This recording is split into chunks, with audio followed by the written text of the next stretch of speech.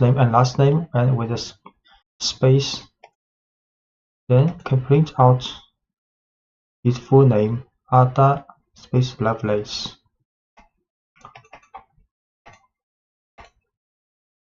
Adding white space to strings with tabs or new lines.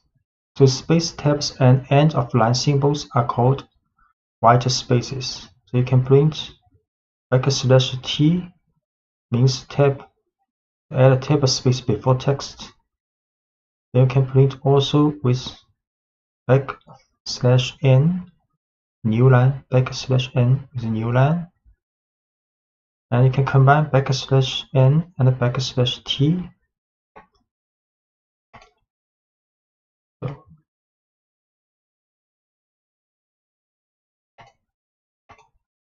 this is for the concatenation. Now we can print Python, then print \t Python. So there are tab space. Also print with a new line.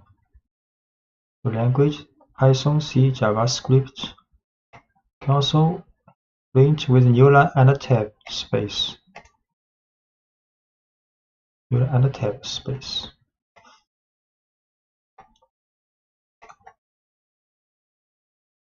Stripping white spaces.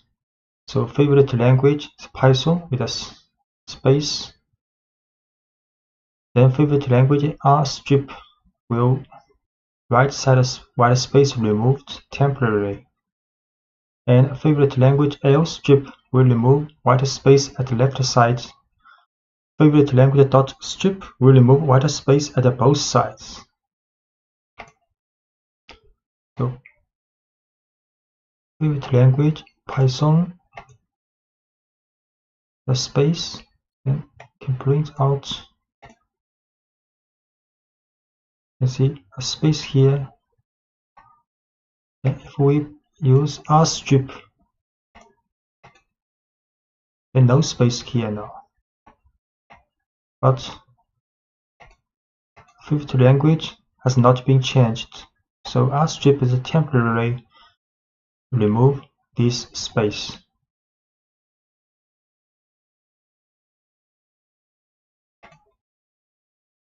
So to remove the white space from the string permanently, you have to store the stripped value back into the variable. So this is favorite language with a string after this, with a space after this string. You can use R strip but assign back to this string variable. So create again favorite language with a string the right side. Then we R strip this space and assign back to this variable. Then we show this favorite language again. Now string has been removed permanently. You can add, subtract, multiply, and divide numbers in Python. And 3 $2 means exponents. So 3 square. And 10% symbol 3 means modulo. So returns the remainder of division. 3 exponent 2 9 age 23.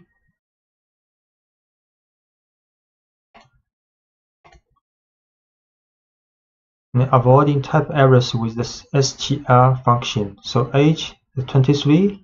Next, if we create a string variable called message equals happy plus age plus add birthday, then it will have error because Python not allowed you to add numeric variable with string directly, so you have to transform this numeric variable to the type of string before adding together. So now message happy plus strh and plus very best birthday. Then we can print a message happy 23rd birthday. A list is a collection of items in a particular order.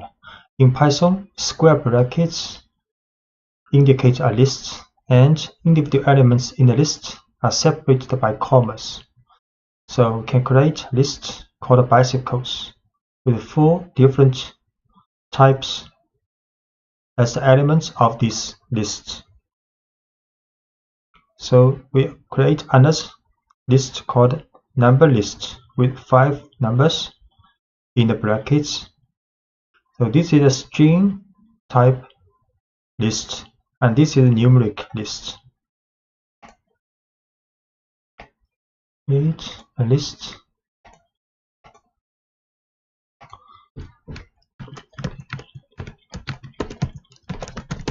We issue this list and create a bicycle list. You can print out this bicycle list for bicycles, and accessing elements in a list. You can access any element in a list by telling Python the position or index of the item desired. For example, we can print the first bicycle in this list. And you can also use the string method on any element in a list. So we can get the title form of the first bicycle. You can print first bicycle in the list. Select. Can also print first bicycle's title form in the list. The T is capitalized.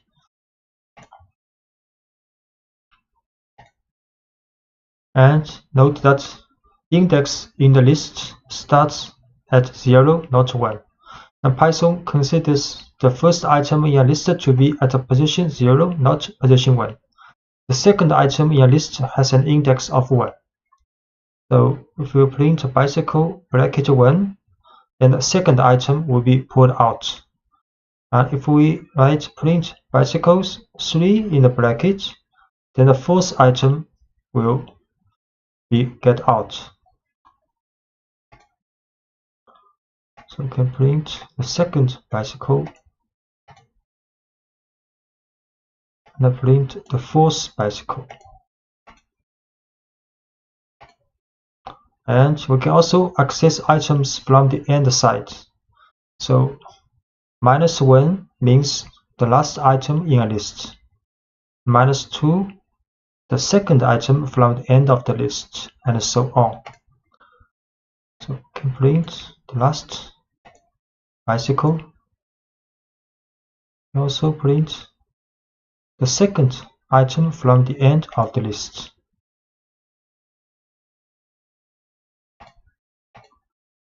Using individual values from a list, you can use individual values from a list just as you would any other variable. For example, you can use concatenation to create a message based on a value from a list. So for example, we can get out the first bicycle and using its title form, then this item concatenated with this string and this string.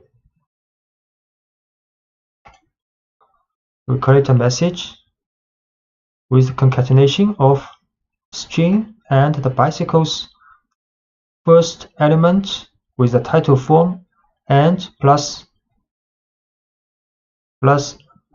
symbol.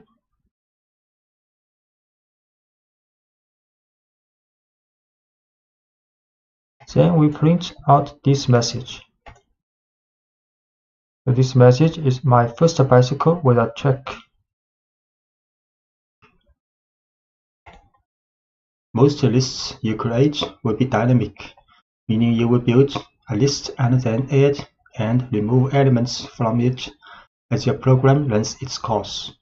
To change an element, use the name of the list followed by the index of the element you want to change, and then provide the new value you want that item to have. For example, this is original list with 4 car brands, and we can change the first element of this list to another value. So this is a list with 4 cars brands. Then we can set the first value to Ducati, and we print again. Now the first value has been changed. And we can also add elements to a list. Python provides several ways to add new data to existing lists. We can append elements to the end of a list. So this is the original list for the motorcycle. And we can use append function. So motorcycle.append Ducati. So the Ducati is added to the end of the list. Create this list with 3 motorcycles. 3 motorcycles now. Then we can append Ducati to the end of the list. So now the list has 4 cars now, with Ducati at the last position. You can start with an empty list and then add items to the list using a series of append statements. So we can also create an empty list first with 2 brackets. Then motorcycles append Honda, append Yamaha, and append Suzuki. Create first an empty list. Then we can append 3 motorcycles. We show this list again. So now the list motorcycle has 3 cars now. And you can also insert elements into a list. So you can add a new element at any position in a list by using the insert method. You do this by specifying the index of the new element and the value of the new item. So this is a list, and we can insert the first position, a new motorcycle here.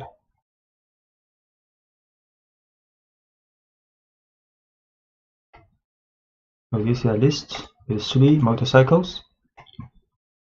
Can insert Ducati to the position 0, first position, and we show this motorcycle. Now Ducati is the first motorcycle and the other 3 motorcycles from the original list. And we can also remove elements from a list. You can remove an item according to its position in the list or according to its value. So removing an item according to its position, you can use the del statement if you know the position of the item you want to remove from a list. So this is a list with 3 motorcycles. We can remove the first motorcycle, the second item, the list with 3 motorcycles.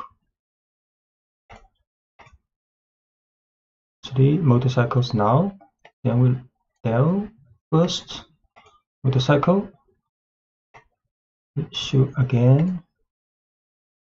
Now only the 2 motorcycles left in the list. Can also create 3 motorcycles now. The motorcycle has 3 motorcycles in the list now. We can delete the second motorcycle this time. We show again this list. Only 2 left. The second Yamaha has been removed.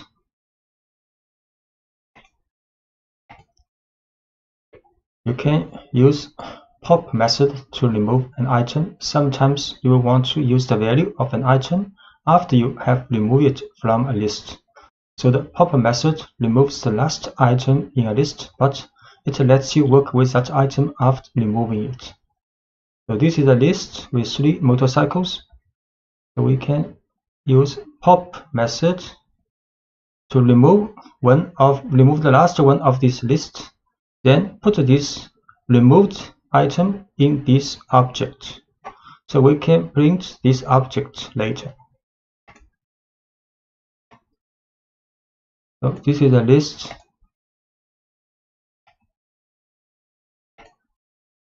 with 3 motorcycles. Then we can use the pop method, remove the last one of this motorcycle list. Then print again this motorcycles list. Now 2 left. The last one, Suzuki, has been removed. And we can also print this popped motorcycle. Suzuki, that's correct. And popping items from any position in a list. You can actually use pop to remove an item in a list at any position by including the index of the item you want to remove in parentheses.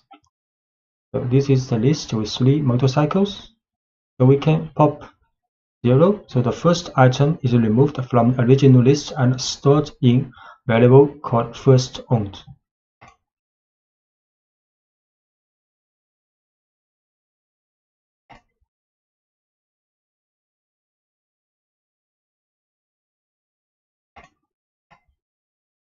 Create this motorcycle list again. So we pop the first one. Then we can print the first motorcycle I owned was is the title. This message is the string concatenated with this popped value with a title form.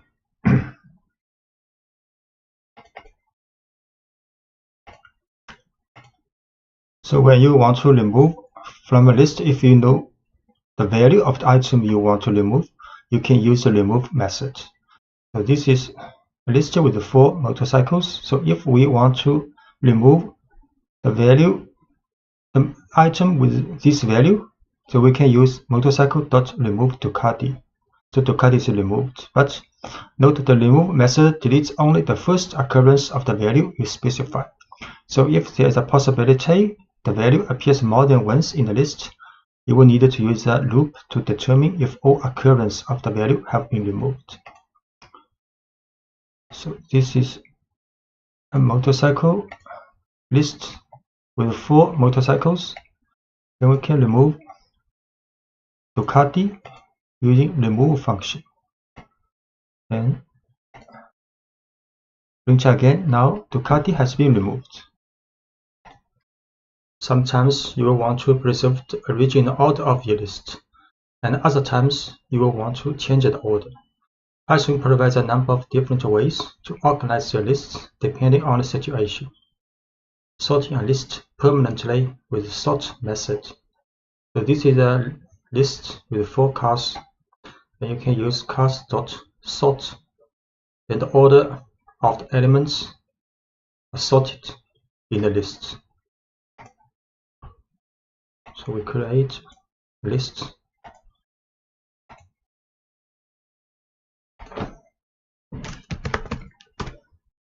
So the order of the elements in the cars, like now, you can use sort. We print again. So now the elements are sorted alphabetically in the list.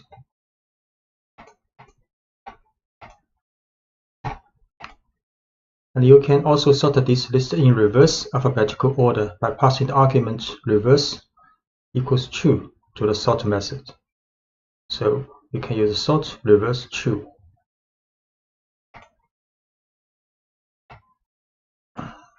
This is a car list with 4 motorcycles. You can sort reverse true. then print again.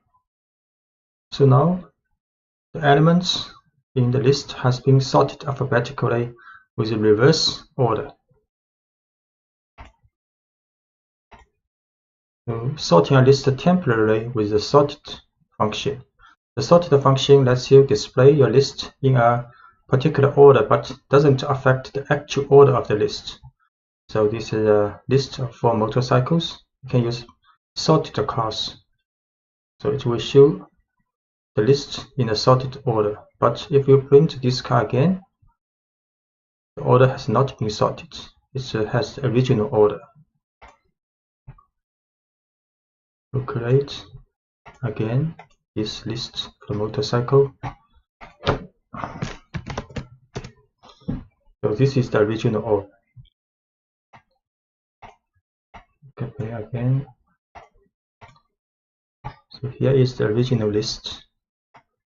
Print with the sorted function. So this is the sorted list alphabetically. Okay, again, print. Here is the original list again. We'll show. So the original order in the list has not been changed. We can also print the sorted cars in the reverse order. So this is the reverse alphabetical list if we use sorted.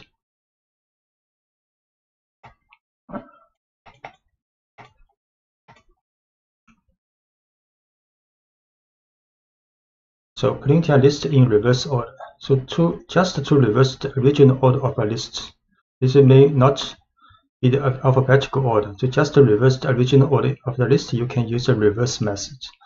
So this is the original list. If we use cast reverse and print a cast, then the order of the elements are reversed. So the last one will be printed first.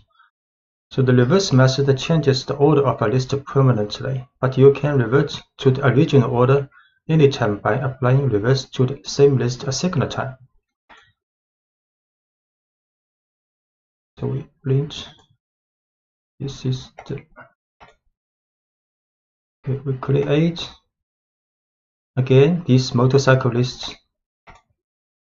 This is the original order, and we use cars dot reverse, then print again. Then order of elements are reversed in the list.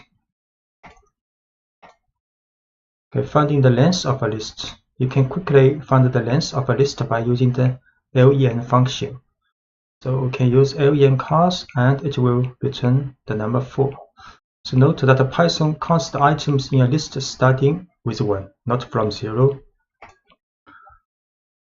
So this is the list for cars with 4 elements. We use len cars.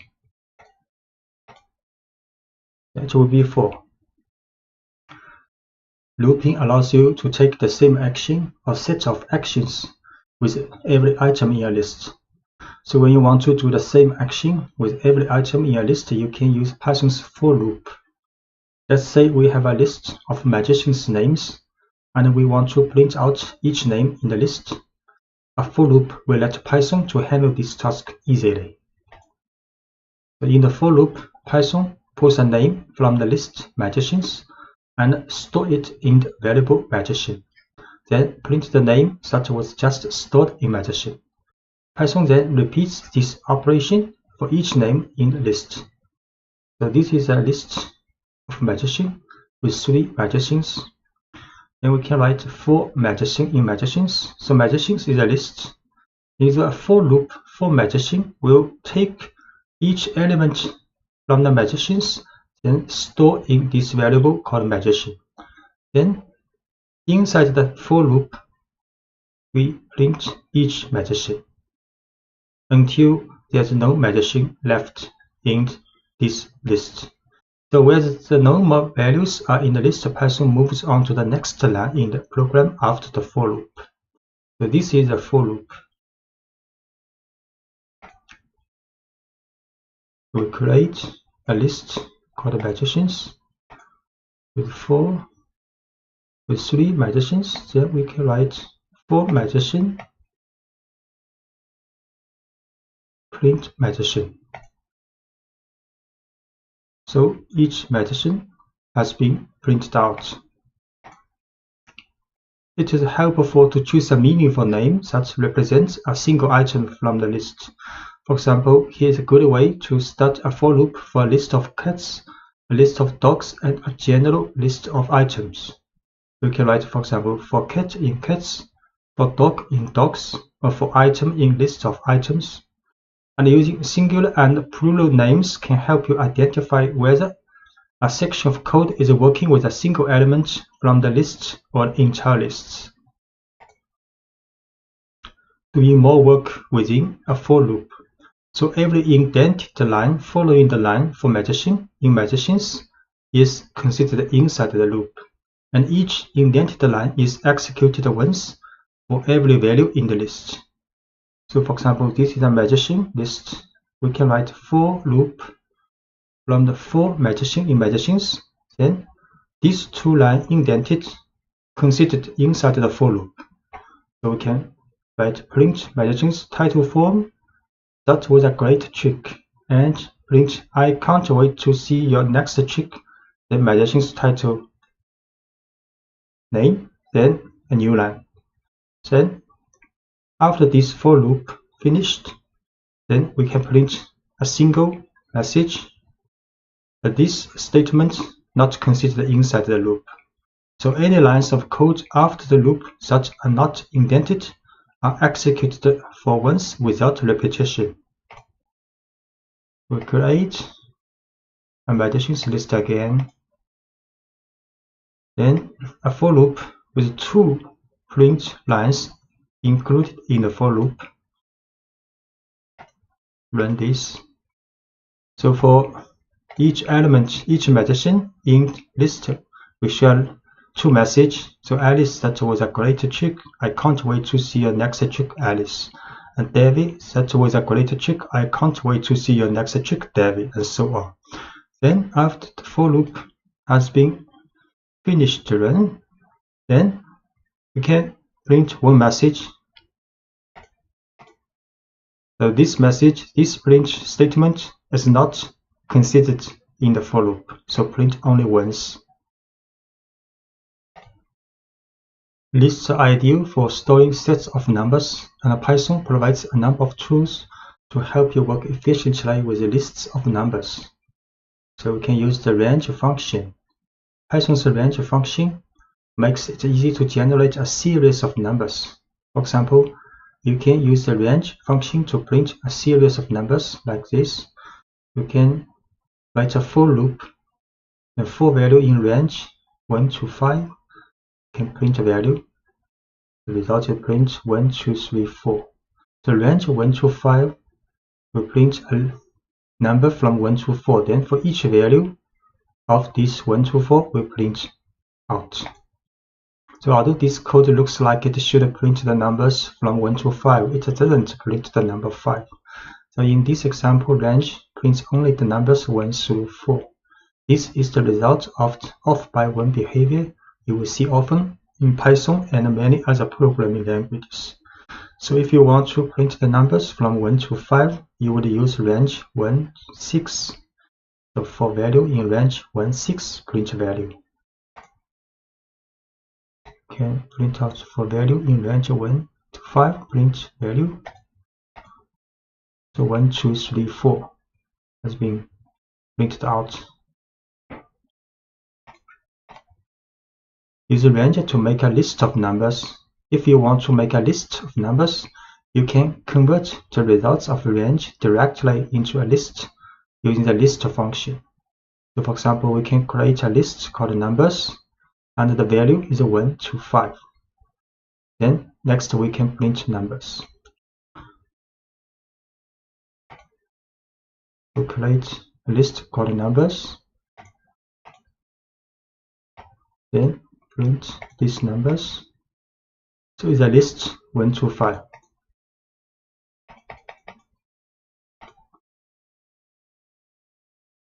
And we can also use the range function to tell Python to skip numbers in a given range. For example, here is how we would list the even numbers between 1 and 10.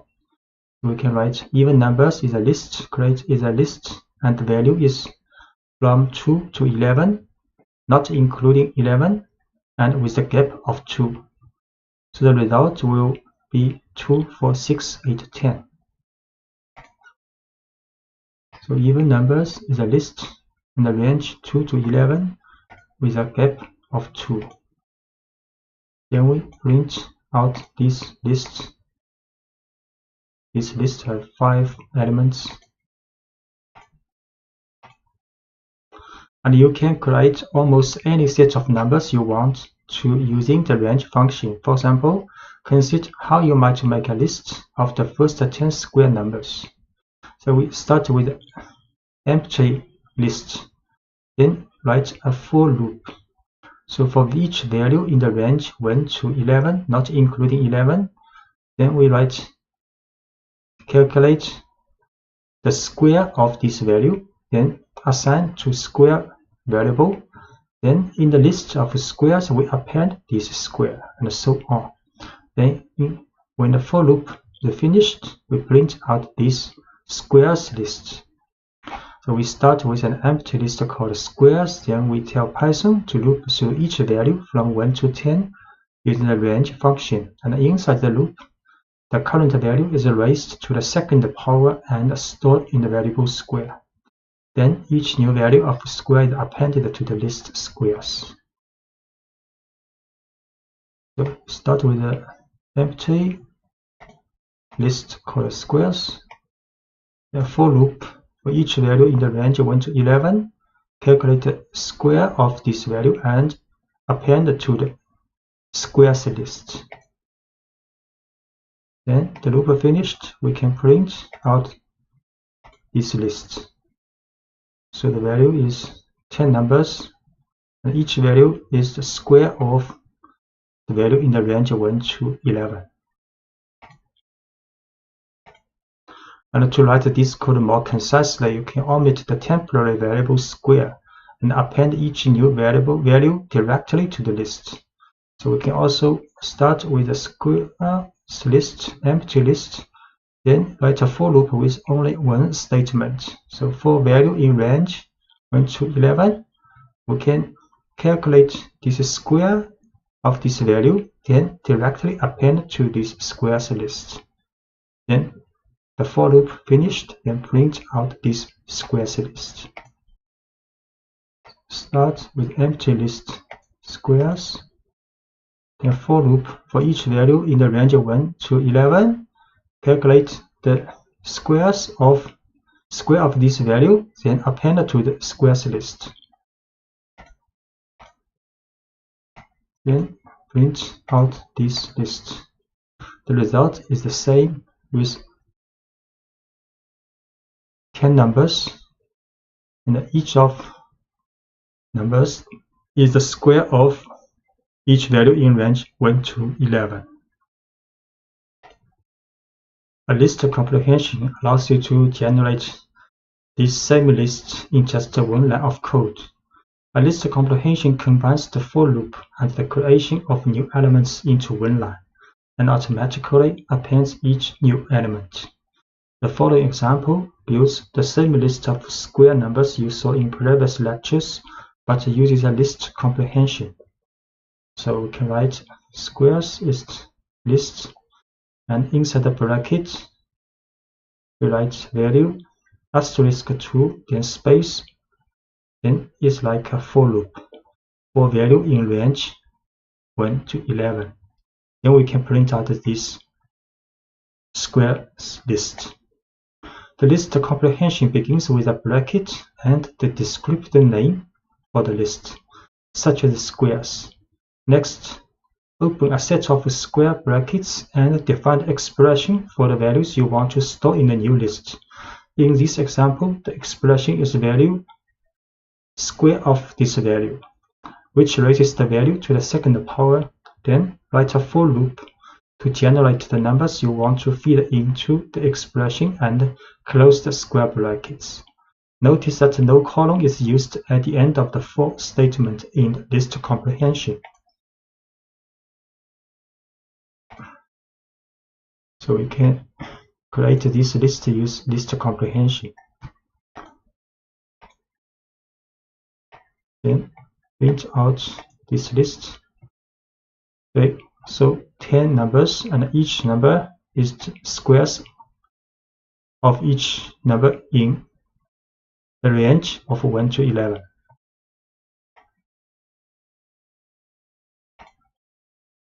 You can also work with a specific group of items in a list, which Python calls a slice. To make a slice, you specify the index of the first and the last elements you want to work with. As with the range function, Python stops one item before the second index you specify. So the following example involves a list of players on a team.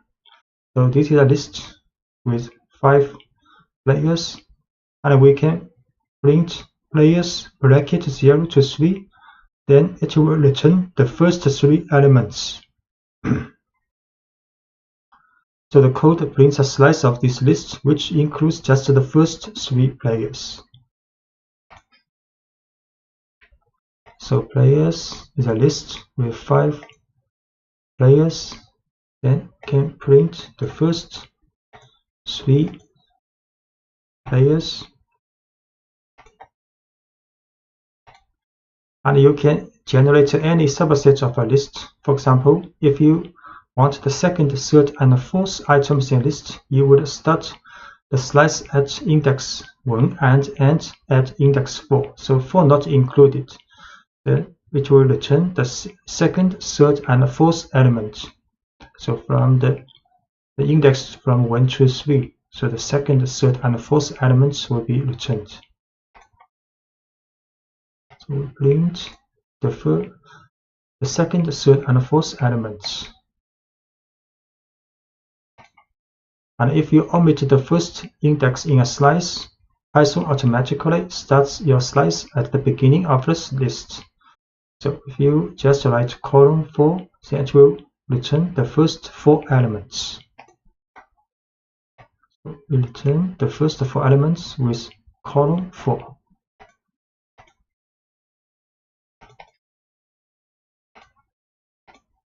And a similar syntax works if you want a slice that includes the end of a list. For example, if you want all items from the third item through the last item, you can start with index 2 and omit the second index in the bracket.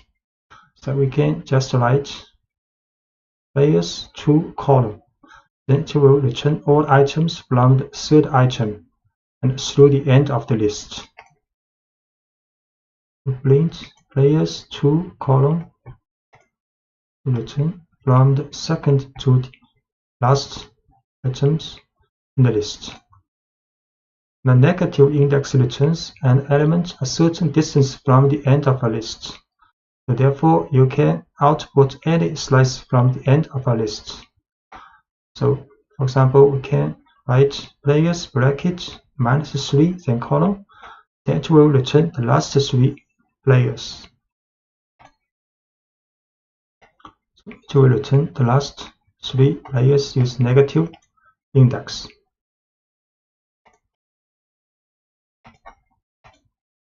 And the looping through a slice. You can also use a slice in a for loop if you want a loop through a subset of the elements in a list. In the next example, we loop through the first 3 players and print their names. For example, can write for player in players. The slice with colon to 3, then from the first to the third element of this list.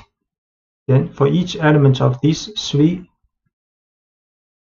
elements, we can print each element's title for.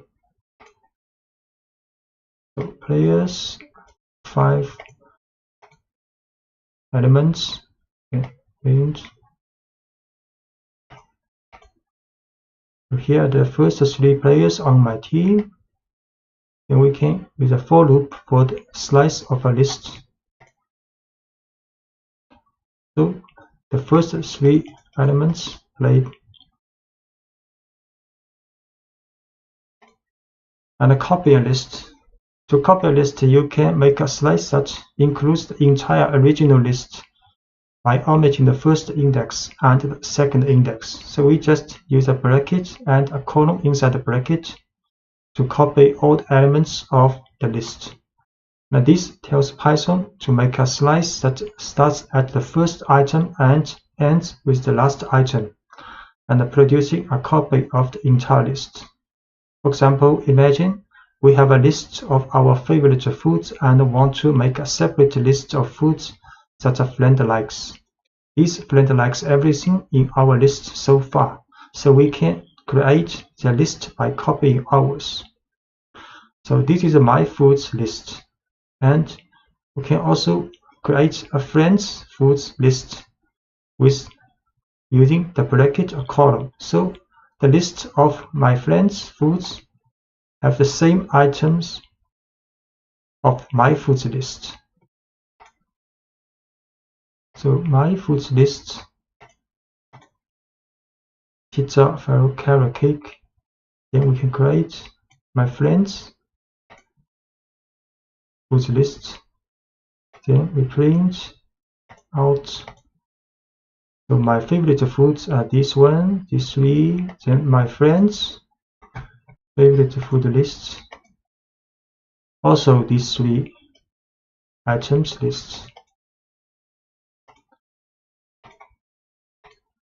To prove that we actually have two separate lists, we will add a new food to each list and show that each list keeps track of the appropriate person's favorite foods. So in the my foods list, we append cannoli, and in the my friend's foods list, we append ice cream. Then we print out to see. The my foods append a new food, and my friend's foods also append a different foods. Then we print to see my favorite foods. So this one is appended to in the my favorite foods, and this one appended to the my friend's favorite foods. So which means these two lists are independent, separate lists. If we had simply set my friend's foods equal to my foods, we will not produce two separate lists. So for example, this is my food list, and we just use equal. So my friend's foods list is equal to my foods list. Then we append two different items to each list, and in this form, if to connect the two lists, then append item in one list will also do for the other. We will see. So for example, my foods list, create first with three items. Then we just use equal to assign the same value to my friend's foods list. Then we append two items to these two lists. Then we print out my foods list again. Now you can see these two items have been appended in my foods list. We also print my friend's foods. Also, these two items have been added, which means if we use equal sign to assign my foods to my friend's foods, they are just reference to the same object. They are not copy, not independent objects. So if you append one item in one of the two objects, and this will also happen for the other one. Sometimes we want to create a list of items that cannot change. Tuples allow you to do just that. Python refers to values that cannot change as immutable, and an immutable list is called a tuple. A tuple looks just like a list, except you use parentheses instead of square brackets. And once you define a tuple, you can access individual elements by using each item's index, just as you would for a list. For example, if we have a rectangle that should always be a certain size, we can ensure that its size doesn't change by putting the dimensions into a tuple. So we define the tuple dimensions using parentheses instead of square brackets. Then print each element in the tuple individually, using the same syntax we have been using to access elements in a list. So this is a tuple with two elements. We use parentheses to create a tuple. Then if we want to get the elements, first elements, we just can use this tuple with a bracket 0. This form is same as the list, and this can get the second elements of this tuple. We create a tuple. Then we print out the first element and print out the second element of this tuple. And let's see what happens if you try to change one of the items in the tuple. So if we set the first element to 250, and Python will raise an error. So we create this tuple first. Then we try to assign a new, change the value of one element. Then type error tuple object does not support item assignment. And the looping through all values in a tuple. You can loop over all the values in a tuple using a for loop, just as you did with a list. So this is a tuple. We can also use a for loop for dimension in dimensions, then print each element. Create a tuple. Then we print a message. And we print each element of the tuple using a for loop. So two elements printed out. So writing over a tuple, although you cannot modify a tuple, you can assign a new value to a variable that holds a tuple.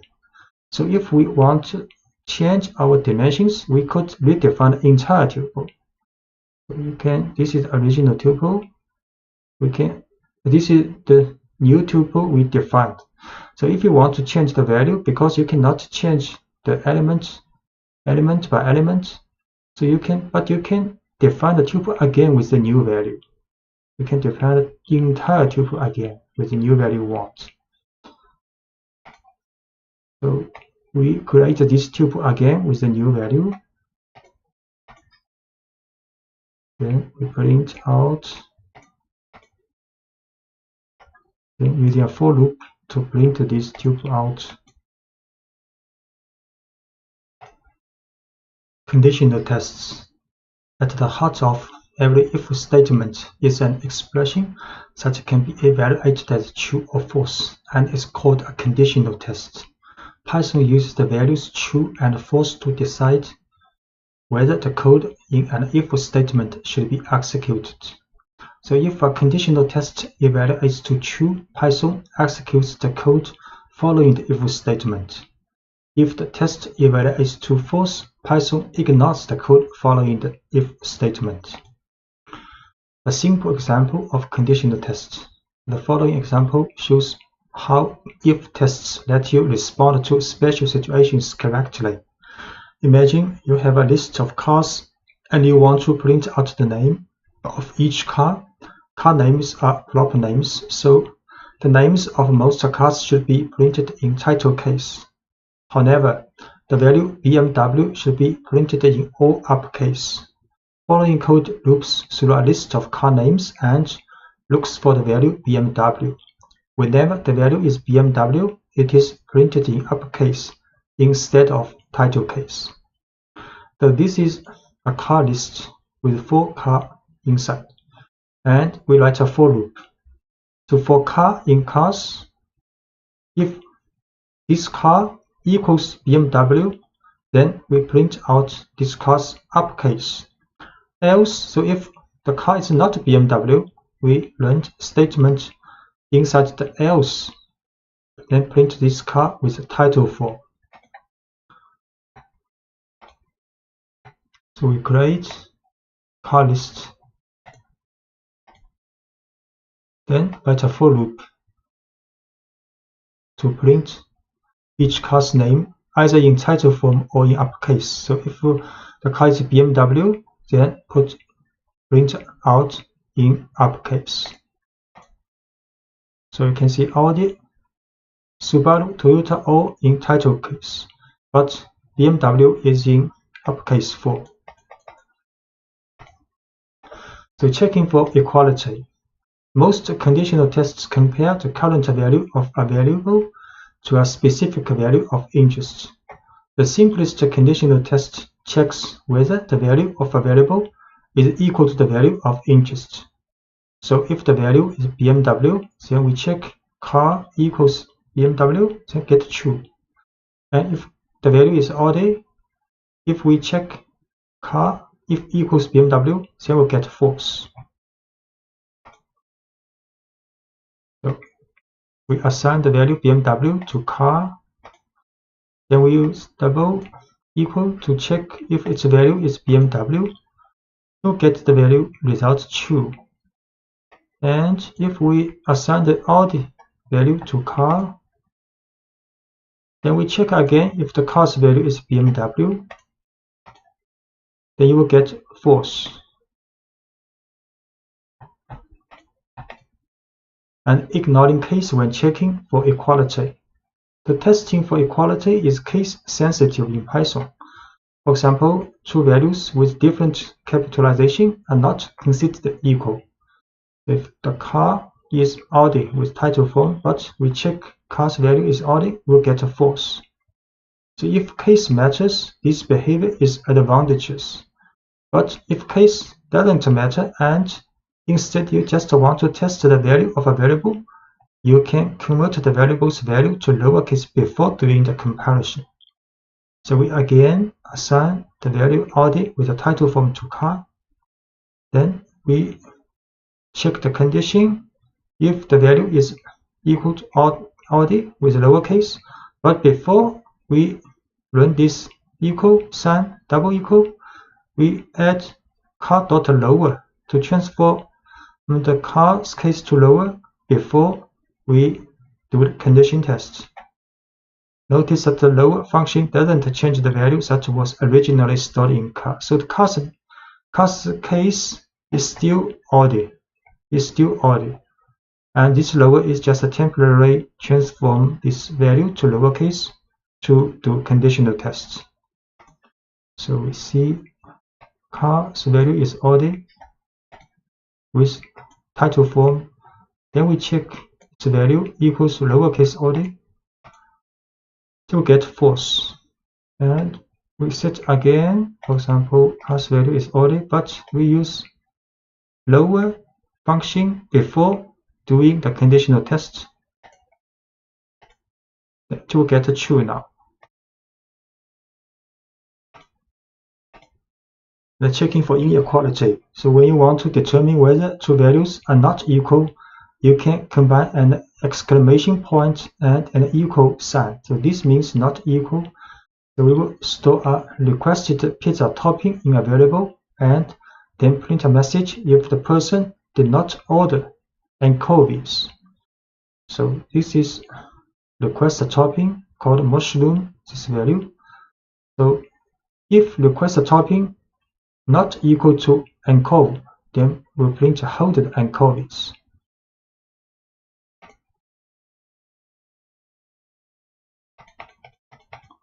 So request a topping is mushroom. So we check if this topping not equal to anchovy, we'll print holded anchovies. So this message printed out because this value is mushroom, and we test if this value not equal to anchovy. This test will get true. Will get true, then this statement will be run in the for loop, in the if statement. And the numerical comparisons. So testing numerical values is pretty straightforward. For example, the following code checks whether a person is 18 years old. So if the person is 18 years old, then you test numerically if the age equals 18. You get a true result. You can also test to see if two numbers are not equal. So for example, the following code brings a message if the given answer is not correct. So answer is 17. So we test if answer not equal to 42. Then we print a message, this is not the correct answer, please try again. So age is 18. Then we test age, if age is 18 equals 18, the result is true. The answer is 17. Then we test if answer not equal to 42, then we show the message because answer is not equal to 42, the message is printed out. And the numerical comparisons, you can include various mathematical comparisons in your conditional statement as well, such as less than or equal to, greater than, and greater than or equal to. So age is 19, for example, we can run these tests. So each of the above mathematical comparisons can be used as part of an if statement, which can help you detect the exact conditions of interest. So age is 19. Then we can test if age less than 21. We can also run if age is less than or equal to 21, or if the age is larger than 21, we get false. If the age is larger than or equal to 21, we get the false. And you can use AND to check multiple conditions. To check whether two conditions are both true simultaneously, you can use the keyword AND to combine the two conditional tests. If each test passes, the overall expression evaluates to true. If either test fails or if both tests fail, the expression evaluates to false. For example, you can check whether two people are both over 21 using the following tests. So these two people has age 22 and 18. We can test if this age larger than equal to 21 and this one also older than 21. The result will be false because one is not larger than or equal to 21. But if we change the second one to 22, then we test again, then it will be true because both are older than 21. To write concisely, you can also add parentheses here, so it will be more clear. So we assign to age to person, then test if both are older than 21, then it will be false. And we assign new value to 22 for the second person. Then we test again, then it will be true. And you can also use the keyword OR, allows you to check multiple conditions as well, but it passes when either or both of the individual tests passes. So an OR expression fails only when both individual tests fail. So let's consider two ages again, but this time we will look for only one person to be over 21. So these two persons, 22, 18 years old, then we test if one of the person is older than 21, the result will be true. And if we assign the first person to 18 also, then we test again, then the result will be false because none of the two people are older than 21 now. So we need set these two persons' age to 22, 18, then test if using auto test if one of the at least one is older than 21, get the result true. But if we set the first person also to 18 years old, then test again if at least one is older than 21, we'll get the false. and checking whether a value is in a list. So sometimes it's important to check whether a list contains a certain value before taking an action. So to find out whether a particular value is already in a list, you can use the keyword in. So let's consider some code you might write for a pizzeria. We will make a list of toppings a customer has requested for pizza, and then check whether certain toppings are in a list. So this is a requested topping with 3 elements, a list. Then we will run the conditional tests. Mushrooms in requested toppings. This is true because mushroom in. But if we run the pepperoni in requested toppings, we'll get false because this list does not contain pepperoni. The requested topping is a list called pizzeria. Then we run the conditional test. Mushroom in requested topping, get a true in results. If we run pepperoni in requested topping, the result is false. And you can also check whether a value is not in a list. So similarly, you might want to know if a value does not appear in a list. You can use the keyword not in this situation. For example, consider a list of users who are banned from commenting in a forum.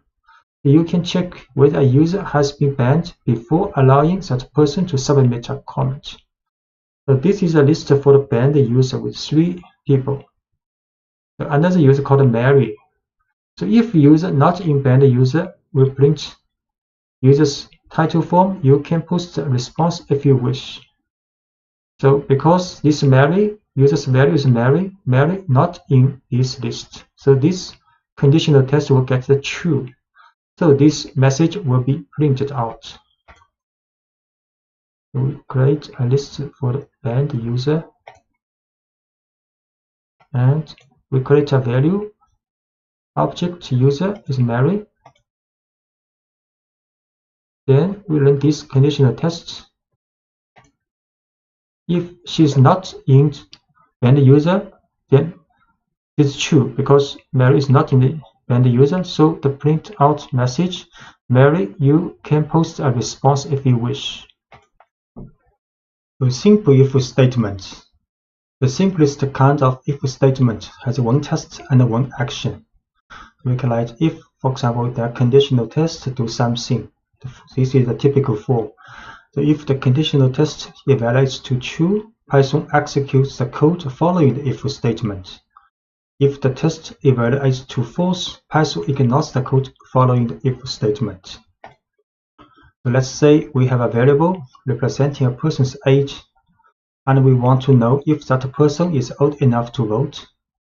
So the following code tests whether the person can vote.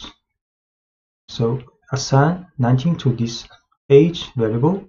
So this if test if age is older than 18, then the message you are old enough to vote will be printed out.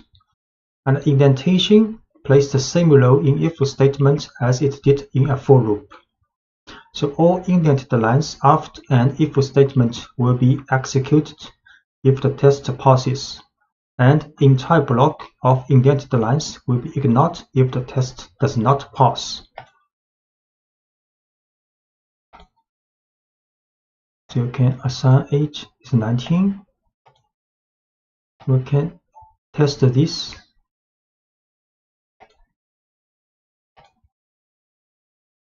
Because it's older than 18, so these 2 statements are run.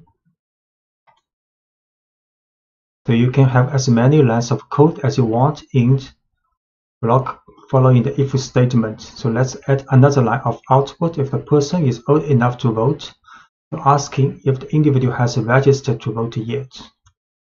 So these 2 messages will be printed out. And if else statement. And if else block is similar to a simple if statement, but the else statement allows you to define an action or set of actions that are executed when a conditional test fails. So we will display the same message we had previously if the person is old enough to vote, but this time we will add a message for anyone who is not old enough to vote. So if we assign 17 to the age, then test if age is 18, is larger older than 18, we will print these two messages. But if this test fails, so we will run the else statement.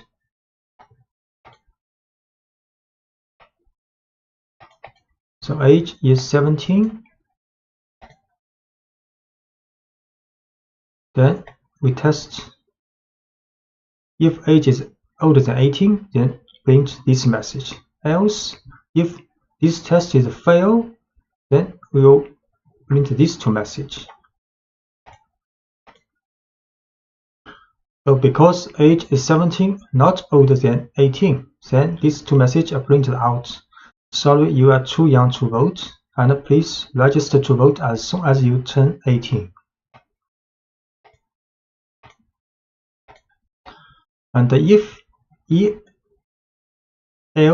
and else chain, often you will need to test more than two possible situations. And to evaluate this, you can use Python's if else syntax. Python executes only one block in an if else chain. It runs each conditional test in order until one passes. So when a test passes, the code following that test is executed and Python skips the rest of the tests. The following code tests for the age group of a person and then prints an admission price message. So for example, age is 12. Then we run if age is younger than 4, then print this message. But this message, if this is fail, then Python will test this conditional test. If it is younger than 18 but older than 4. If this passes, gets a true result, then this message will be run. Then the if test, then the statement after the if test will be run.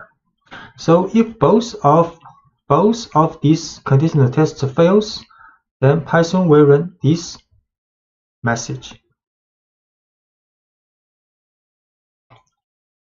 We see age is 12. We'll test using if, elif, and else. The admission is 5 now because 12 is not younger than 4. Then this gets false. Then Python will test the next. Next will be true because younger than 18. So the statement inside the elif will be run. Then Python will finish this if statement, if, elif, else statement. And you can omitting the else block. Python does not require an else block at the end of an if, elif chain. Sometimes an entire block is useful. Sometimes it is clearer to use an additional if statement that catches the specific condition of interest. So for example, age is 12 again, then we can run if conditional tests, then elif another one, then elif another one, then elif another one. So we do not use else here. We just use very specific conditional test for each age group.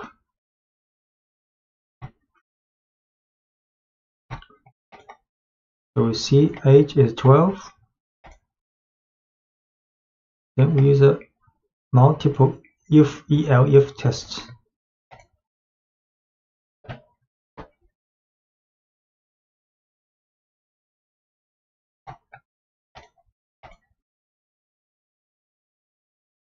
So in this if, elif test, price has been assigned one of each value. Then next we print out this value. You see your admission cost is 5. So age 12 for this group, price 5, because not younger than 4 but younger than 18. And the else block is a catch-all statement. It matches any condition that wasn't matched by a specific if or if test, and that can sometimes include invalid or even malicious data. So if you have a specific final condition you are testing for, consider using a final if block and omit the else block. This is what we have seen in this code. You can do some interesting work when you combine lists and if statements. You can watch for special values that need to be treated differently than other values in the list. You can manage change conditions efficiently, such as the availability of certain items in a restaurant throughout a shift. You can also begin to prove that your code works as you expect it to in all possible situations. So checking for special items. So let's continue with the pizzeria example. The pizzeria displays a message whenever a topping is added to your pizza. As it is being made, the code for this action can be written very efficiently by making a list of toppings the customer has requested and using a loop to announce each topping as it is added to the pizza.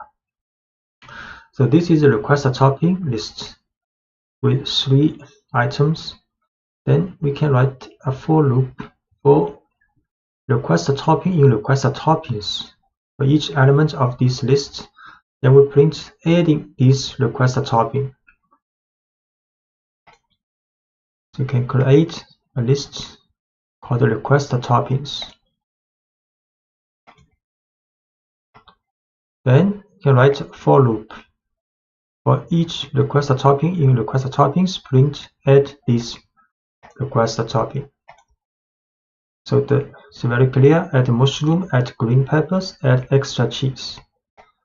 Then last one, outside of the for loop will print a final message. The job finished. But what if the pizzeria runs out of green peppers, and if statement inside the for loop can handle this situation properly? So this is request a topping, and in the for loop we can test using if statement. So if request a topping equals green peppers, then a message, sorry, we are out of green peppers right now, will be printed out. Otherwise, if this test is a fail, which means if the request topping is not equal to green peppers, then the message adding this request topping will be printed out. So create a request topping again. Then this for loop. In the for loop, we use an if statement to test if it is a green pepper. So the message is like this. So adding mushroom, and for the green peppers, the message will be like, sorry, we are out of green peppers right now. And for the extra cheese will be printed like adding extra cheese. So this is the last message of the for loop.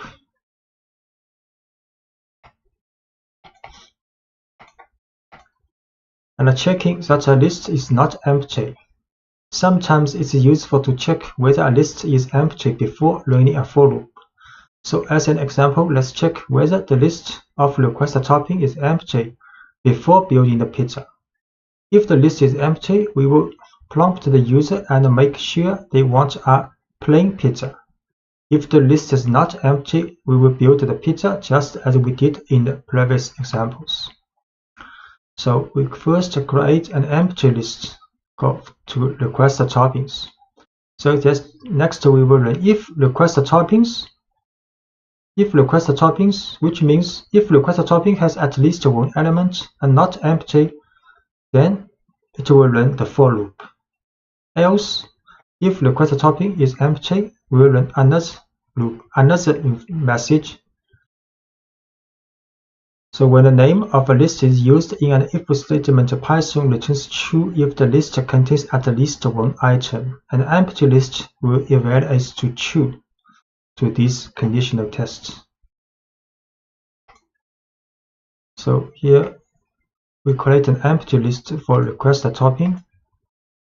Then we will run if else statement.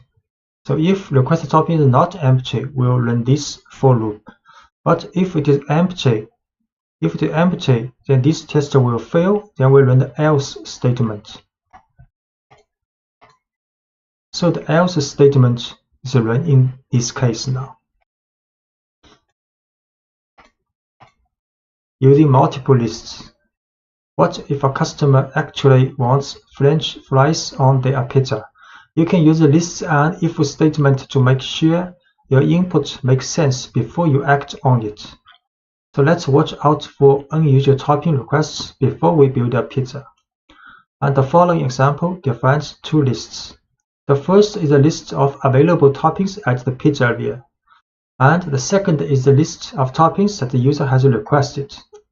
And this time, each item in request toppings is checked against the list of available toppings before it's added to the pizza. So the code will look like this. Available toppings is a list created, and request toppings is another list which created for the request toppings from the customer. Then we will write a for loop. Then for each request topic in the request toppings, we will check if this request topic in this available toppings list. So if this test gets true, then we will print add this request topic. Otherwise, if this request topping item is not in available toppings list, then we will run another message. We ask customer, say, sorry, we don't have these toppings. So we run create two lists. One is available toppings and one is request toppings. Then we write a for loop for each request toppings. Then test if this one is in available toppings. If it is true, then we print this message. If it is not true, then we run the else statement. So you can see the mushroom is in available topping list. So we're adding mushrooms. The same for the extra cheese, but for the French fries in the request topping, the message, sorry, we don't have French fries, will be run out. A dictionary in Python is a collection of key-value pairs, so each key is connected to a value, and you can use a key to access the value associated with that key. A key's value can be a number, a string, a list, or even another dictionary. In fact, you can use any object that you can create in Python as a value in a dictionary.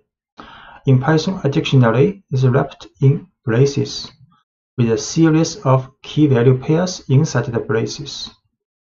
So this is a dictionary with two key-value pairs, and the key is color and points, and the value is green and 5. Accessing values in a dictionary. To get the value associated with the key, give the name of the dictionary, and then place the key inside a set of square brackets as shown here. So we can access the value of key color. So this will print out the value of color. And similarly, this will print out the value of points in this dictionary. So this dictionary with two key-value pairs. So we can get the points value of this dictionary and assign to new points. Next, we can print out these new points with a message. So alien 0 is a dictionary with two key-value pairs.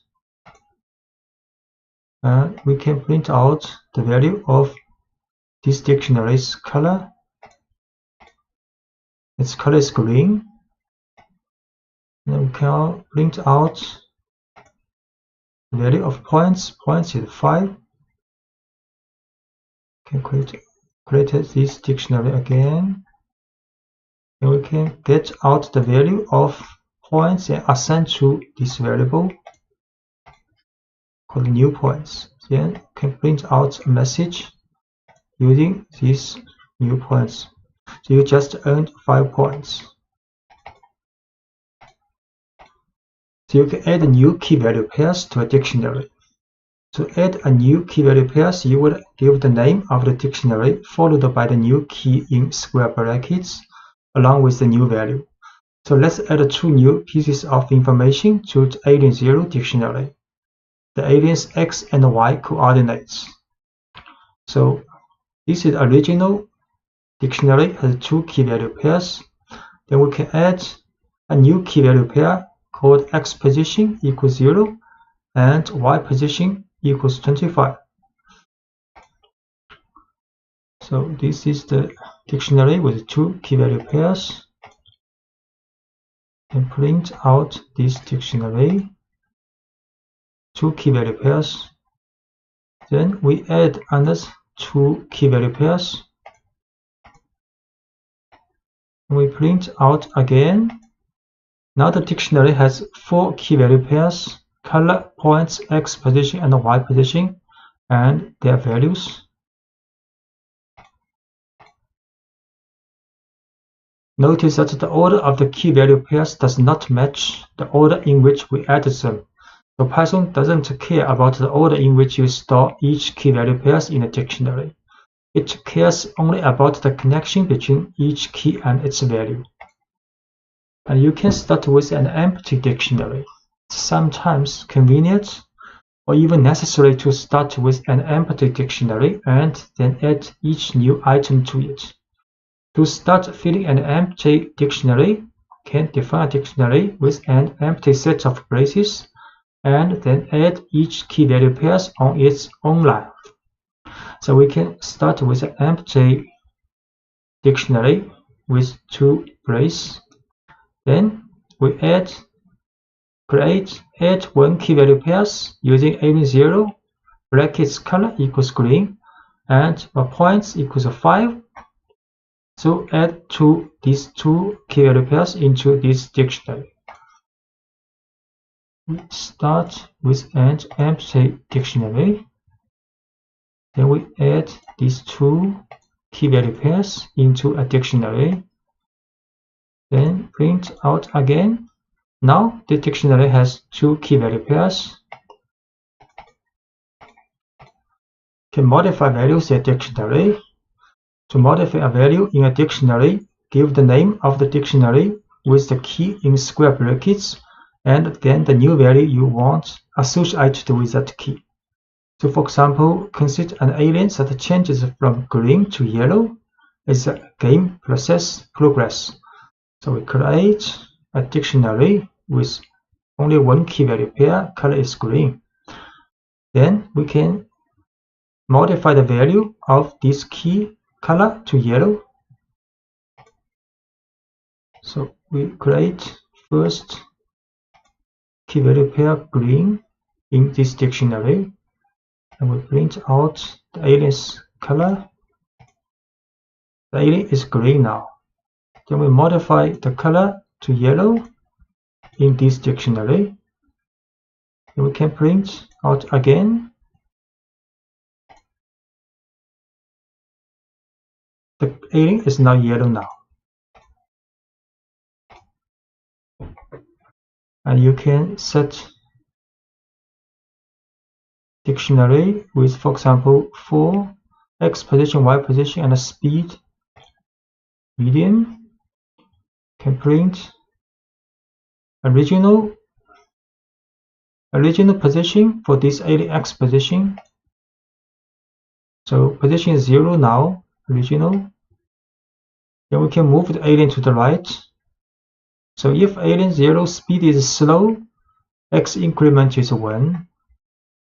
And else if speed is medium, then increment is 2 and else increment is 3. So because x speed is medium now, so the increment is 2. And we can also we can run this test first. So x increment will be assigned with a 2 value now. Then we can modify the position x position with current position plus x increment. So run this to modify the value of x position. So print new x position. Now you'll see new position 2 because have increment with 2 value to the x position. And we can also remove key value pairs. So when you no longer need a piece of information that is stored in a dictionary, you can use the del statement to completely remove a key value pair. All del needs is the name of the dictionary and the key that you want to remove. For example, let's remove the key points from the alien 0 dictionary along with its value. So this is a dictionary with 2 key value pairs. Then we can remove the points, the key value pairs with the points. Use del alien 0 points in brackets. So we can create these key value pairs dictionary first. 2 key, so print. So there are 2 key value pairs in this dictionary. Then we remove 1 key value pairs. Points has been removed. We show again this dictionary now has only color key value pair. Because a dictionary can contain large amounts of data, Python lets you loop through a dictionary. You can loop through all of a dictionary's key value pairs, through its keys, or through its values. So looping through all key value pairs, to do so, you could loop through the dictionary using a for loop to write a for loop for a dictionary. So let's consider a new dictionary designed to store information about a user on a website. The following dictionary will store one person's username, first name, and last name. So this is a dictionary called user, and will store username Fermi, first name Enrico, and last name Fermi. Then can write a for loop for key value in user this dictionary's items attribute. So this username items attribute will return the key value pairs. Then for each key value pair, we will print key its value and value its value. So you create names for the 2 variables that will hold the key and the value in each key value pair. You can choose any names you want for these 2 variables. So you can choose any name for these 2 variables. The second half of the for statement includes the name of the dictionary followed by the method items, which returns a list of key value pairs. The for loop then stores each of these pairs in the 2 variables provided. So we can create dictionary for the user. Then we can write a for loop, and in the user zeros items, then we print out this information.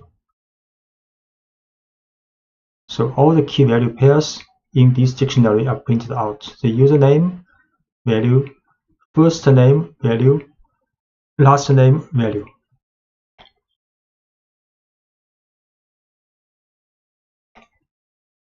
Another example of looping through all key value pairs. So we look at a dictionary of a favorite programming language of a number of people. So favorite language is a dictionary. Then the key is people's name, and the value are favorite languages of those people. Then we can write for loop. We'll create 2 variables called name language for name language in these dictionaries items. Then we can print names title form, concatenate with a message, and then concatenate with languages title form. So favorite language is a dictionary. Then a for loop will print out information for each person's favorite language. So Yan's favorite language is Python, Sarah's favorite language is C, and so on. So looping through all the keys in a dictionary. So you can use the keys method. It's useful when you don't need to work with all of the values in a dictionary. So let's loop through the favorite language dictionary and print the names of everyone who took the poll. So this is the same dictionary as before. Then we can write also for name, create one variable called name in this dictionary's keys attribute. So then can print out each name's title form. So this is a dictionary. Then a for loop in dictionary's keys attribute. Then only the keys and the people's name are printed out.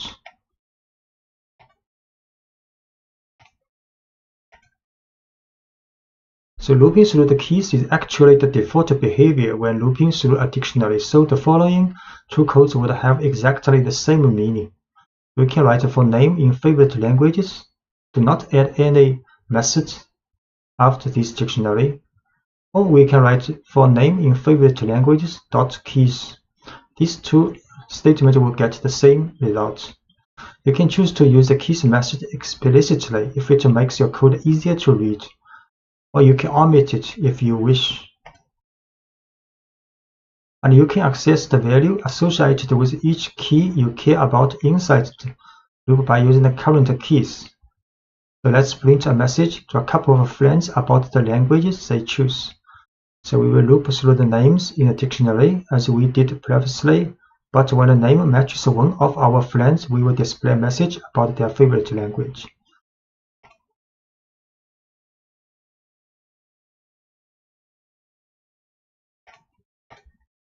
So this is the code. So we create same dictionary as before. Then we have friends, a list, 2 people of our friends. Then write a large for loop for name in favorite language to keys. So this name represents each name in this dictionary. Then print this name's title form first. Next, we write an if conditional test. So if this name in friends is this list. So if one of these keys is in this list, then we will print another message, hi, the name's title form, and a message, I see your favorite language is your favorite language's value, which language is title form. So we show this. Create this dictionary first. Then we create another list called friends with 2 items. Next, write a for loop to print out each people in the favorite languages list first. Then, if this person matches in this list, then we'll print another message for this friend. So first, Yang print out, then Sarah print out.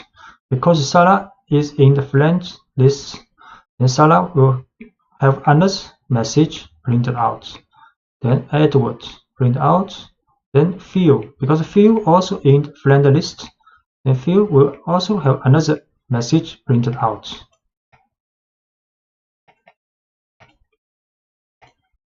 And you can also use the keys method to find out if a particular person was polled. So this time, let's find out if Erin took the poll.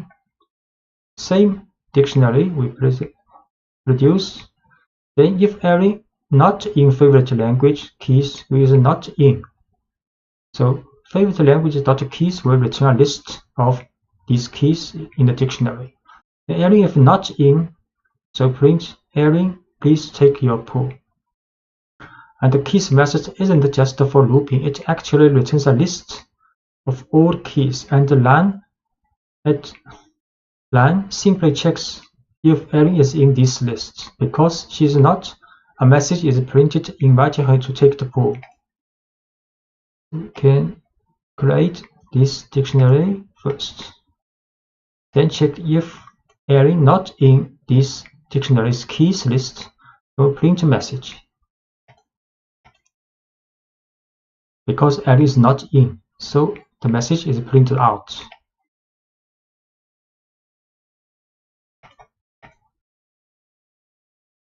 You can also loop through a dictionary's keys in order. So one way to return items in a certain order is to sort the keys as they are returned in a for loop. You can use the sorted function to get a copy of the keys in order. So create this list. Then we use naming sorted favorite languages keys, then print out.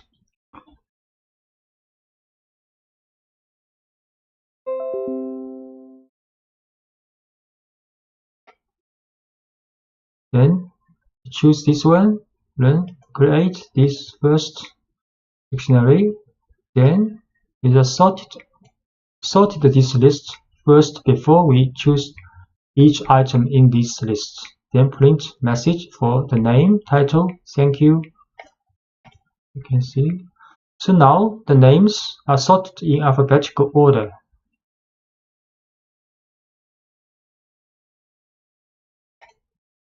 And looping through all values in dictionary. If you are primarily interested in the values that the dictionary contains, you can use values method to return a list of values without any keys.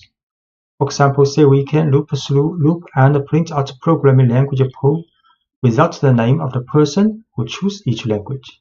So this is the same dictionary. Then we can print a message following language has been mentioned. Then write a for loop.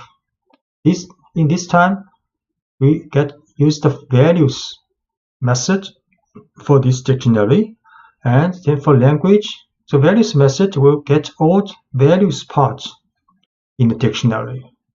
Then we print out these old languages title for. So create this list, the dictionary first, then print a message. Then we use a for loop to print out all languages in this list. Sometimes you want to store a set of dictionaries in a list or a list of items as a value in a dictionary. This is called nesting. You can nest a set of dictionaries inside a list of items inside a dictionary, or even a dictionary inside another dictionary. So first look at a list of dictionaries. In the last lecture, the Alien Zero dictionary contains a variety of information about one alien, but it has no room to store information about a second alien, so much less a screen full of aliens. How can you manage a fleet of aliens? One way is to make a list of aliens in which each alien is a dictionary of information about that alien. For example, the following code builds a list of 3 aliens. So we create 3 aliens with different information, for example, different colors. Then we can store these 3 aliens in a list called aliens.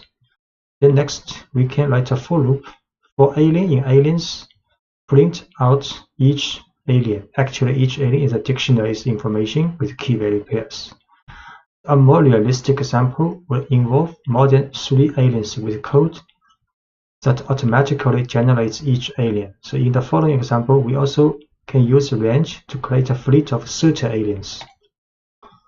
So we can start with an empty list. Then next, use a for loop. For loop in the range from 0 to 30. For each alien number, we create each alien, new alien. Then append this new alien in the aliens list. Actually, each alien's information is the same. So next, we can show the first 5 aliens in this alien list. Print out. We should create 3 aliens first. Each one a dictionary. Then we can put these 3 aliens in a list Then next, using a for loop for alien in aliens, print out each alien. So each alien is a list printed out. The next, we make an empty list first. Then we create 30 aliens and put them in this list. Then we can print out the first 5 aliens in this aliens list. Actually have the same values, key value pairs for these 5. And we can also print the length of aliens, how many aliens in this list. So the total number of aliens is 30. So these aliens all have the same characteristics, but Python considers each one a separate object, which allows us to modify each alien individually. So imagine that one aspect of a game has some aliens changing color and moving faster as the game progresses. For example, to change the first 3 aliens to yellow, medium speed aliens worth 10 points each. We could do this. We write a for loop for the first 3 alien in this list.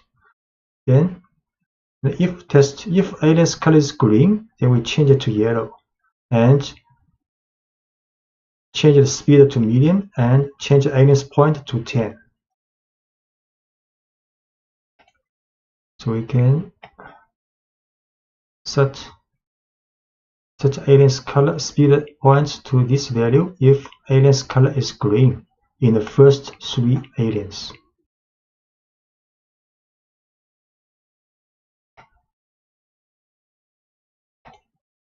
So next, let's look at a list in a dictionaries situation.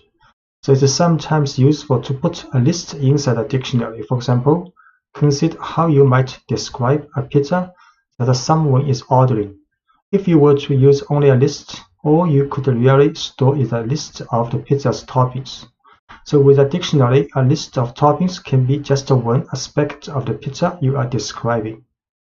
So in the following example, 2 kinds of information are stored for each pizza: a type of crust and a list of toppings. So the list of toppings is a value associated with the key toppings.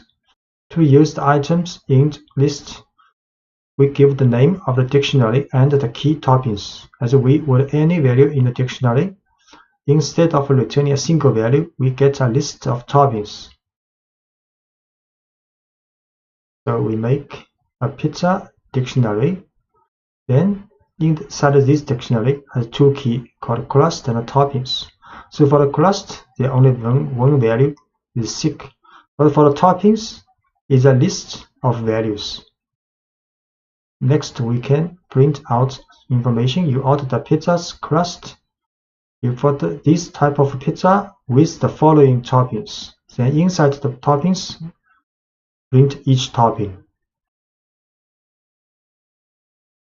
So we create a dictionary, pizza, and with 2 keys, especially for the toppings, the keys is a list. Then we can print out information. You order the pizza. Which kind of pizza? The crust, thick pizza. You order the thick crust pizza with the following toppings. Then a loop for topping in pizza toppings. So pizza toppings will get this list because this list is the value of the key toppings. Then this is a list of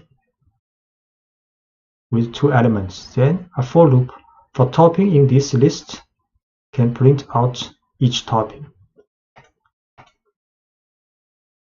So each topping are printed out.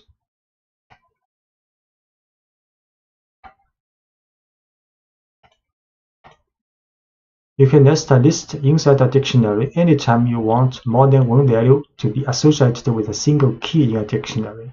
So in the earlier example of favorite programming languages, if we were to store each person's response in a list, people could choose more than one favorite language. So when we loop through the dictionary, the value associated with each person would be a list of languages rather than a single language. So for the programming languages dictionary, in this time we use list to store the value for the languages each person like. For example, Phil, there are 2 programming languages, and Jen also 2 programming languages, but for Sarah only 1 programming language. Next, we can write a for loop for name language in favorite languages item. An item method will get a key value pairs. So key is the name, language is the value of this person. Then we can print name, the titles forms, favorite languages are. Next, inside the for loop, we'll write another for loop. Because this is a list, so we can write a for loop for language in languages. So languages is a list here. Key value pairs, the value for this key, for example, is a list. Next, we can write a for loop for the value for each item in this list, then print out each language. We create favorite languages dictionary with value as list. Then for each people, we will print out his favorite languages. So this is the result. Jen's favorite languages are Python, Ruby. Sarah's favorite languages are C, so on. And the last case is dictionary in a dictionary.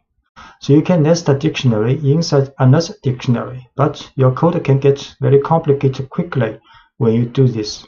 For example, if you have several users for a website, each with a unique username, you can use the usernames as the keys in a dictionary. You can then store information about each user by using a dictionary as the value associated with their username. So in the following listing, we store 3 pieces of information about each user: their first name, last name, and the location. We will access this information by looping through the usernames and the dictionary of information associated with each username. So we create a dictionary. So inside of this dictionary, for the key Einstein is a person, then we store another dictionary as the value of Einstein, this key. And for Marie Curie, we store another dictionary as the value of this person. Next, inside, and for each dictionary of the value, there's 3 information for the first name, last name, and the location for this person. Next, we can write a for loop. For loop, first use the items method for the users. User is a dictionary, main dictionary. Then items will get the list of username and the user info pair. Then print a message. Then we create a variable called full name is user info. User info is a dictionary. User info's first name plus user info's last name concatenated with a space. Then location is user info's location's value. Next, we can print message with full name and the location, title form. So create a dictionary with 2 scientists as the key and dictionary including first name, last name, and location as this person's value. Next, run a for loop which extracts the information of the key is the username and the user info, the dictionary, from user's items method. Then print out information of username, then create a full name with the concatenation of user info's first name and the last name, as well as the location information, then print out. So the result is username Einstein, then full name Albert Einstein, location Princeton, and similarly for username Marie Curie. In this lecture, you will learn how to accept the user input in Python, so your program can then work with it. When your program needs a name, you will be able to prompt the user for a name. When your program needs a list of names, you will be able to prompt the user for a series of names. To do this, you will use the input function. How the input function works? The input function pauses your program and waits for the user to enter some text. Once Python receives the user's input, it will store it in a variable to make it convenient for you to work with.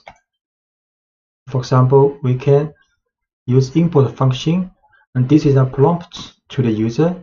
User will see this prompt. So tell me something and I will repeat it back to you. Then, after user has input the text of something, then this will store in the message variable. Next, we can print out this message. For example, we can try this.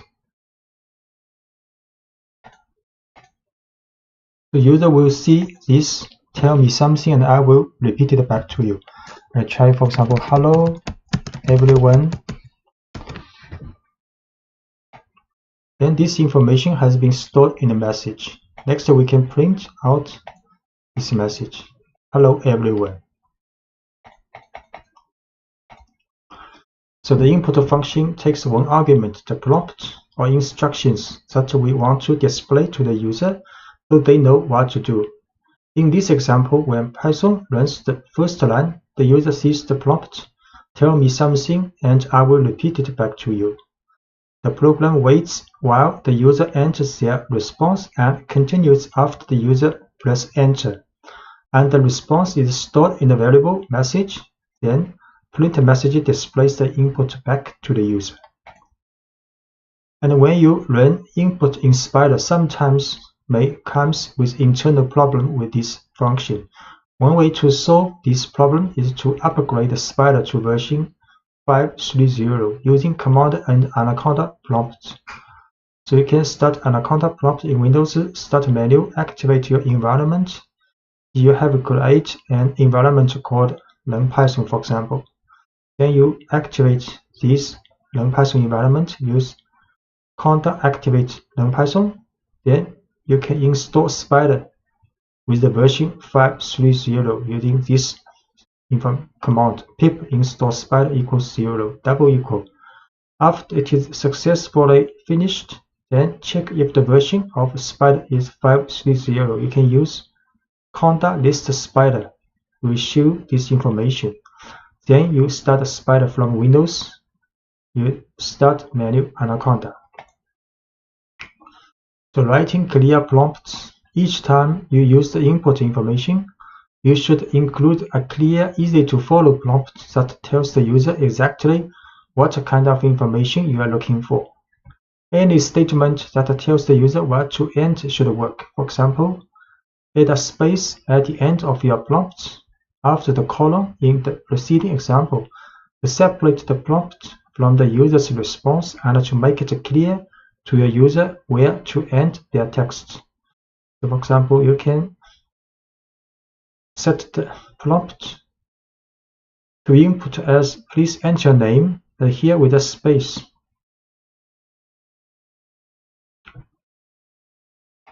Try.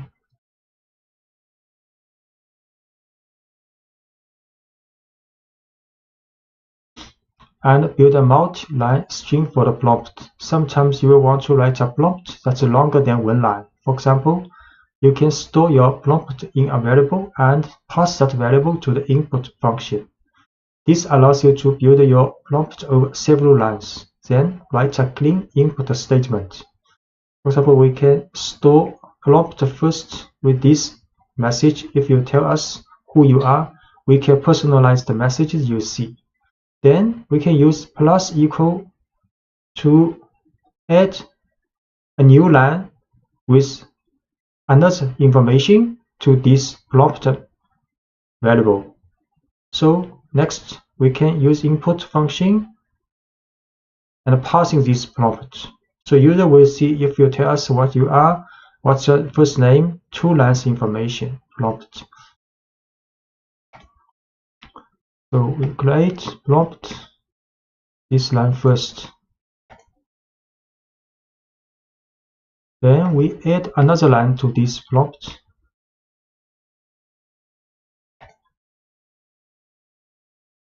Then we use input and with this prompt to the user. So user will see 2 lines for the prompt. Try the name Wilson. Then next we can print out this name. Hello Wilson.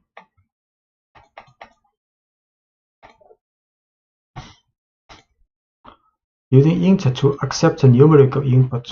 So when you use the input function and the user inputs a number, Python interprets it as a string. If all you want to do is print the input, this works well. But if you try to use input as a number, you have to use the int function, which tells Python to treat the input as a numerical value. The int function converts a string representation of a number to a numerical representation as shown here. So user will see this prompt, how old are you? So if, for example, if he inputs 21, then the age will store this 21, but this value is a string. So next, you can use int function to change this string value to a numerical variable. Then we can use some numerical comparison. For example, if his age is older than 18. We try it. How old are you in inches?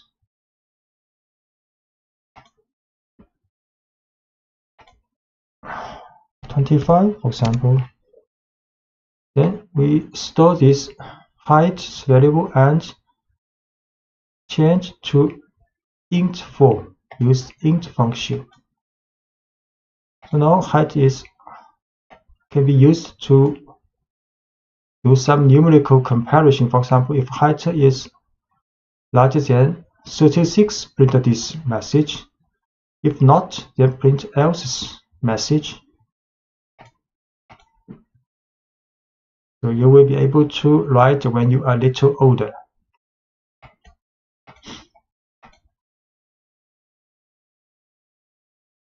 Yeah, this is the code what we have used.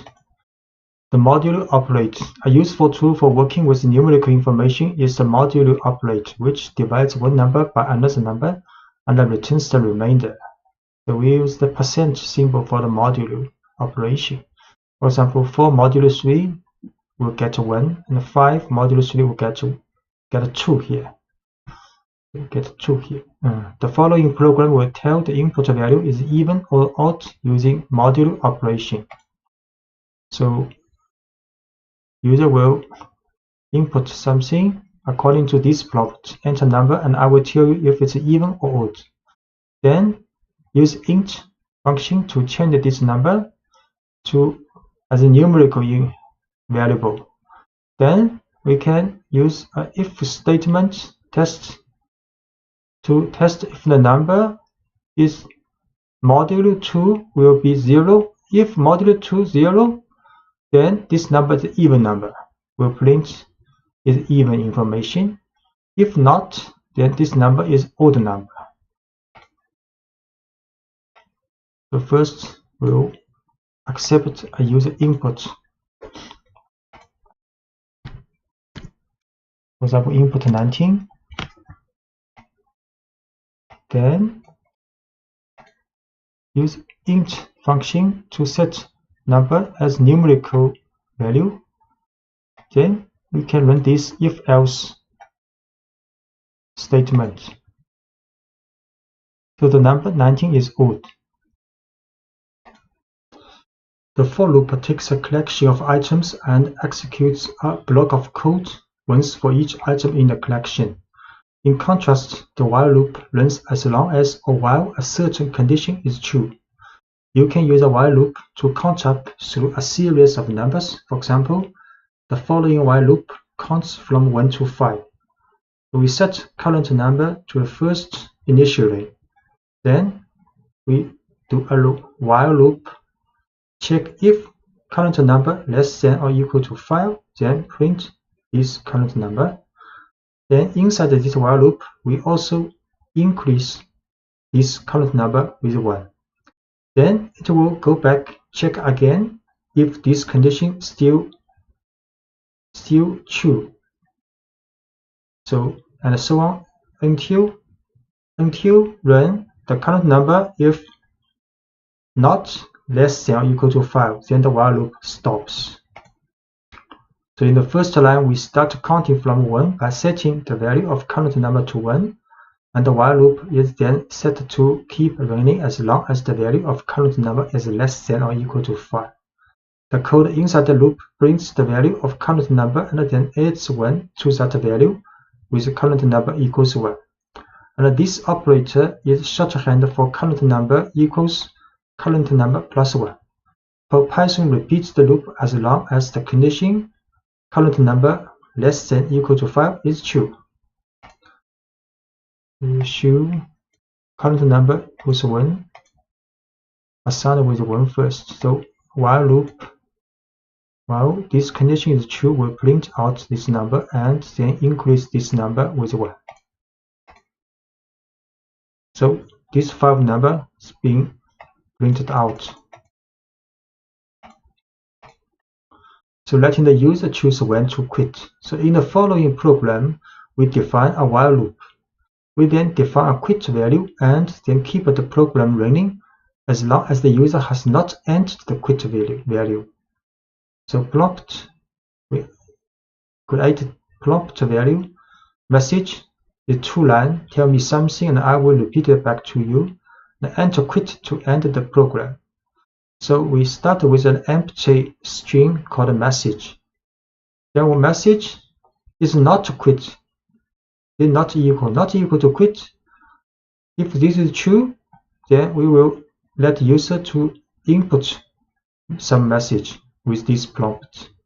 Next, then print message. So this while loop will run until user input quit. So if user do not input quit, this while loop will always run forever to end to print the message you have input. But if you input quit, then while loop will stop immediately.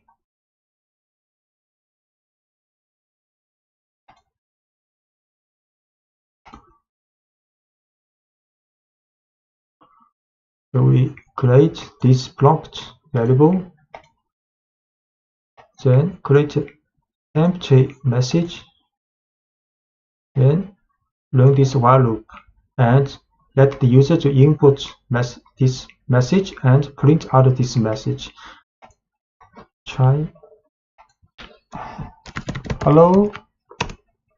So print out hello has been printed out. Everyone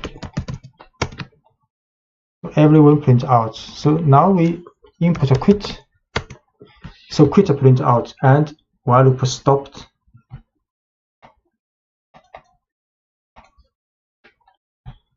This program works well, except that it prints the word quit as if it were an actual message. So actually quit is not the message you wanted to be printed out.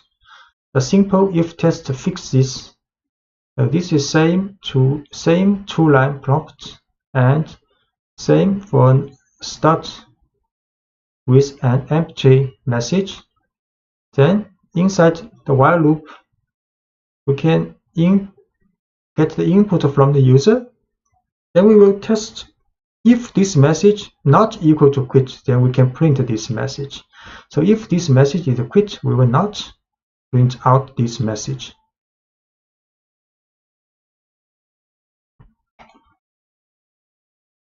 So we can try this.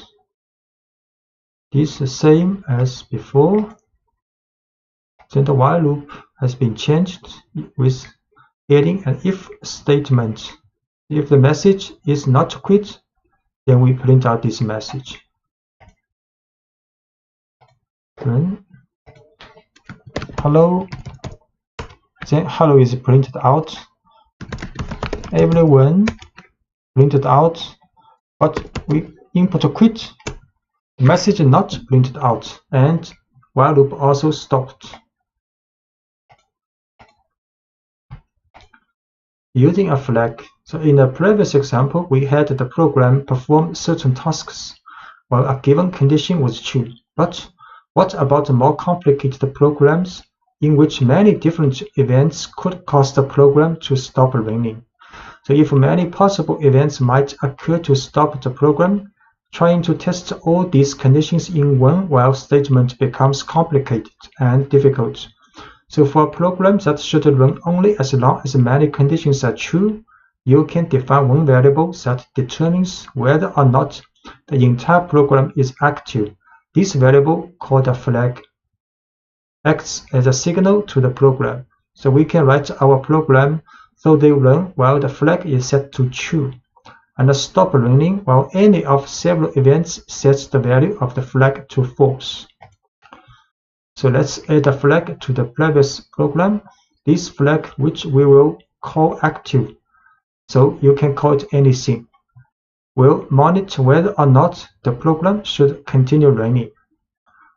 So we set create to line message, prompt message. Then we create a variable called active is true. Next, we will run a while loop. Start with while active. So while active means if the active's value is true, then while active will be true. If the active's value is not true, so while active will not be true. So the while loop starts with while active. So the message, user will input a message. So if the message equals quit, then we'll set active to false. If the message is not quit, then we will print this message. Then run while loop again. Until user input quit, we will set active to false, then while loop will stop. We create this prompt message. Then set a flag variable active to true first.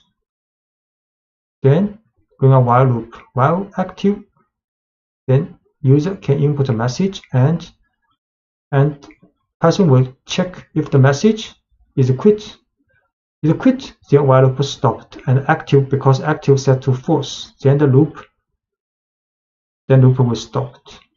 If it is not quit, then we'll print out this message and back to the while loop check again.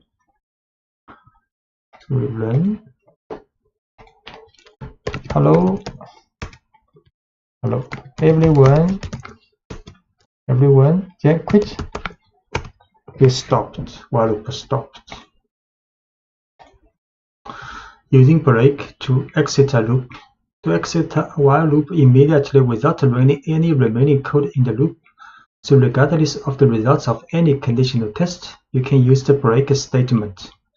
The break statement directs the flow of your program. You can use it to control which lines of code are executed and which aren't. So the program only executes code that you want it to when you want it to. For example, consider a program that asks the user about places they have visited.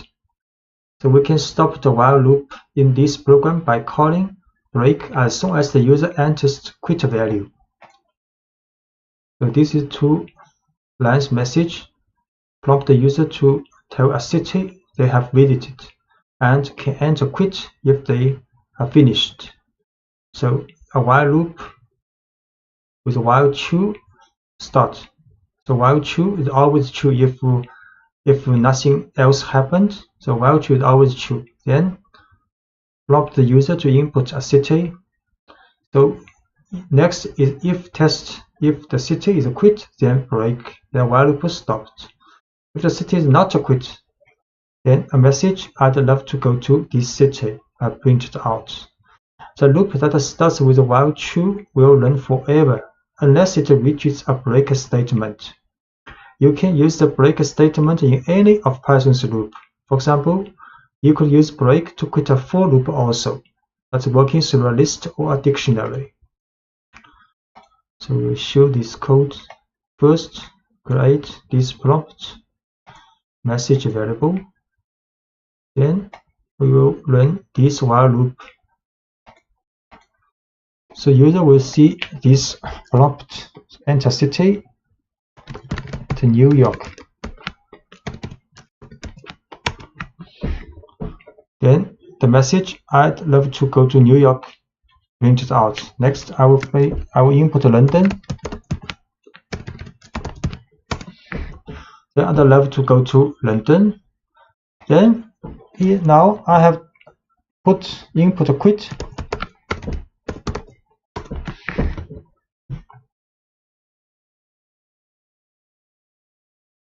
So the while loop stopped. And you can also use continue in a loop. So rather than breaking out of a loop entirely without executing the rest of its code, you can use a continue statement to return to the beginning of the loop based on the result of our conditional test. So for example, consider a loop that counts from 1 to 10 but prints only the odd numbers in that range. So we create the first value of current number is 0. Then we run a while loop for the test if current number is less than 10. So at the beginning it is true because 0 less than 10. So run the while loop inside the loop. First we add 1 to this number. Then we if test if this number modulo 2 equals 0, which means it is an even number, then it will continue. So continue will go back to the while loop and without running the rest of code in the while loop, but not stop this while loop. Just skip the rest of the code and back to the while loop. So if it is an even number, we do nothing, just back to the while loop. But if it is not even number, it's an odd number, then we print this number and back to the while loop also. So first we set the current number to 0 because it's less than 10. Python enters the while loop. So once inside the loop, we increment the count by 1. So current number is 1. And the if statement then checks the modulo of current number and 2. If the modulo is 0, which means current number is divided by 2, the continue statement tells Python to ignore the rest of the loop and return to the beginning. So if the current number is not divisible by 2, the rest of the loop is executed and Python prints the current number and back to the while loop again. So we will show current number is 0. Then a while loop will print out only odd number. So only odd number 1, 3, 5, 7, 9 are printed out, and the even number not printed out, and the code using continue.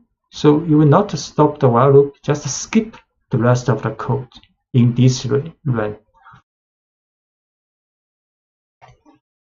To keep a track of many users and pieces of information, we will need to use lists and dictionaries with our while loops. A for loop is effective for looping through a list, but you shouldn't modify a list inside a for loop because Python will have trouble keeping track of the items in the list. To modify a list as you work through it, use a while loop. Using while loops with lists and dictionaries allows you to collect, store, and organize lots of inputs to examine and report on later. So we can move items from one list to another. So consider a list of newly registered but unverified users of our website.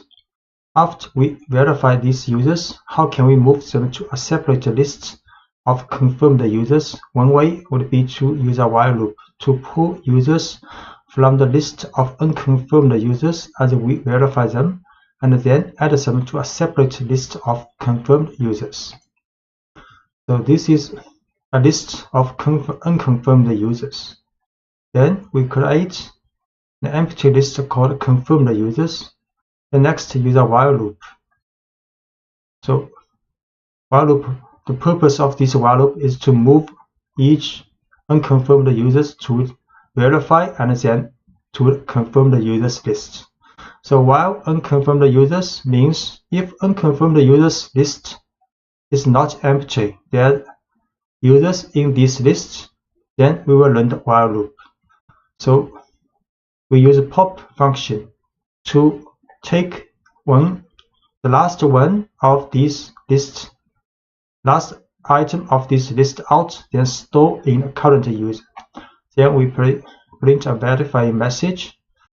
Then in confirmed users list, we append this current user. So this process will run until there are no items left in unconfirmed users. Then next, we can write a for loop to print out each confirmed users from this confirmed users list. We set a unconfirmed users list first. Then create confirmed user list with empty.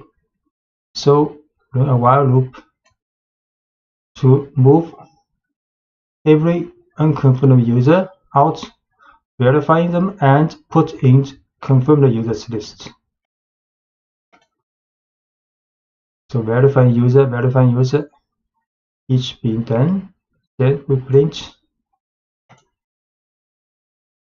following users have been confirmed. Then for loop for the confirmed users list, each item will be printed out.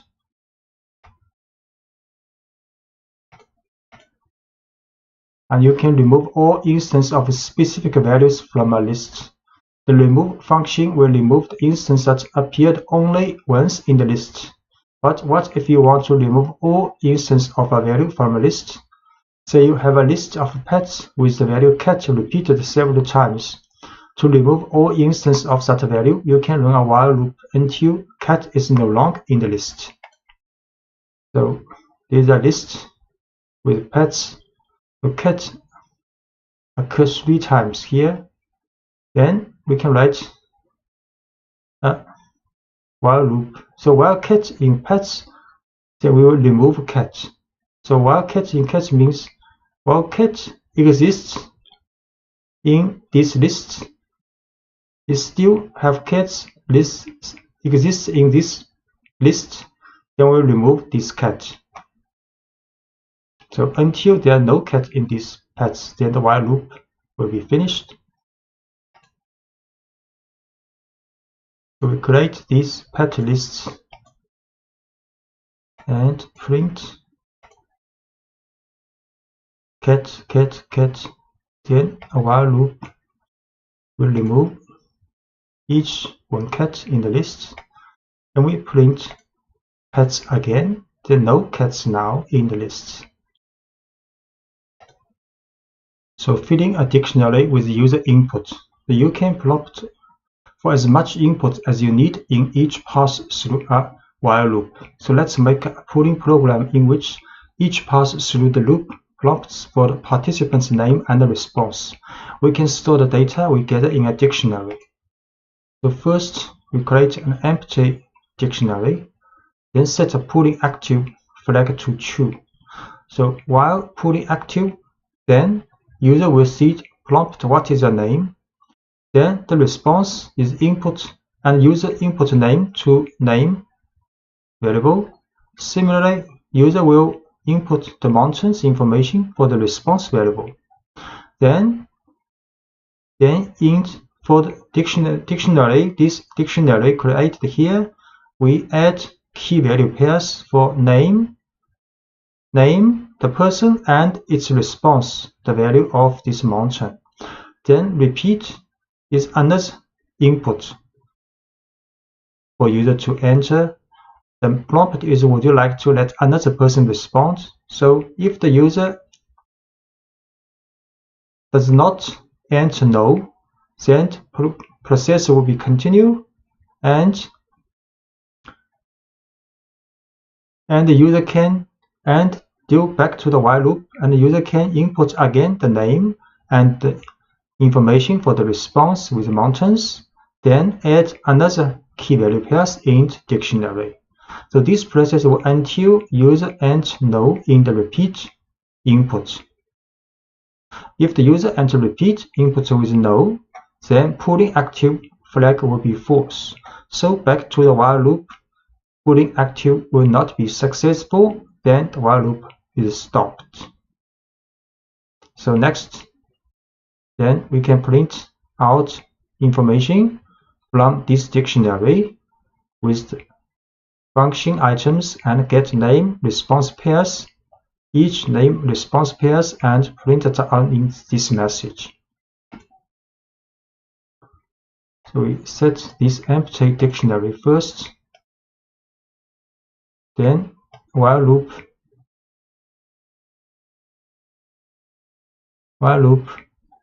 In the while loop, user will enter name and response of the mountain, and while loop will set key value pairs in this dictionary. Then user will see another prompt. Would you like to let another person respond?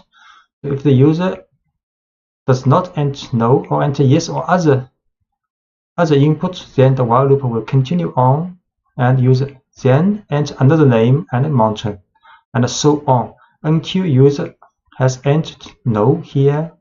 Then the key pooling active flag will be false. Then the while loop will be stopped. So we run this process. Okay, we have to define pooling active first. Then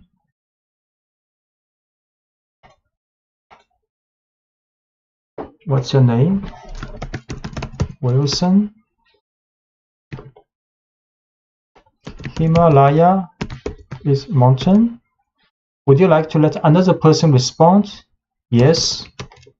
What's your name? Shirley. What the mountain would you like to climb someday? Kilimanjaro. Would you like to let another person to respond? This time enter no. So the while loop stopped. Then we print out the results.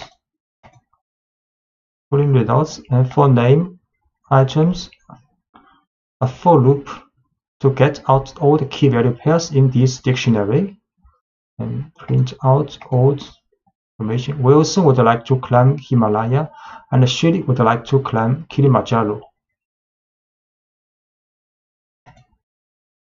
In this lecture, you will learn to write functions, which are named blocks of code that are designed to do one specific job. So when you want to perform a particular task that you have defined in a function, you call the name of the function responsible for it. If you need to perform that task multiple times throughout your program, you don't need to type all the code for the same task again and again. You just call a function dedicated to handling that task, and the code tells Python to run the code inside the function. So we define a simple function. Here's a simple function named greet user that prints a greet message. So we use diff greet user.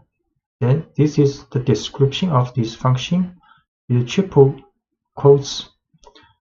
Then inside the function, print a message hello. Then we can call this function just write greet user. The keyword diff to inform Python that you are defining a function. Then next name of the function is greet user. Then parentheses are empty here, means no more information needed to run this function. And a comment called a docstring enclosed in triple quotes, which describes what the function does. And the docstrings are enclosed in triple quotes. Greet users call the function. So we define a function called greet user, and inside the function print hello message. Then we'll call this function just print greet user and parentheses. the function greet user can not only tell the user hello, but also greet them by name. So for the function to do this, you enter username in the parentheses of the function's definition at the diff greet user. So by adding username here, you allow the function to accept any value of username you specify. So if we want to print message with different username, so we can put a parameter here in the definition of function in the parentheses. So inside the function, print message will take this information of username and print a message. So when we call this function, we have to add a name, for example, Jesse here. So the variable username in the definition of greet user is an example of a parameter, a piece of information the function needs to do its job. And the value Jesse in greet user Jesse is an example of an argument.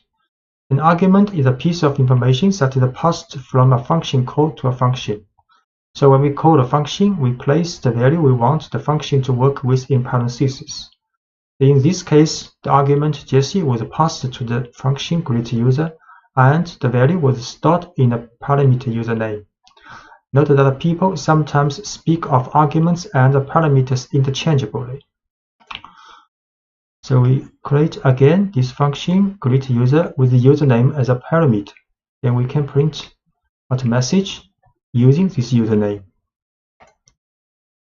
The function defined. Then we call this function and adding a Jesse here in the parentheses. So the message hello Jesse is printed out. Because a function definition can have multiple parameters, a function call may need multiple arguments. You can pass arguments to your functions in a number of ways. You can use positional arguments, which need to be in the same order the parameters were written. Keyword arguments, where each argument consists of a variable name and a value, and then lists and dictionaries of values. So positional arguments. When you call a function, Python must match each argument in the function call with a parameter in the function definition. The simplest way to do this is based on the order of the arguments provided.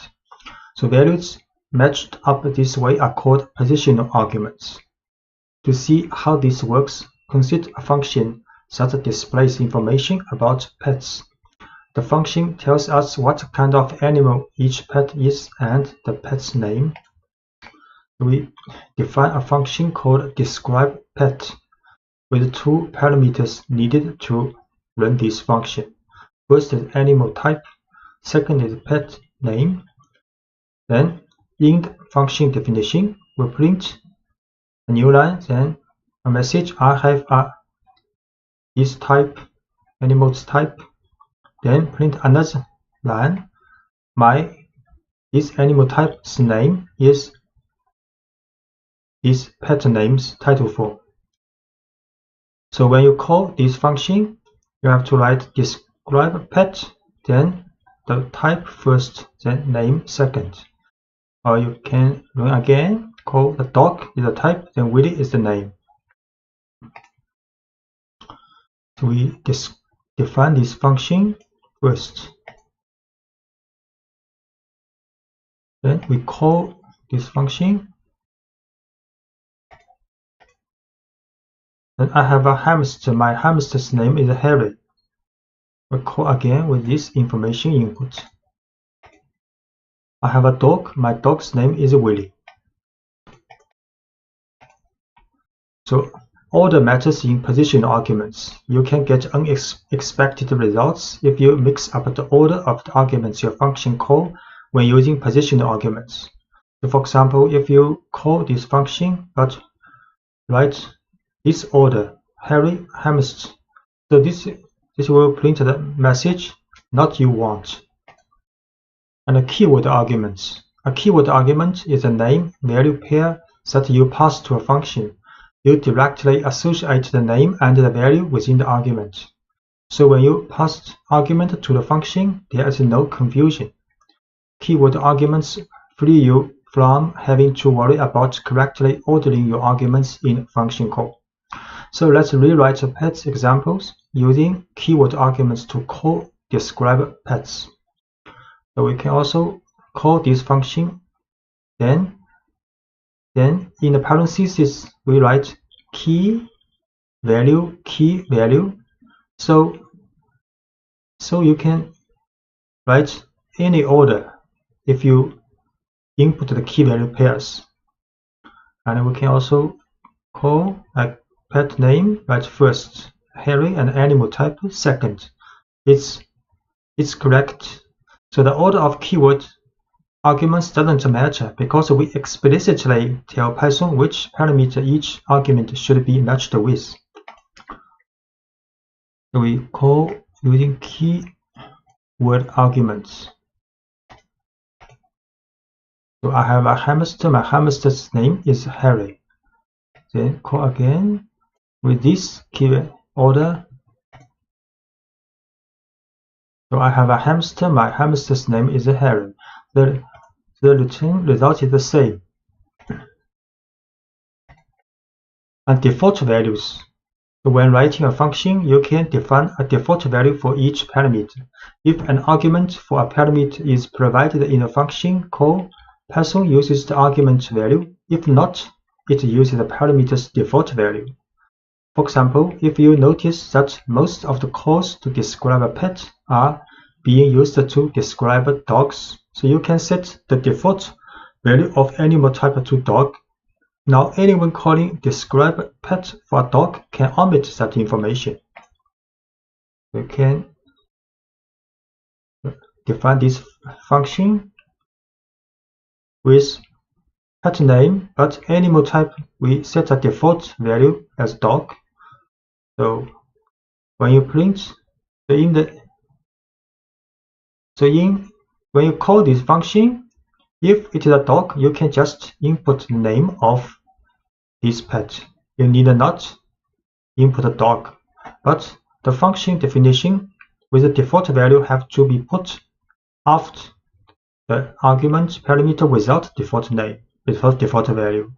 So dog, because the default value for animal type is dog, so we have to put this parameter in the end in the function definition.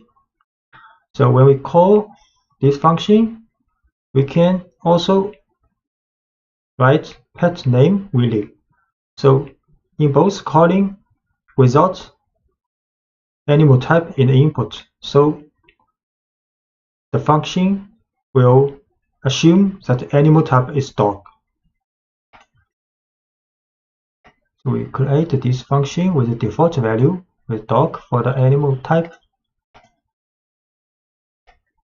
Then call this. So I have a dog. My dog's name is Willie. So this information is for name. And I call again. I have a dog. My dog's name is Willie. To get the same result. Note that the order of the parameters in the function definition had to be changed because the default value makes it unnecessary to specify a type of animal as an argument. So the only argument left in the function call is the pet's name. So Python still interprets this as a positional argument. So if the function is called with just a pet's name, that argument will match up with the first parameter listed in the function's definition. So this is the reason the first parameter needs to be pet name. And the simplest way to use this function now is to provide just a dog's name in the function call. And to describe an animal other than dog, you could use a function call like this. So if we describe a pet, but the pet is not a dog, so we have to input pet name is Harry and animal type is hamster. Because the position arguments, keyword arguments, and default values call can be used together, often you will have several equivalent ways to call a function. For example, we will have a dog, the name is Willie. So we can describe a pet, Willy, which we have seen, and describe a pet name is Willy. These two we have learned. And if a hamster named Harry, we can write Harry here, hamster second, because this is in the definition is the second place for the type, but with a default value, because the hamster is not dog, so we have to input hamster here. But you can also write pet name is Harry, animal type is hamster. This is very clear. And because we use keyword and value type, so we can also write animal type first, hamster, then pet name Harry second. No problem. This it works correctly. So we will try this equivalent course. So these two we have run. I have a dog. My name is Willy. Then if I have a hamster named Harry, I can run this first. Then can run this calling. We get the same result. My hamster's name is Harry, and this one also correct. My hamster's name is Harry. Return values. A function doesn't always have to display its output directly. Instead, it can process some data and then return a value or set of values. The value the function returns is called a return value. The return statement takes a value from inside the function and sends it back to the line that called the function. So returning a simple value. Let's look at a function that takes a first and a last name and returns a neatly formatted full name. So this is a function definition. Get formatted names with two parameters, first name and last name. Then inside the function, a full name variable is created with a concatenation of first name, space, and last name. Then a return statement, return full name's title form. So when we call this function, get formatted name with input information for first name and last name, then the return value of this full name's title form will be saved back to musician. Then next, we can print this musician. We create this function and call this function and store return value full name to musician. And we print out this musician, Jimi Hendrix, exactly same as what we have inputted. So making an argument optional. Sometimes it makes sense to make an argument optional so that people using the function can choose to provide extra information only if they want to. You can use default values to make an argument optional. For example, say we want to expand get formatted name to handle middle names as well. The first attempt to include middle names might look like this. So we need middle name in this function. So normally people may write like this: first name, middle name, last name in as the parameters. Then inside the function definition, a full name is concatenated from first name, space, middle name, space, and last name. Then return this full name's title form. When people call this function, just write get formatted name with first, middle name, and last name.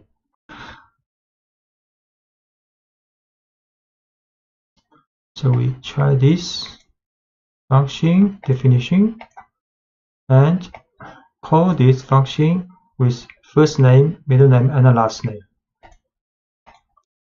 is a positional argument, passing positional arguments. So then after calling this function, the musician will get the value of this returned value, full name. Then we print this musician. So first name John Hockley printed out. This function works when given a first, middle, and a last name. The function takes in all three parts of a name and then builds a string out of them. But middle names aren't always needed, and this function as written would not work if you try to call it with only a first name and a last name. So this function does not work when people have not middle name to input. The better solution would be to make middle name optional. So we can give the middle name argument an empty default value and ignore the argument unless the user provides a value. So this is a better solution for definition of this function. So inside the parenthesis position, we write first name, last name, then middle name at the last with a default value of empty string. Then inside the function, we use if-else test. So if middle name means if the middle name is not empty, which means if user inputs a middle name, then the full name is the concatenation of these three names together. Else means if user did not input the middle name, so full name is only first name concatenated with last name. Then in the end, function will return full name, the title form. So when we call this function, no matter whether the people has middle name or not middle name, this function works. So in this case, we call this function with only first name and last name. Then in this case, we can call function with first name, last name, and middle name.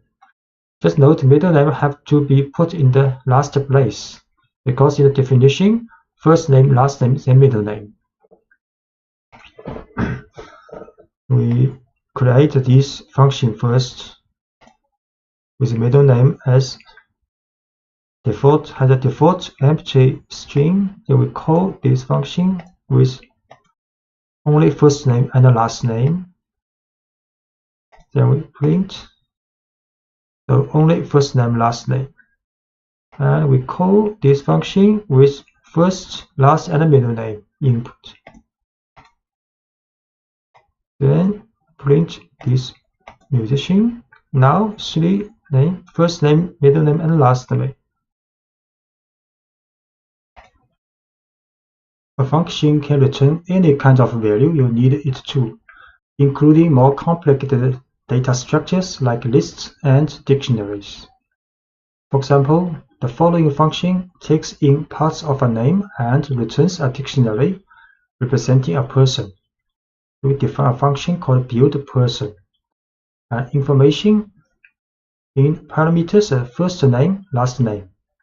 So the person is a dictionary created in the function.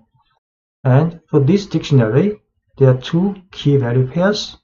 First is the first value is the first name from the parsing of this first name, and key last, the value is last name passed from these positions parameter. So then function return person, this dictionary, when you call this function. So next we call this function buildPerson then with information for first name, last name, passing. We create this function with a return a dictionary of a person. Then we call this function and with passing first name and the last name and stored back to the musician. So the musician is a dictionary because this function returns a dictionary. So we print out this musician is a dictionary with first two key value pairs. Key first, its value is Jimmy. Last is key, the value is Hendrix. And you can easily extend this function to accept optional values like a middle name, an age, an occupation, or any other information you want to store about a person. For example, the following change allows you to store a person's age as well.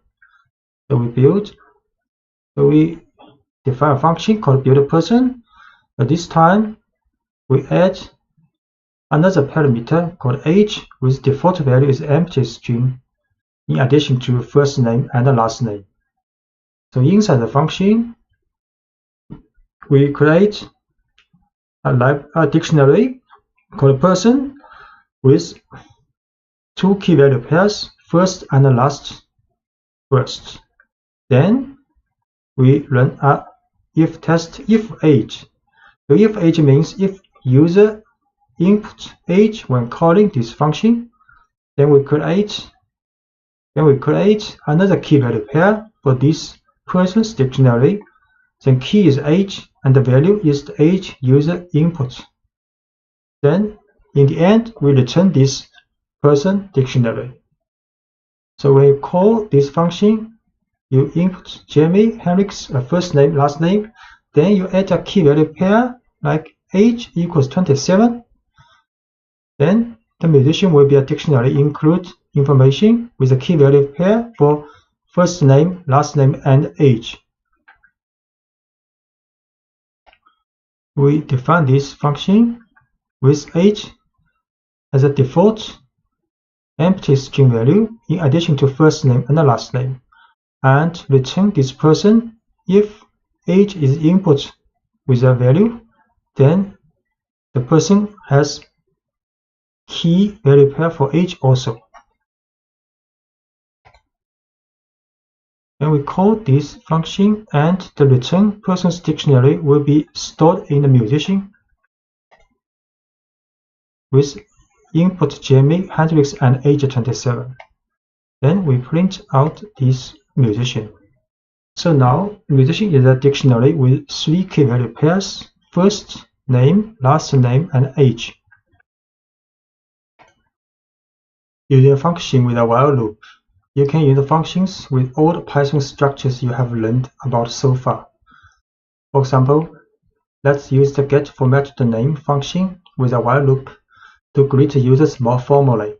It is the first attempt at greeting people using their first and last names. So you can define a function with two parameters, first name, last name. Then inside the function, create variable called full name with the concatenation of first name, space, and last name. Then return these full names title form. Then we write a while loop. So while true, it will be always true if nothing happens. So in the while loop, print message for the user to input a name, and if user input a Q, then it will be quit. Then the while loop will stop. Then next, create two variable called fName, get the information of the first name, the LName get information of last name user input. Then format the name,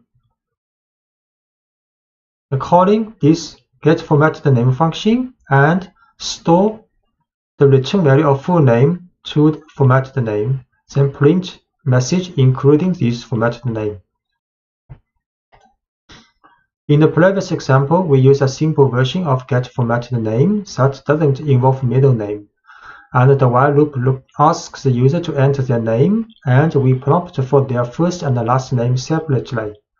But there is one problem with this while loop. We haven't defined a quit condition, and the while loop will be run infinitely.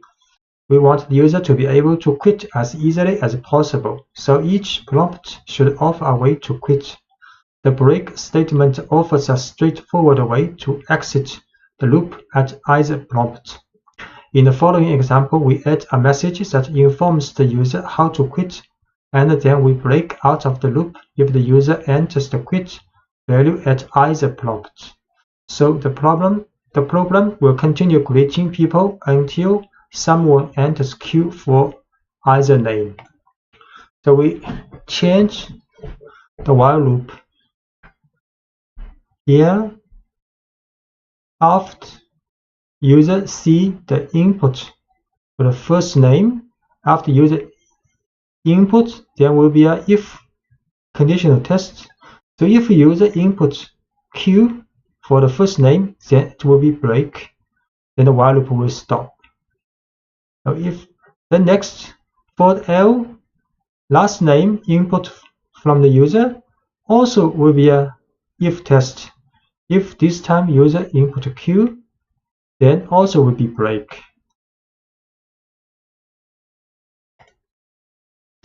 We try to use this. Create this function first, then we run a while loop which include Q if user inputs.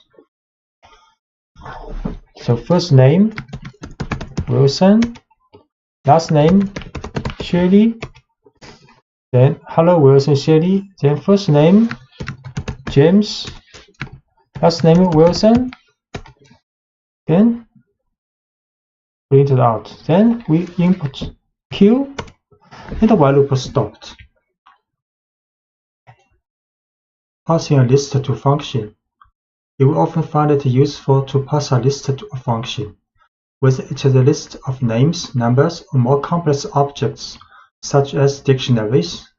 When you pass a list to a function, the function gets direct access to the contents of the list.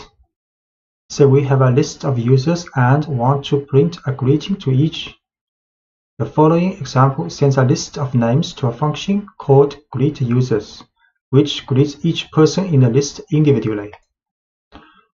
So we define a function called greetUser with parameter called names, and the names is a list. So inside the function, there's a for loop for name in names.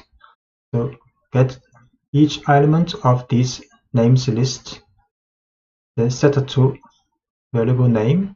Next, we create a message with the concatenation of hello and the names title for, then print this message. So when we call this function, we create a user names with 3 names in this list, then call this function greetUsers with passing this user names list. We define this function first, then create a list called usernames, and call this function with passing this list. Then greeting message for each person in the list has been printed out. Hello Hannah, hello Chai, hello Margot.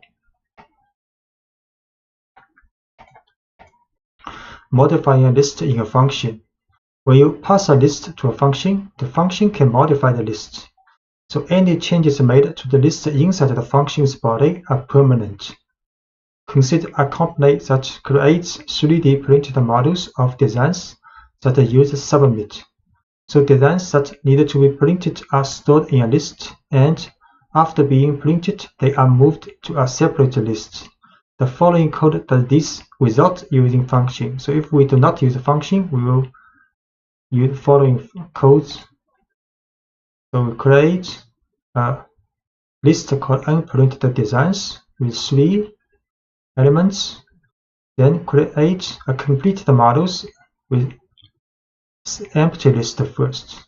Then we write a while loop. So while unprinted designs, if there are any element left in unprinted designs, then we pop out this element, the last element in this list, then set to current design. Then we print a message. So printing model, printing this current design now. Then we append this current design to this completed models list we created here. So when while loop runs until unprinted design is empty because we pop it out empty. So then the while loop are finished and all items have been moved from the unprinted design to the completed models. So next we can print out this information for each completed model in the completed models list.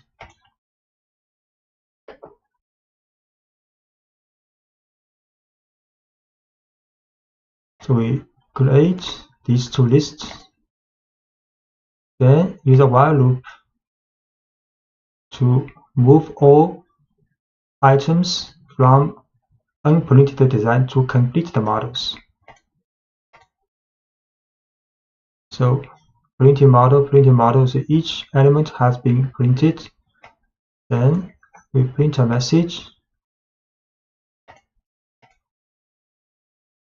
following having completed. Then a for loop in this completed models list. Print each model. Each model has been completed. So we can recognize this code by writing two functions, each of which does one specific job. The first function will handle printing the designs, and the second will summarize the prints that have been made. So we define the function print models with two parameters, a list of design that need to be printed and a list of completed models. So given these two lists, the function simulates printing each design by printing the list of unprinted designs and filling up the list of completed models. Then define a function called showCompleted with one parameter, the list of completed models. So given this list, showCompleted function will display the name of each model that was printed. So this is the code. So we first define a function called printModels. So there are two parameters, unprinted designs and completed models. Both are lists. So then inside the function is a while loop, very similar to the while loop we see in the previous pages. Then the current design is the pop value from the unprinted designs if unprinted design is not empty. Then we print a message. We print this current design now. Then we append this current design to the completed models list. The next, another function called showCompleted with one list as parameter, completed models. So we print a message. Then for completed models, each completed model in the completed models list, we print this model. So when we call this function, we first define two lists. One is unprinted designs with 3 elements. One is completed models with empty value, initial empty value. Then we call printModels function with unprinted design and completed models as input to the parameter. Then we call showCompleted with completed models as input.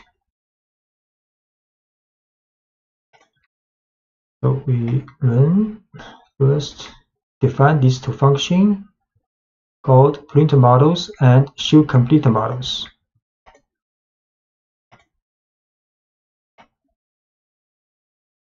Then we define two lists.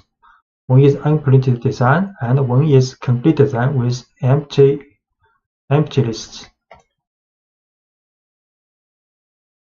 Then we first call printModels with input as unprinted design and completed models as parameter input.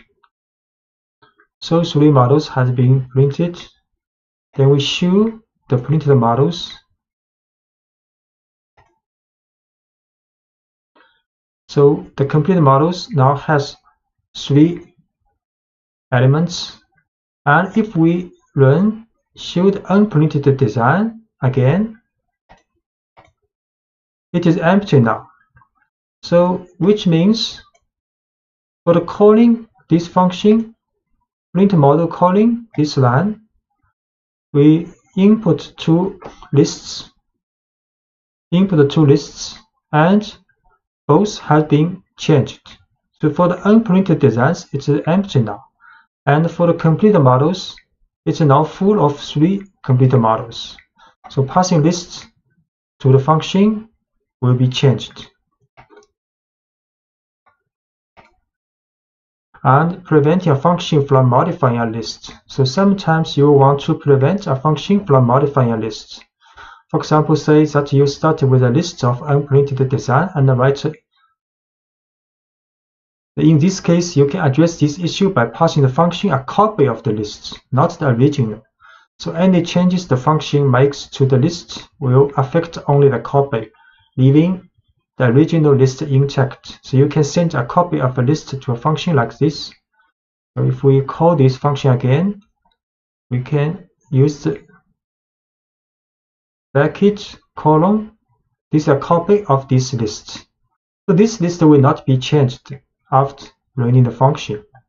The slash notation makes a copy of the list to send to the function. If we did not want to empty the list of unprinted designs in previous example, we could call print models like this. So print model unprinted design with a colon.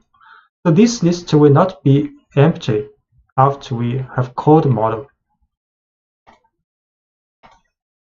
We try this. So these two lines are the same as before. We create two lists. One is unprinted design and one is empty design. Empty for the complete models at first. Then we call this function called print model with unprinted designs, but we use a colon here. So unprinted designs, this list, original list will not be affected. But complete models, this list will be affected, will be filled with each element from unprinted designs. So we call, then we call again for the show complete models. So the complete models has 3 elements now. And we run unprinted design still has 3 elements.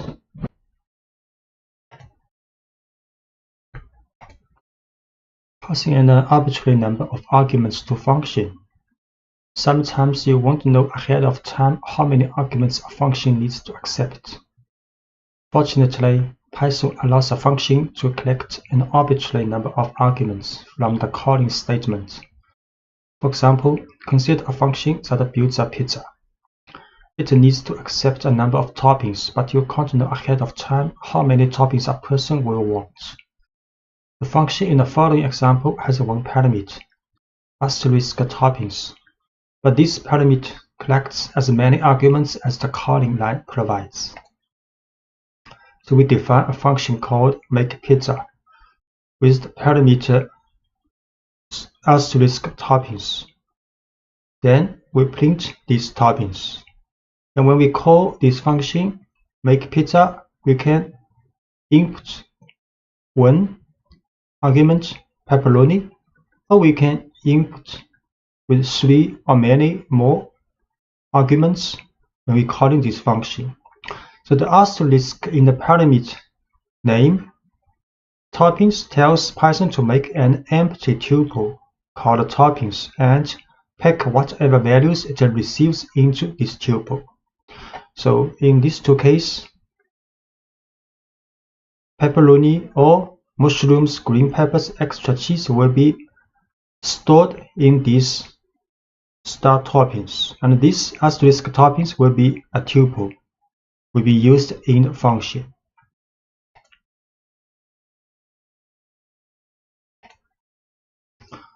We make function called makePizza with asterisk toppings as the parameter.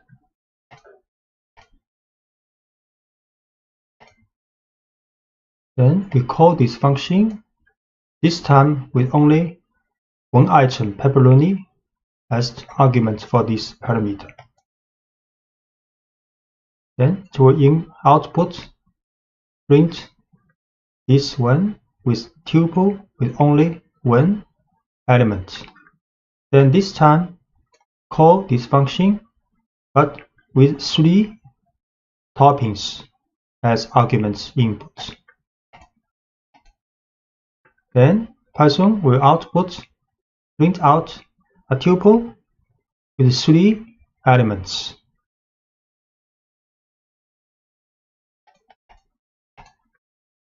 Now you can replace the print statement with a loop that runs through the list of toppings and describes the pizza being ordered.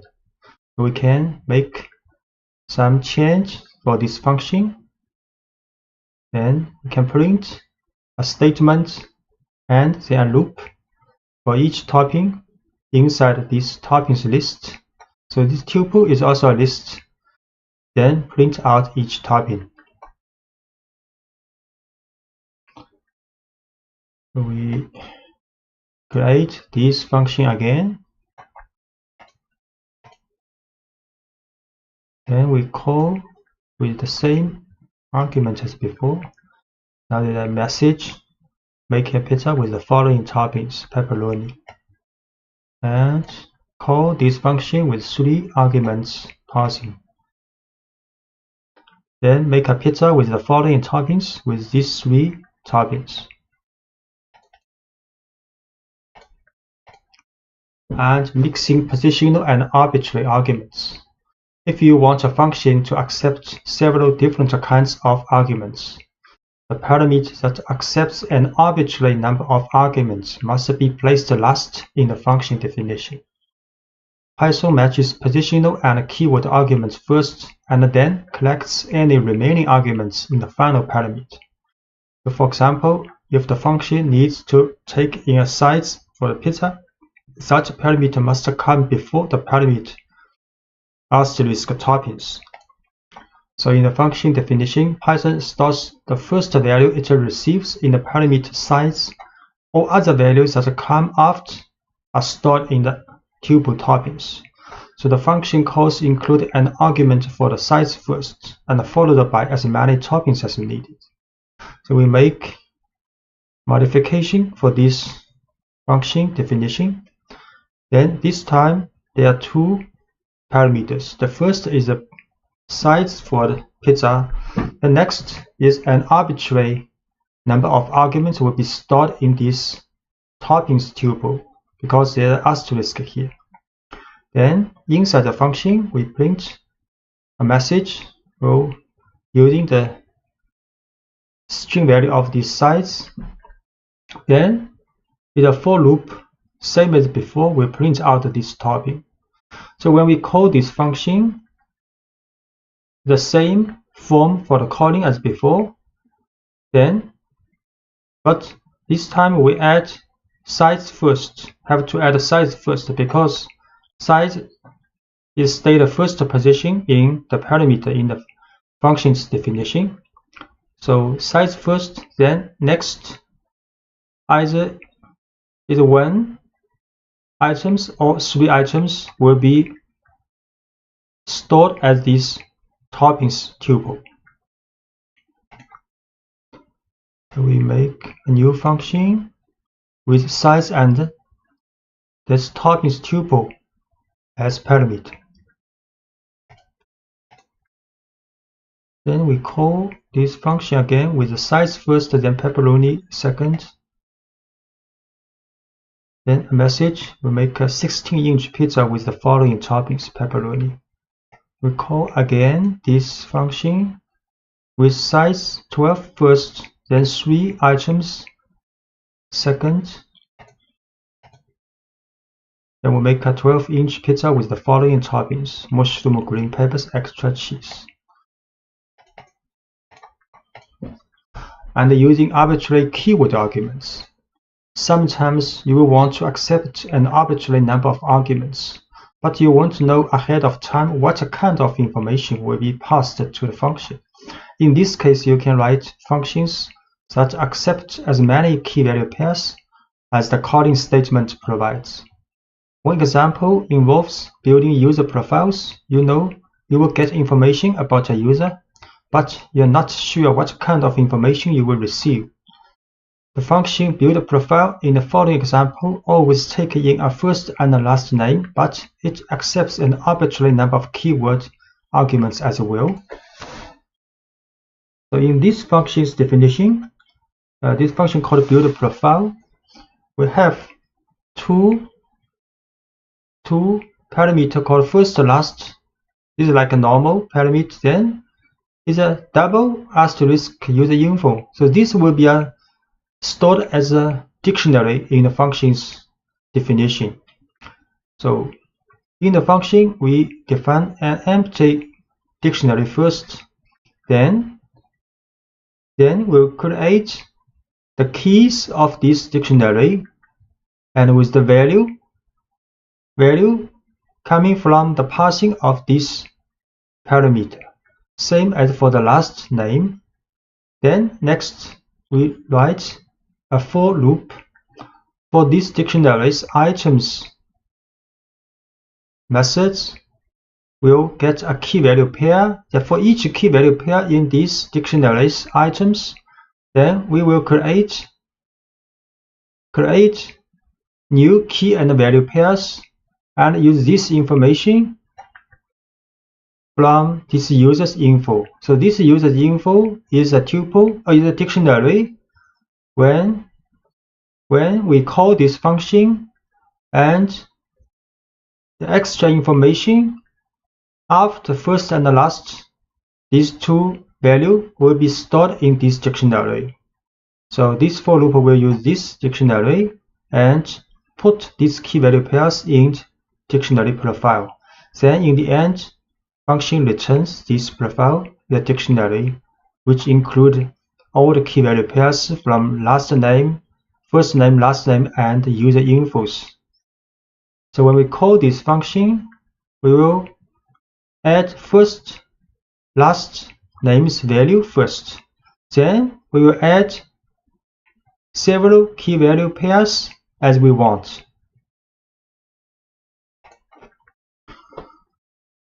So we create this function with first, last, then a dictionary as parameter. We call this function with Albert Einstein as first and last name, then location as Princeton, field is physics as two extra key value pairs. Then we print this user file. So the print result will be a dictionary with 4 key value pairs. So first name Albert, last name Einstein, and location Princeton, and field physics.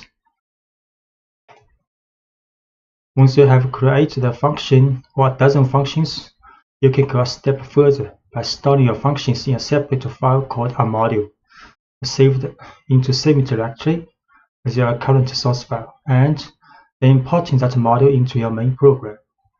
An import statement tells Python to make the code in your module available in the currently running program file. So storing your functions in a separate file allows you to hide the details of your program's code and focus on its higher level logic. It also allows you to reuse functions in many different programs.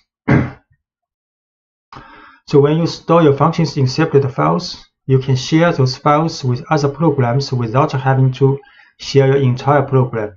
There are several ways to import a module. So importing an entire module. To start importing functions, we first need to create a module. A module is a file ending in .py that contains the code you want to import into your program. So let's make a module file called pizza.py that contains the function make pizza. So this function is written in the file pizza.py in the working directory. So this function is same as the function we made in the previous lectures with size and these tuple toppings as input parameter. Then print a message with the size of this pizza and print out each topping.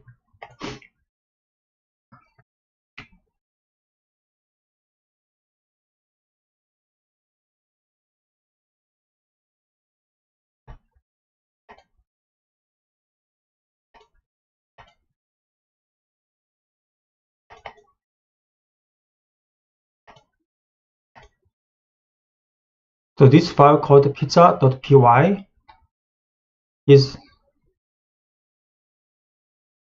a module file stored in the working directory, and their own function in this file called make pizza. Then first we set the working directory.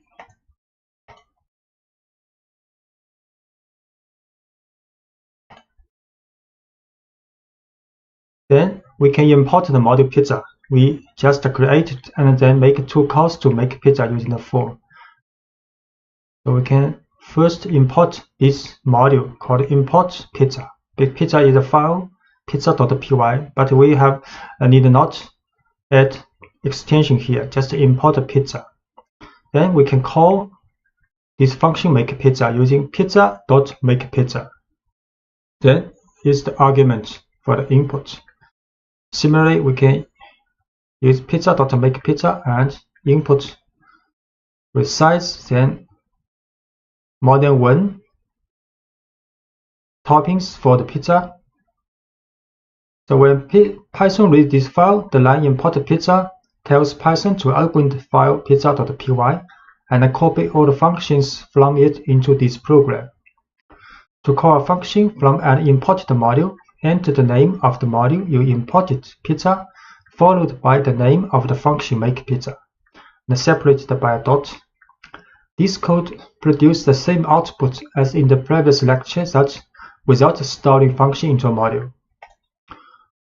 So we import pizza first. Then we can use make pizza.pizza with argument parsing. So output making a 16-inch pizza with the following toppings: pepperoni. Similarly, we can call this pizza with 3 toppings and 1 side. So that's correct.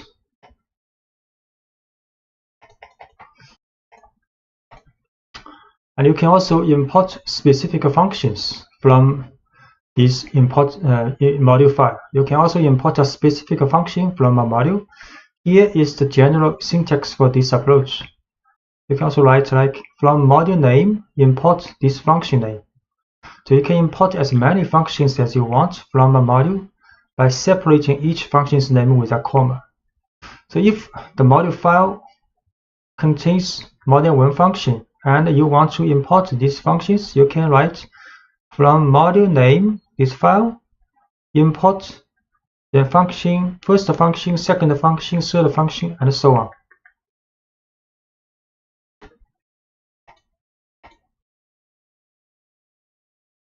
So the make pizza example would look like this if we want to import just the function we are going to use. So we can write from pizza import make pizza.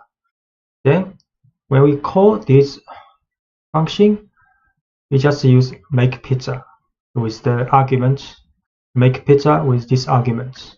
So with this syntax, we don't need to use the dot notation when you call a function, because we have explicitly imported the function make pizza in the import statement. So we can call it by name when we use the function. So this time we just import this make pizza function from this file.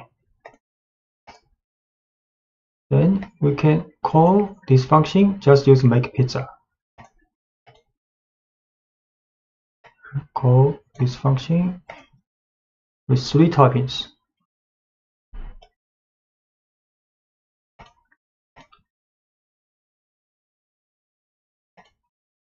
And using s to give a function an alias. So if the name of a function you are importing might conflict with an existing name in your program, or if the function name is long, you can use a short unique alias, an alternate name similar to a nickname for the function. You will give the function this special nickname when you import the function.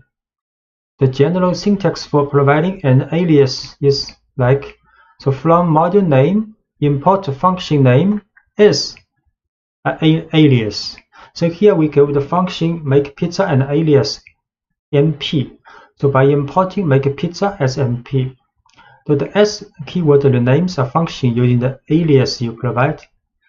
So you can write from pizza import make pizza as mp. Then we can call this function using NP now with the parameter parsing. NP now with the parameter parsing. We can from pizza import make pizza as NP. Then we can use NP16 pepperoni to call this function. You can make a call with NP12 mushroom green peppers extra cheese. So the output of this calling is the same. We use S to give a module an alias. You can also provide an alias for a module name. The general syntax for this approach is import module name as an alias. So giving a module a short alias, like P for pizza, allows you to call the module's functions more quickly. So calling p.makePizza is more concise than calling pizza.makePizza. So we can import pizza as P. So we can call module with p.makePizza. p.makePizza. So we can import module as P. Then call module with p.makePizza 16 pepperoni. P.makePizza 12 and with 3 topping. So the result is the same in the printing. And you can also import all functions in a module. You can tell Python to import every function in a module by using the asterisk operator. So we can write from pizza import this asterisk, means all the function. Next, we can also use make pizza with the parsing. The asterisk in the import statement tells Python to copy every function from the module pizza into this program file. Because every function is imported, you can call each function by name without using a dot notation. However, it's best not to use this approach when you are working with large modules that you didn't write. If the module has a function name that matches an existing name in your project, you can get some unexpected results. Python may see several functions or variables with the same name, and instead of importing all the functions separately, it will overwrite the functions. So this is not a good approach. We write here just to let you know if in the later time you may see such approaches in other people's code. So we can try this, make from pizza import with the asterisk. Then we can call this function with just to make pizza. The result is the same. So the best approach is to import the function or functions you want, or import the entire module and use the dot notation. Class object-oriented programming is one of the most effective approaches to writing software. In object-oriented programming, you write classes that represent real-world things and situations, and you create objects based on these classes. When you write classes, you define the general behavior that a whole category of objects can have. And when you create individual objects from the class, each object is automatically equipped with the general behavior. You can then give each object whatever unique traits you desire. Making an object from a class is called instantiation, and you work with instances of a class. You can also specify the kind of information that can be stored in instances. So creating a dog class. So let's start by writing a simple class, dog, that represents a dog, not one dog in particular, but any dog. So they have all a name and age. We also know that most dogs sit and roll over. These two pieces of information, name and age, and those two behaviors, sit and roll over, will go in our dog class because they are common to most dogs. After our class is written, we will use to make individual instances, each of which represents one specific dog. So this is a dog class. So class dog, Then this is a description of this class. Then we define df initial method. So every class has an initial method with the parameter self and a name age. Then inside of this method function, then we define self.name is a name, because we need a name when we create this class for instantiation, and self-age is the age, these two information. Then we define two functions or called methods of this class. So sit, inside the sit parentheses, we pass self. So this means all the dog will have this sit method, same as rollover. Then inside of these two function method, then we print the name of this dog and is now setting a message. And similarly for rollover, we print this dog is rollover. So by convention, capitalize the name referred to classes in Python. The parentheses in the class definition are empty because we are creating this class from scratch.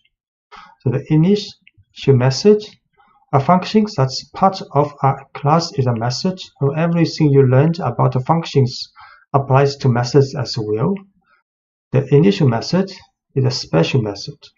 The Python runs automatically whenever we create a new instance based on the dog class. Now, this method has two leading underscores and two trailing underscores. So there are two underscores here and two underscores. We define the initial method to have three parameters: self, name, and age. The self parameter is required in the method definition, and it must come first before the other parameters. And it must be included in the definition, because when Python calls the initial method later to create an instance of dog, the method call will automatically pass the self argument. And every method call associated with a class automatically passes itself, which is a reference to the instance itself. It gives the individual instance access to the attributes and the methods in the class. So when we make an instance of dog, Python will call the initial method from the dog class, and we will pass dog a name and an age as arguments. The self is passed automatically, so we don't need to pass it. Whenever we want to make an instance from the dog class, we will provide the values for only the last two parameters, name and age.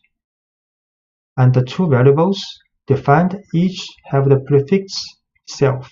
So any variable prefixed with self is available to every method in the class.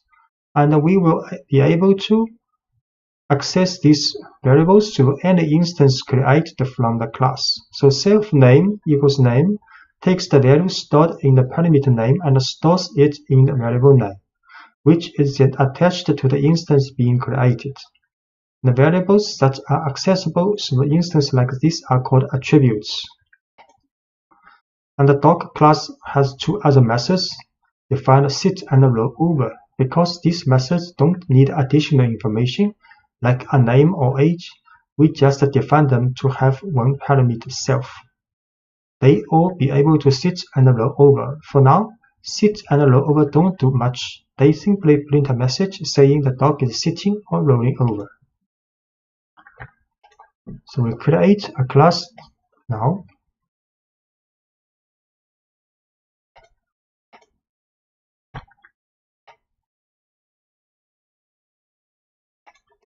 Then making an instance from class.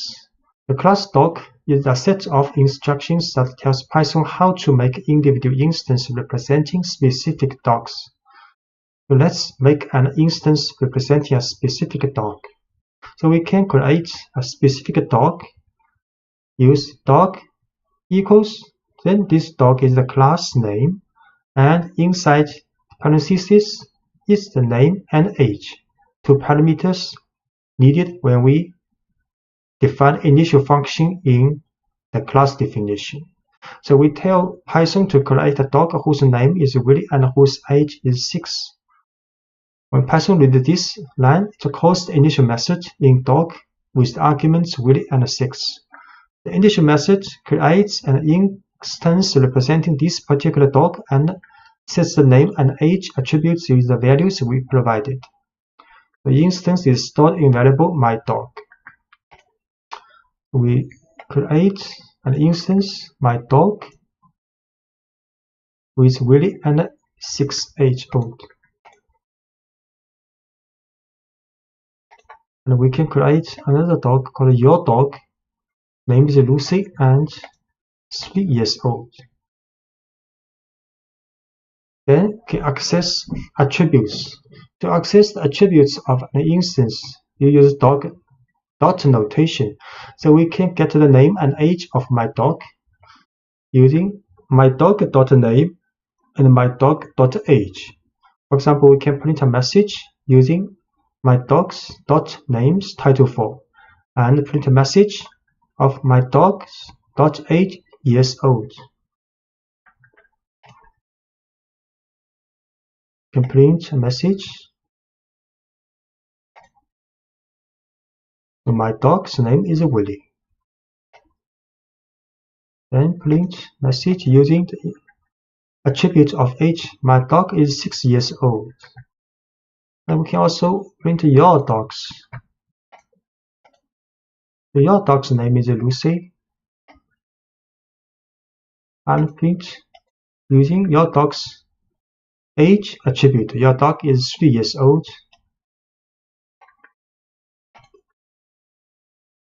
And we can also call methods. Methods actually is the function. So we can also use dot notation to call my methods defined in dog. So let's make our dog sit and roll over. So my dog.sit. My dog is an instance because this instance belongs to a class dog, and the dog class has sit method, sit function. So we can use dot notation. So my dog.sit. So we call this function. Similarly, we can use my dog.rollover. So rollover this function will be called. My dog sit. So Willie is now sitting. My dog.rollover. So Willie is now rolling over. And your dog can also sit. Lucy is now sitting. Of course, your dog can also roll over.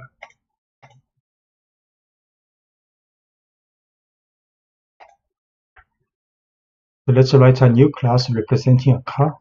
Our class will store information about the kind of car we are working with, and it will have a method that summarizes this information. So we defined initial method with the self parameter first. We also give 3 other parameters: make, model, and year. A method called getDescriptiveName that puts a car's year, make, and model into one string neatly describing the car. Then we make an instance from the car class and store it in the variable myNewCar. Then we call getDescriptiveName to show what kind of car we have. So this is a class for car, capitalized class for car. Then inside the class definition is an initial method with self first, then 3 parameters: make, model, year. With the information, when we calling this, when we make an instance of this car, we will put and input this information. Then for this initial method, we'll pass these 3 information to the attribute of this car called make, model, and year. Then a method called getDescriptiveName with the parameter self will create a variable called longName, which concatenates the information of year, make, and model together. Then we'll return these names title4.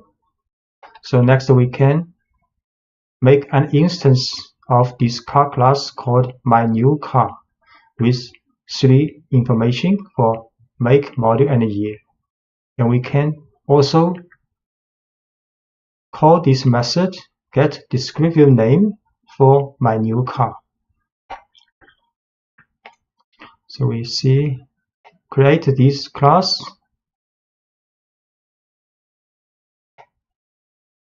Okay, we can wait. There are lots of other methods.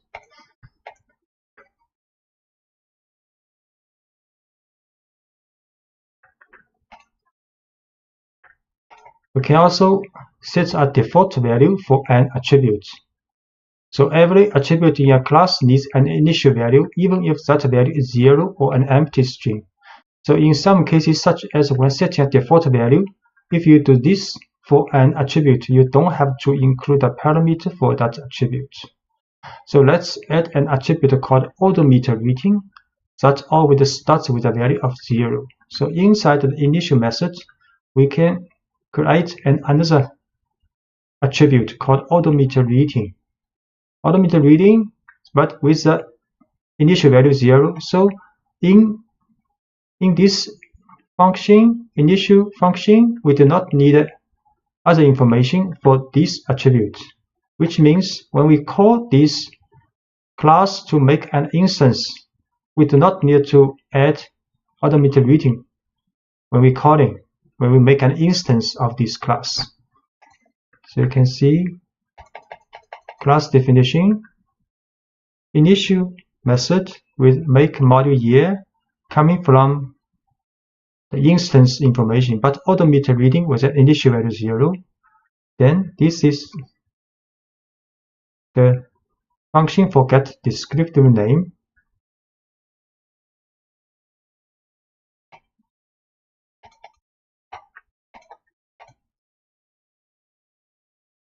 Then we also add a method called read odometer that help us read each class odometer.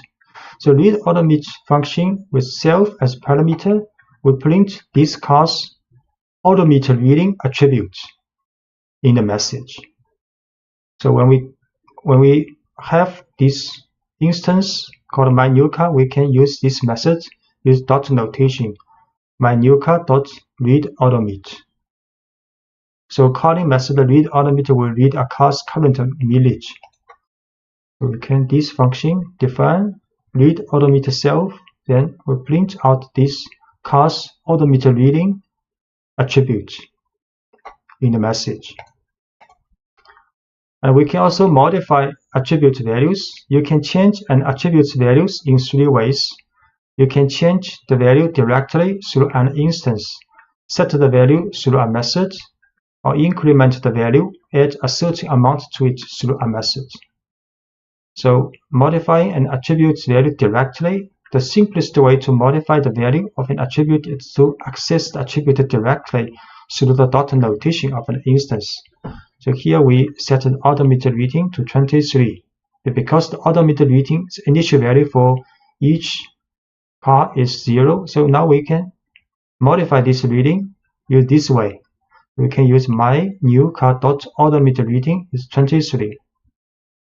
So next we use myNewCar.read odometer will get this new value.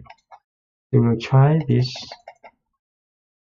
We create this car class.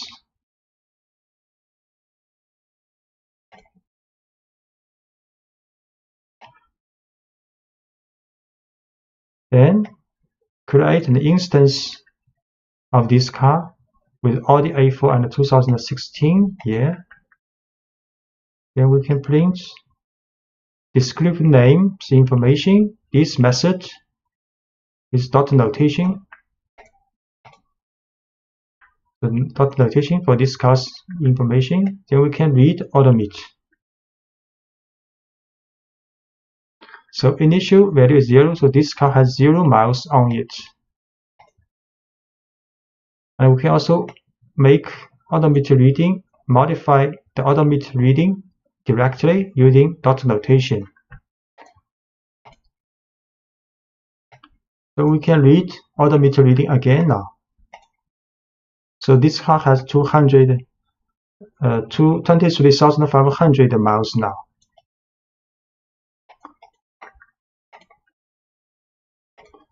So you can also modify an attribute value through a method. So instead of accessing the attribute directly, you can pass the new value to a method.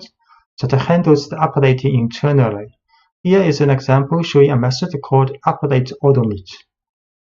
So we can also write a method called update odomit with two parameters. First is self for this car, then the miles. So next, int function definition of update odomit. Can write self dot odomit reading. Self is this car dot odomit reading is this attribute, then equals the miles we passing for this function with the new value. So next, when we make an instance called my used car, post car, put in 3 information, make module year, then we can update this odomit reading to a new value, use the dot notation of my used car dot update odomit with new value. Then we can read odomit again. So we create an instance of this car, Subaru Outback 2013. So then print the get information name of this car dot notation. So the information is printed out 2013 Subaru Outback. Next, we can update the odomit reading of this car to 23,500. Use this method. Then we can read odomit reading. So this car has 23,500 miles on it.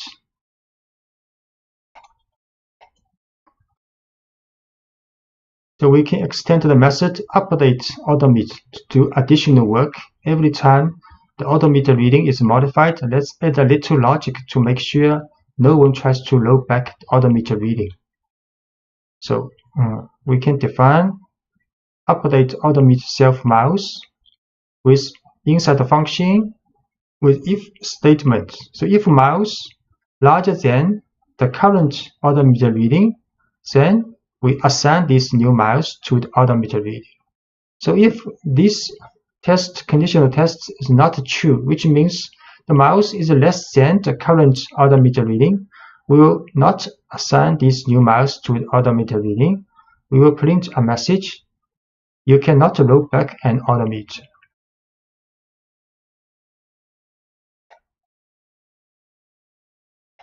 So this is the function for update odomit reading in the class definition.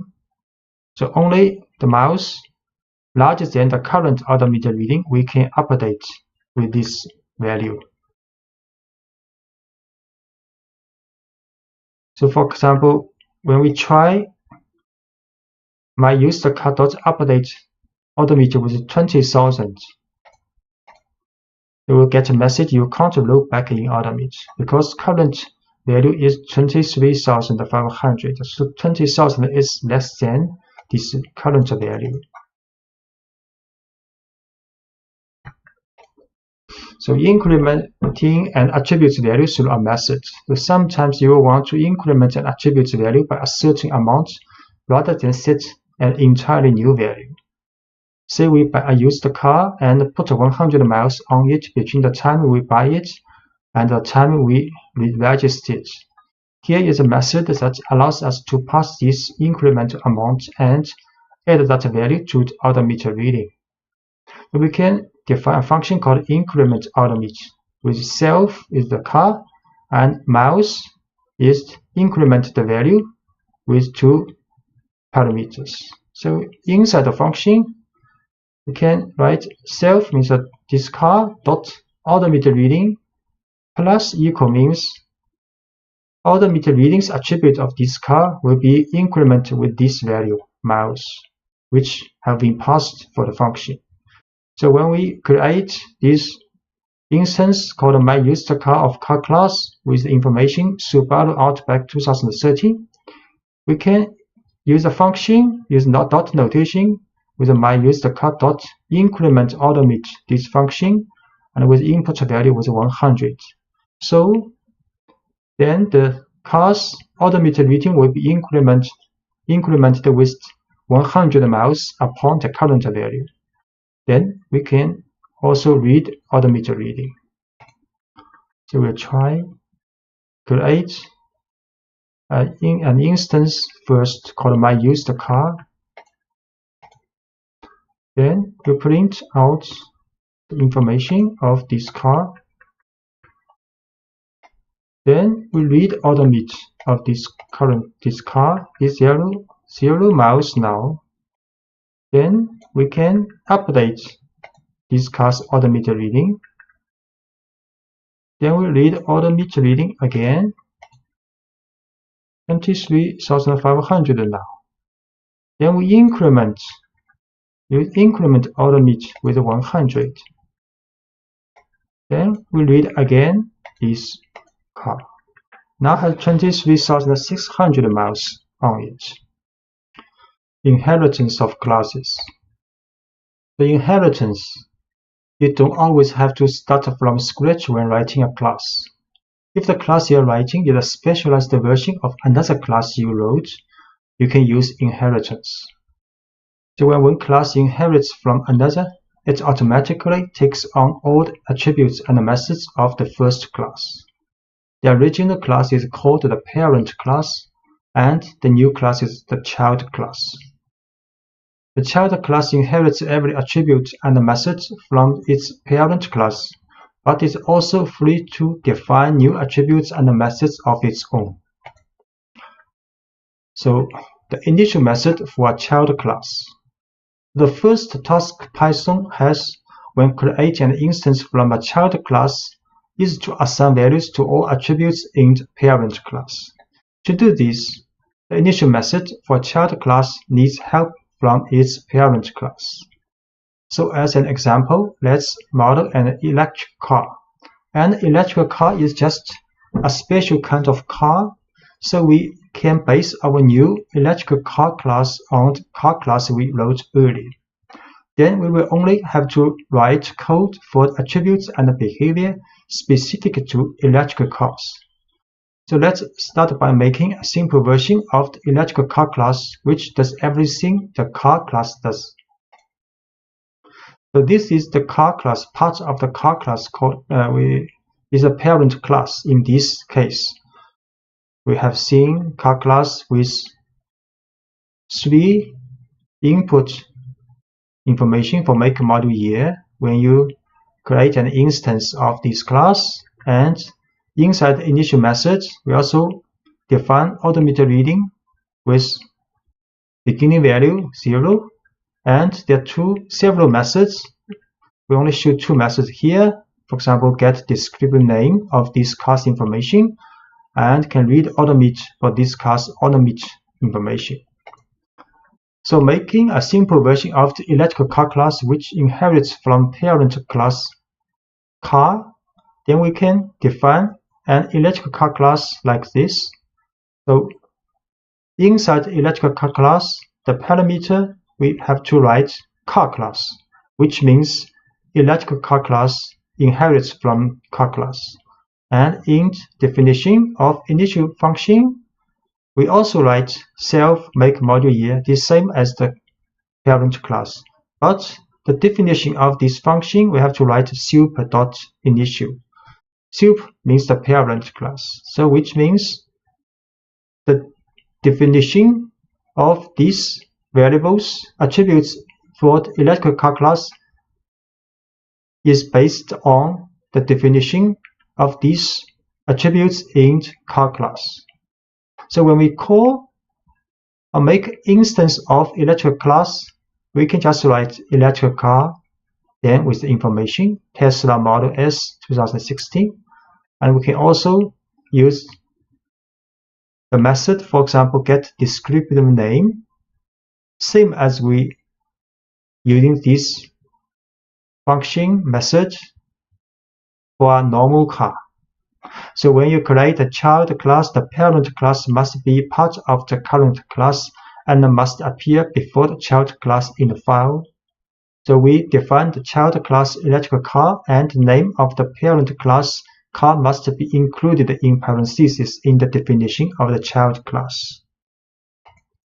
And the initial method for child class, The initial method takes in the information required to make a car instance, and the super function is a special function that helps Python make connections between the parent and the child class. This line tells Python to call the initial method from electric car class's parent class, which gives an electric car instance all the attributes of its parent class. And we make an instance of the electric car class with the same kind of information we had provided when making a regular car, and store it in my Tesla. The initial method defined in electric car, which in turn tells Python to call the initial method defined in the parent car class. So let's see. Because we have to create the car class before this line, so we can create an electric car class now. So electric car, and in the parentheses is a car class. So this means electric car class is inherited from car class. Okay, so initial method self module make year, and super have to write a super dot initial make module year.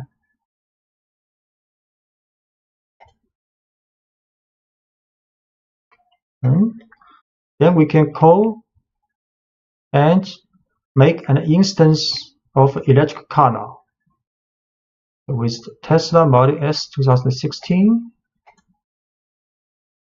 Then we can use this method which defined in the parent class. So get descriptive name.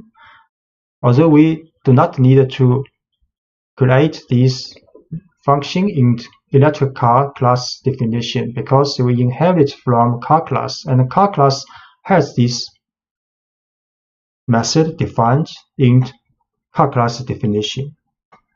So we can use this. The information is 2016 Tesla Model S. Working with attributes and methods for the child class.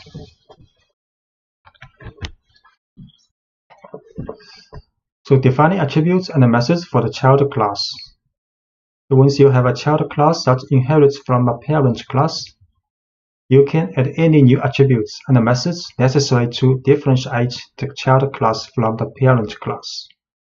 So let's add an attribute that's specific to electric car, a battery, for example, and a method to report on this attribute. And we will store the battery size and write a method that prints a description of the battery. This attribute will be associated with all instances created from the electric car class, but won't be associated with any instance of car. We create the electric car inherits from car class. Then inside its definition of initial function, in addition to make module year, which inherits from the soup of which means from the car class, then we define using self here the battery size attribute. So this attribute is only applied to electric car class with a 70 initial value. Next, we define a function called describe battery with self, which means this function only applies to electric car also. Then we print out this electric car's batteries information in message. So next we can create an instance of electric car with these three information. Then we can print and to call this function get descriptive name. Then next we can call this method called describe battery, which can get the battery's information of this electric car. We create this first. Create this electric car class. Then make an instance now. And can print out car's information. Then we can also call the describe battery function of this car. So this car has a 70 kWh battery.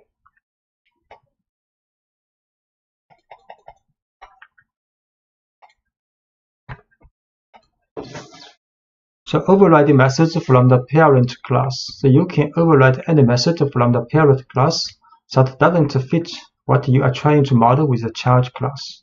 To do this, you can define a method in the child class with the same name as the method you want to override in the parent class. So Python will disregard the parent class method and only pay attention to the method you define in the child class. Say the class car, the parent class, the method called fuel gas tank, and this method is meaningless for an all-electric vehicle, so you might want to override this method. So here is one way to do that. You can define a function with the same name in class electric car here and print a message for this function's definition. Then, if for the electric car instance, when you call this function, then the information will be printed out like this, and instance as attributes. So when modeling something from the real world in code, you may find that you are adding more and more detail to a car. You will find that you have a growing list of attributes and methods, and that your files are becoming lengthy. In this situation, you might recognize that part of one class can be written as a separate class. So you can break your large class into smaller classes that work together. For example, if we continue adding details to the electric car class, we might notice that we are adding many attributes and methods specific to the car's battery. So when we see this happening, we can stop and move those attributes and methods to a separate class called battery. Then we can use a battery instance as an attribute in the electric car class. So what this means, you can see, you can create a battery class. There are lots of information associated with this battery class. So first, define initial method function for this battery class.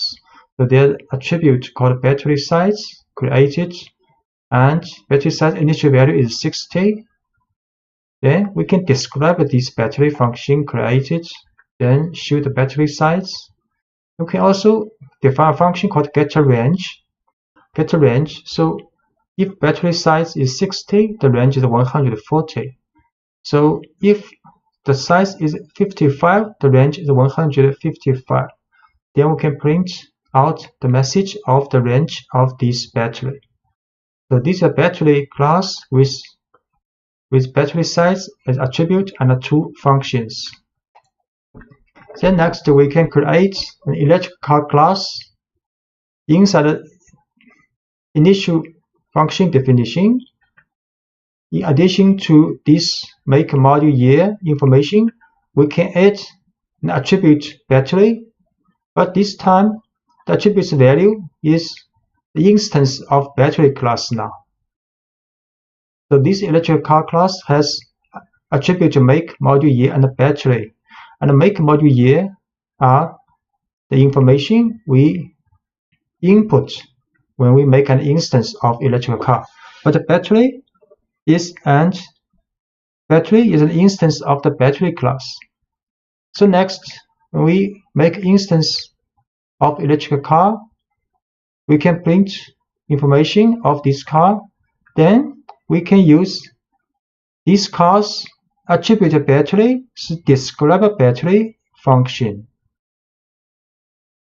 We can also call this car's battery's attributes getRange function. These two functions defined in class battery in the previous page. So in the electric car class, we now add an attribute called battery. This line tells Python to create a new instance of battery with a default size of 60, because we are not specifying a value, and store that instance in the attribute battery. This will happen every time the initial method is called and the electric car instance will not have a battery instance created automatically. Then we create an electrical car and store it in the variable myTesla. But when we want to describe the battery, we need to work with the car's battery attribute and methods. So these two lines use dot notation. MyTesla's battery dot describe battery is a function defined in class battery.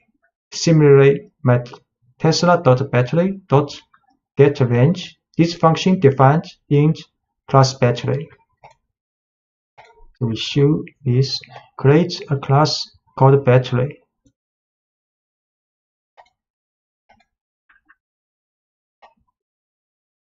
Then create a class and attribute battery will be the instance of battery class. Then after this class has been created, we can make instance of electrical car. Then we show this class name information. Then we describe battery, show this class battery information, and we'll get a range information of this electrical car. The car has approximately 140 miles on a full charge. Importing classes. As you add more functionality to your classes, your files can get long, even when you use inheritance properly.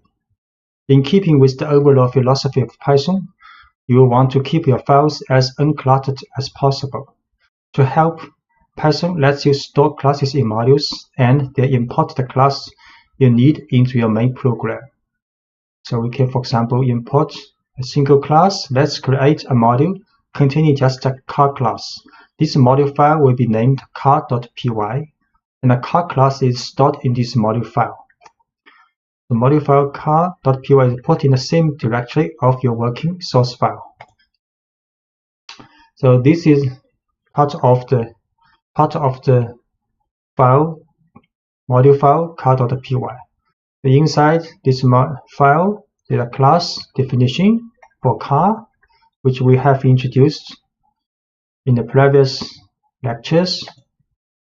Then in your working source file, you can import car from module. So this car is a class from module car.py. So from car, import car. So this is the file name, but without the .py. The file name, module name, then import this class. So next we can make an instance of this car, and we can also print out this instance descriptive information. We can also add automated reading for the function automated reading attribute to this car with 23, then use the function of this car to read automate.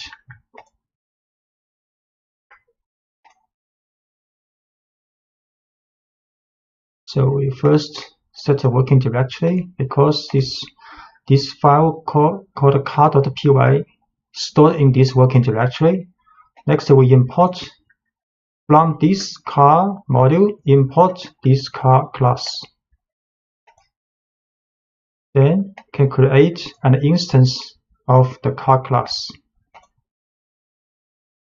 We can print out descriptive information of this car. Then we can set automated reading attribute of this car to 23. Then we can call this function read automate of this car. So this car has 23 miles on it. We can also store multiple classes in a module, so you can store as many classes as you need in a single module file, although each class in a module should be related somehow. The class battery and electrical car both help represent cars, so let's add them to the module car.py. So in the file car.py we add class battery also, which we have introduced in the previous lectures. And for the battery class, we also as getRange, for example, getRange function. And we also store electrical car class in this file, car.py. So when you import multiple class from a module, you can use from car import car class, then comma electrical car class. So next, in our program, we can make instance from car, or we can make instance from electrical car. And we can also print out attributes or information of this car and attribution of this electrical car. So we see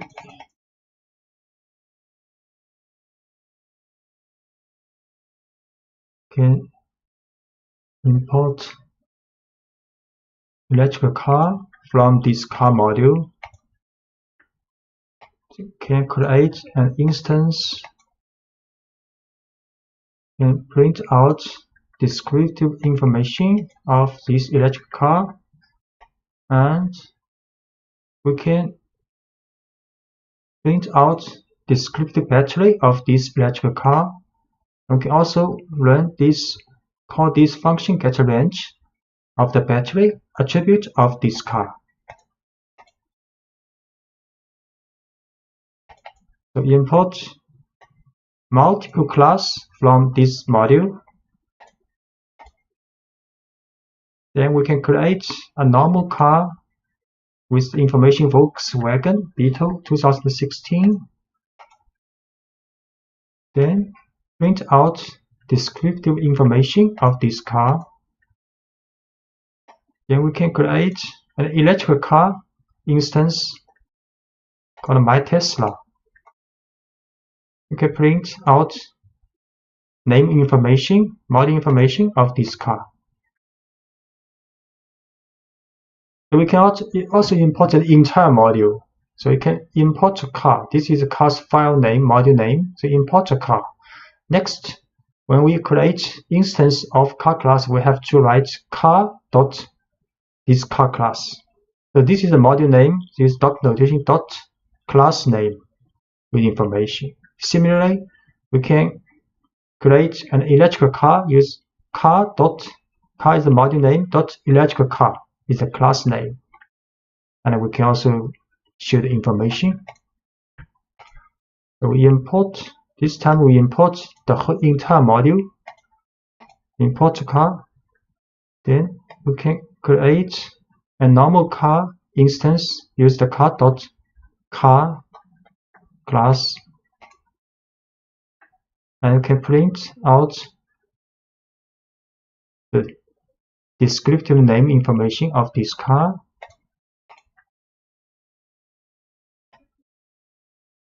And we can also create an electrical car. Use the car dot notation electrical car, and print out information of this electrical car. Reading from a file. So when you want to work with the information in a text file, the first step is to read the file into memory. You can read the entire contents of a file, or you can work through the file one line at a time. So reading an entire file. So let's start with a file saved in the same working directory that contains pi to 30 decimal places with 10 decimal places per line. So this file is the pi digits like this, stored in this txt file. And the following code opens this file, reads it, and brings the contents of the file to the screen. So start with a with open this file as a file object. Then inside this block, with block, we write contents is this object dot read function. Then we can print contents, and the result will be like this. So we first set working directory. Then we read this file. Use with open this file as file object. Then contents is this object to read. then print this information, but we use rstrip here. We will talk about it later. So output like this. And the open function returns an object representing the file. The reader method then reads the entire contents of the file and stores it as one long string in variable contents. Notice close is not needed because Python will close it automatically when the time is right. And the only difference between this output and original file is the extra blank line at the end of the output. The blank line appears because read returns an empty string when it reaches the end of the file, and this empty string shows up as a blank line. So if you want to remove the extra blank line, you can use rstrip in the print statement. So that's why we use rstrip here. Rstrip here because we want to remove this blank line in the reading.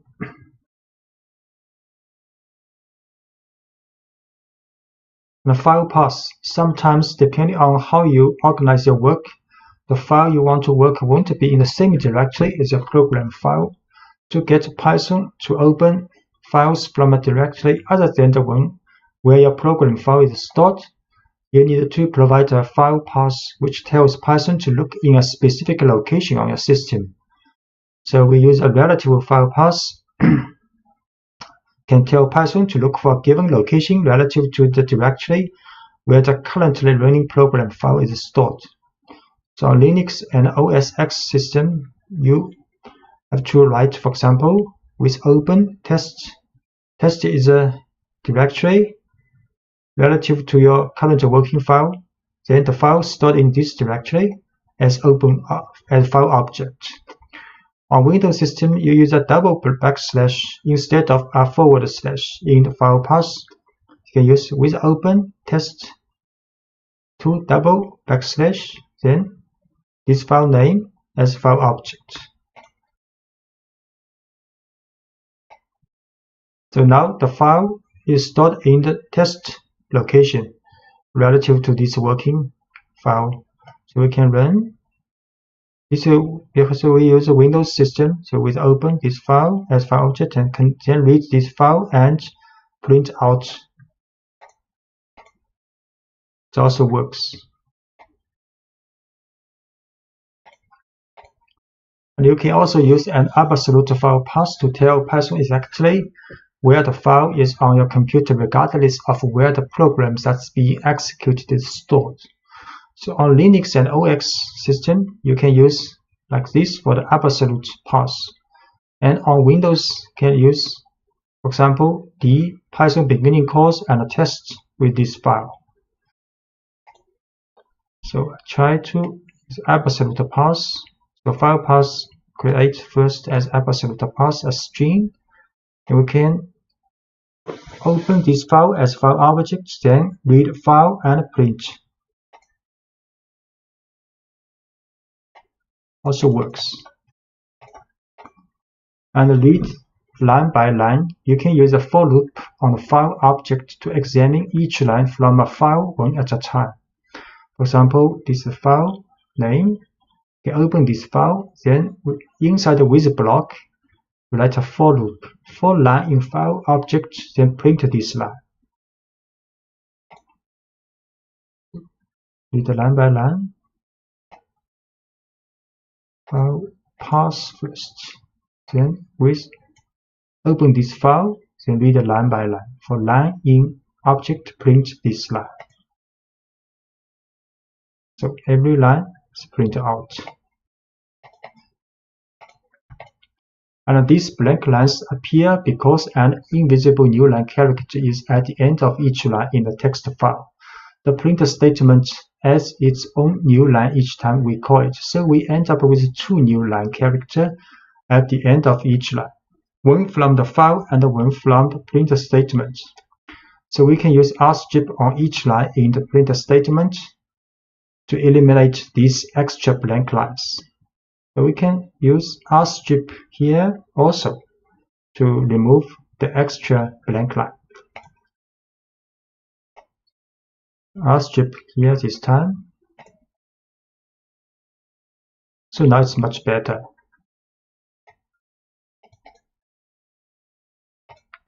Making a list of lines from a file. So when you use with, the file object returned by open is only available inside the with block that contains it. So if you want to retain access to a file contained outside the with block, you can store the file's lines in a list inside the block, and then you can work with that list later.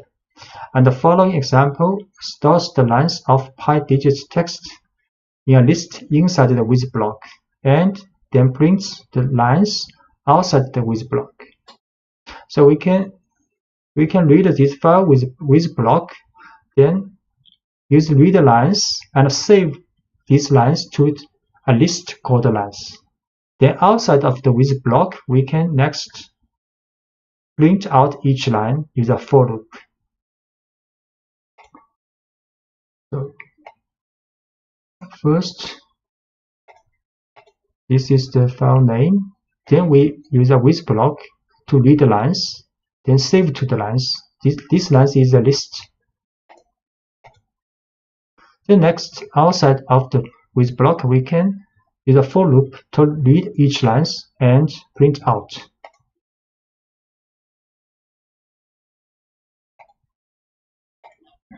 Working with the file's contents, after you have read the file into memory, you can do whatever you want with that data.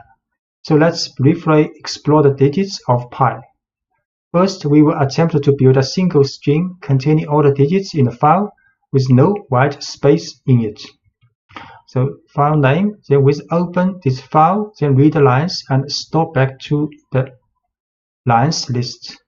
Next, we can create an empty string called pi string. Then for line in lines this list, we will use concatenate with odd lines with this string. Then print out a long string. Next, we can print out the length of this string.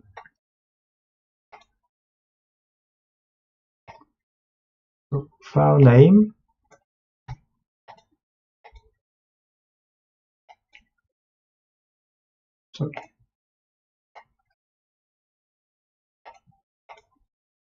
Name, then read lines and store to this list lines, each line. Next, pi string is not a space string. Then for each line, we can take this lines string, then use rstrip, then concatenate the to pi string. Then we print out this long string. And we print out the length of this string. 36 elements. And the variable pi string contains the white space that was on the left side of the digits in each line, but we can get off that by using the strip instead of rstrip. So here we use strip. Strip can get the white space on the left side also. File name, read lines, but use strip this time. Then print pi string. So it is a long string without white space. Then length of this string 32 now. And the larger files, 1 million digits, the code in previous example would work just as well on much larger files. If we start with a text file that contains pi to 1 million decimal place instead of just 30, we can create a single string containing all these digits. We'll print just the first 50 decimal place. The file this time the file name is pi million digits. We open this file and read the lines. Then we create pi string, empty string. Then for each line, we will concatenate all the strings for each line. Then we will print out the first 52 decimal place of this string. And we will print the length of all the string.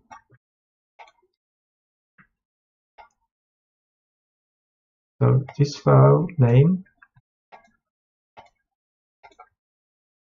Then with open, we read this file for each line to a list.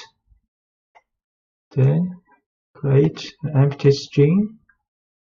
Then for each line, we get the string out and concatenate it together. But with the strip for to remove the white space, then we print out the first 50 decimal places for this long string. And we print the length of the whole string. 1,000,002 because 1,000,000 decimal place. So next we can test is your birthday contained in pi this string. So let's use the program we just wrote to find out if someone's birthday appears anywhere in the first million digits of pi. We can do this by expressing each birthday as a string of digits and seeing if that string appears anywhere in pi string. So we can use the input for user to input your birthday. Then we test if birthday in pi string will print out this message. If birthday not appear in the pi string, we'll print another message. So create and read. It's the same as before. Then next we can let the user to enter birthday. For example, okay, birthday. Then is your birthday in string, and if not in string, we'll get a message. Your birthday appears in the first million digits of pi. So this birthday appears in the first million digits of pi. Write into a file. To write a text to a file, you need to call open with a second argument, telling Python that you want to write to the file. To see how this works, let's write a simple message and store it in a file instead of printing it to the screen. So first, we set a file name in the working directory. Then we open this file with W mode, write mode as file object. Then we can write file object.write this message inside this with block. So the argument W tells Python that we want to open the file in write mode. You can open a file in read mode with R, write mode with W, and append mode with A. One mode that allows you to read and write to the file with R+. If you omit the mode argument, Python opens the file in read-only mode by default. So we set the file name. Then we open this file with the write mode, then write a message.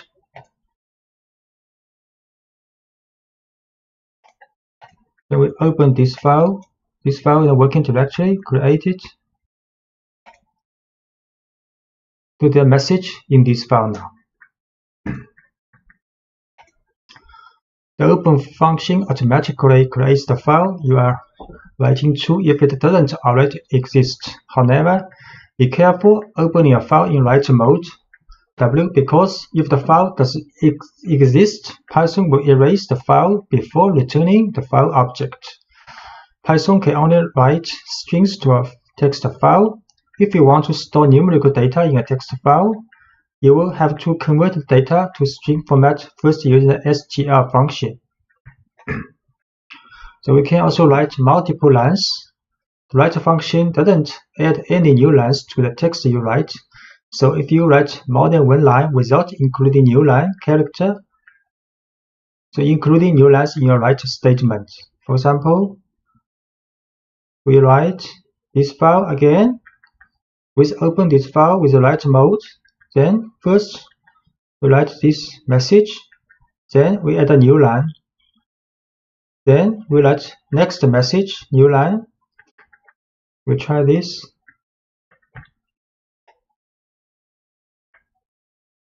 In this file, then write 2 lines message.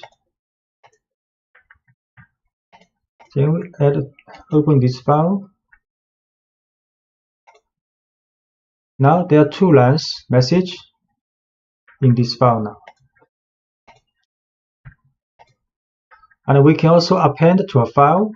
If you want to add content to a file instead of writing over existing content, you can open the file in append mode. Let's modify this file by adding some new reasons why we love programming to the existing file programming txt, so file name.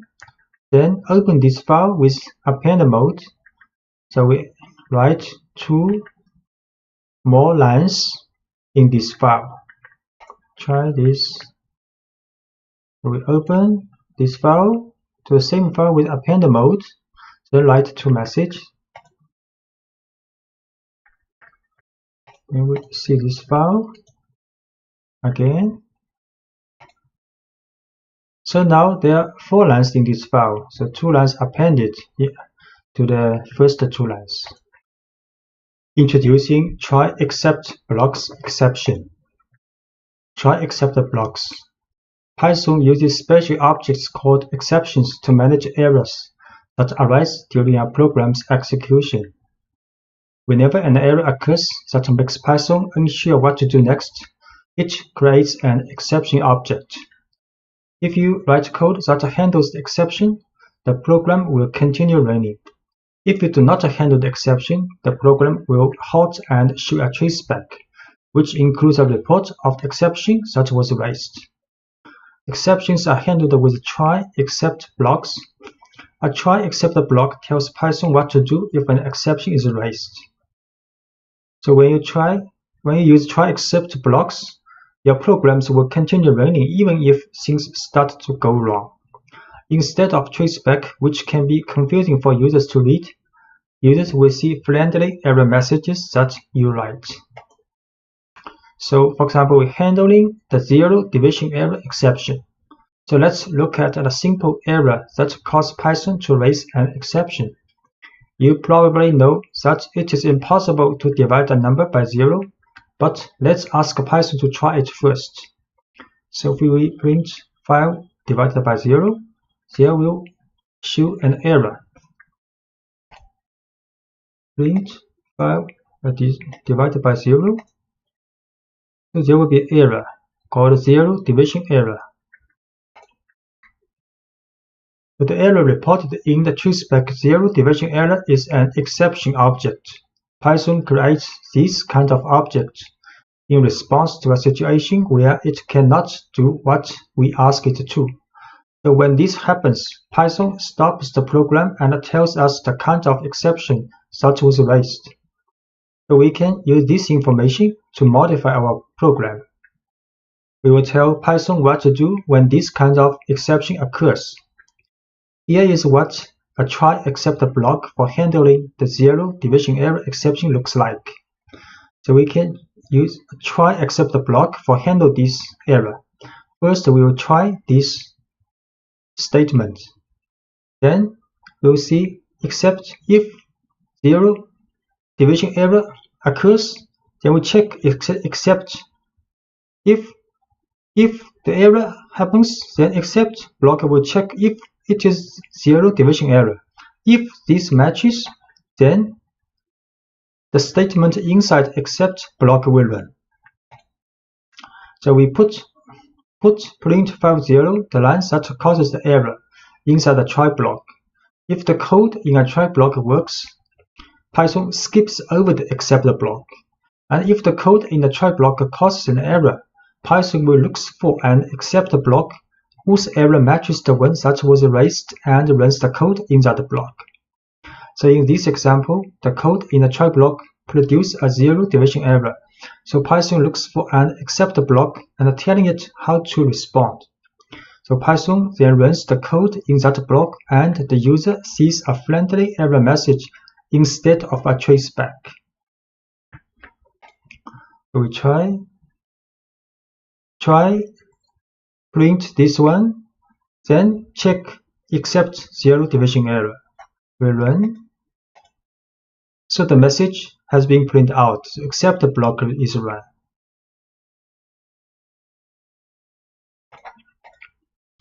We can use try except else to prevent crashes. So in some cases, we can use try except else block, handling errors smoothly when the program has more work to do after the error occurs. This happens often in programs that prompt the users for input. If the program responds to invalid input abruptly, it can prompt for more valid input instead of crashing. So let's create a simple calculate that does only division. We can make this program more error resistant by wrapping the lines that might produce errors in try except else block. So the error occurs on the lines that performs the division, so that's where we will put the try except block. And this example also includes an else block. So any code that depends on the try block executing successfully will go in the else block. We print a message,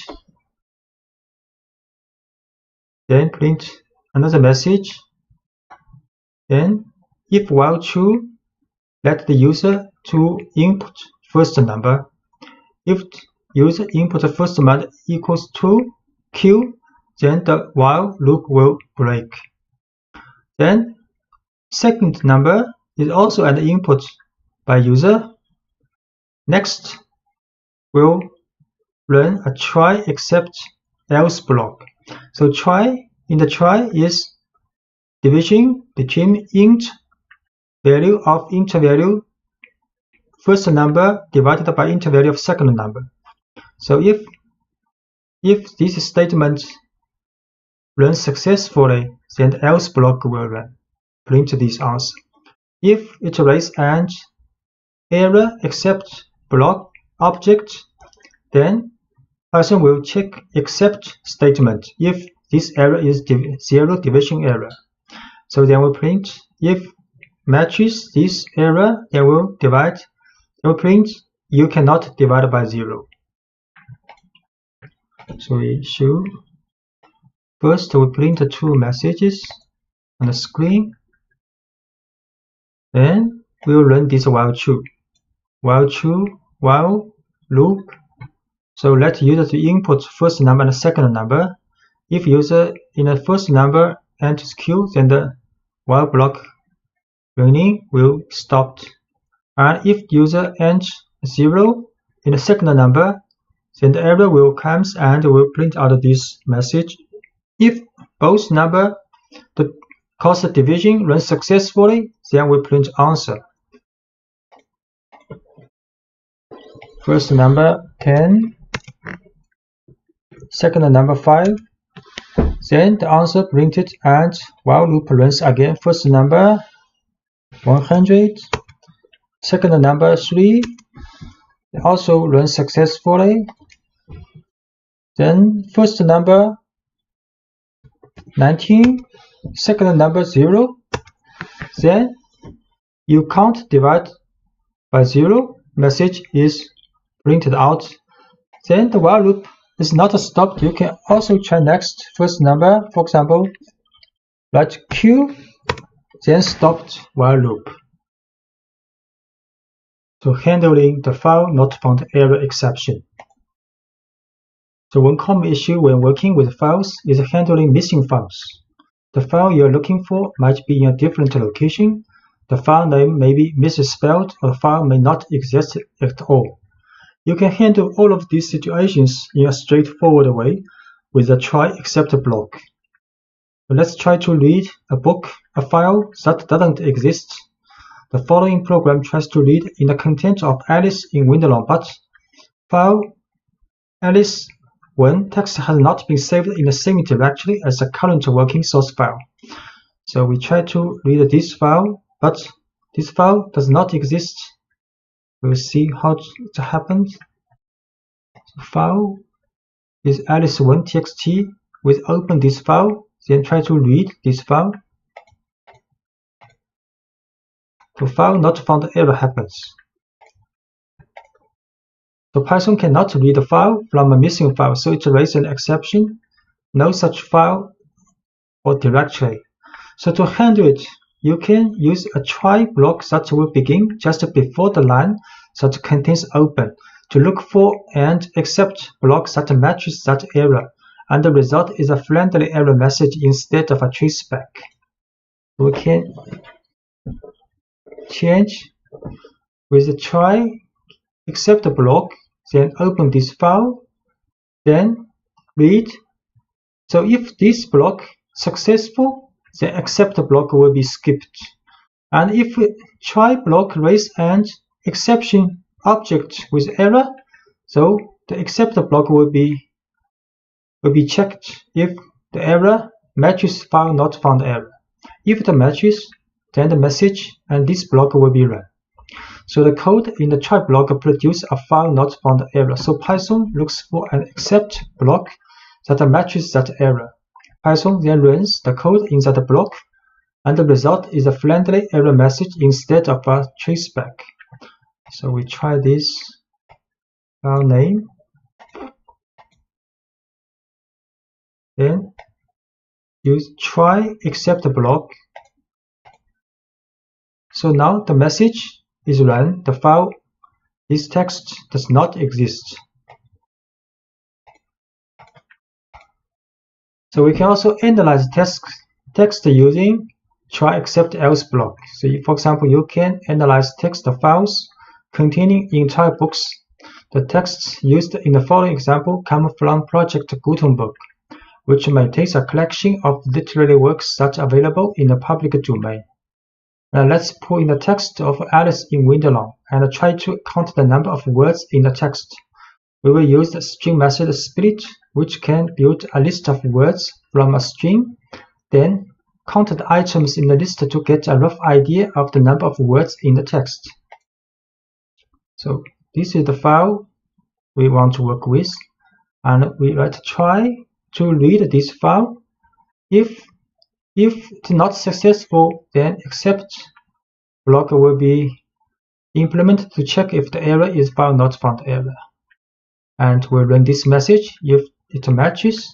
If try block successful, then the else block will be run. We'll split the text first, then count the words, then print out the message how many words this book has. We try this.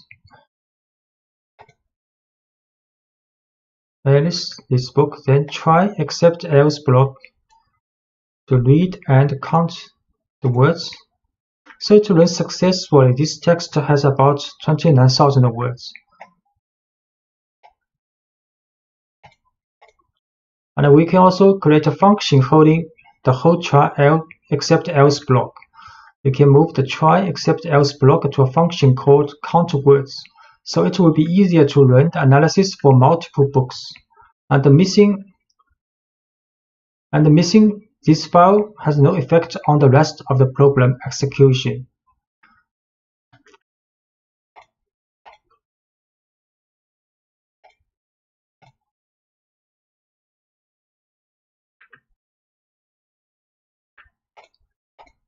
So we can create a function. The function actually we put the previous page's try accept else block in this function called count words.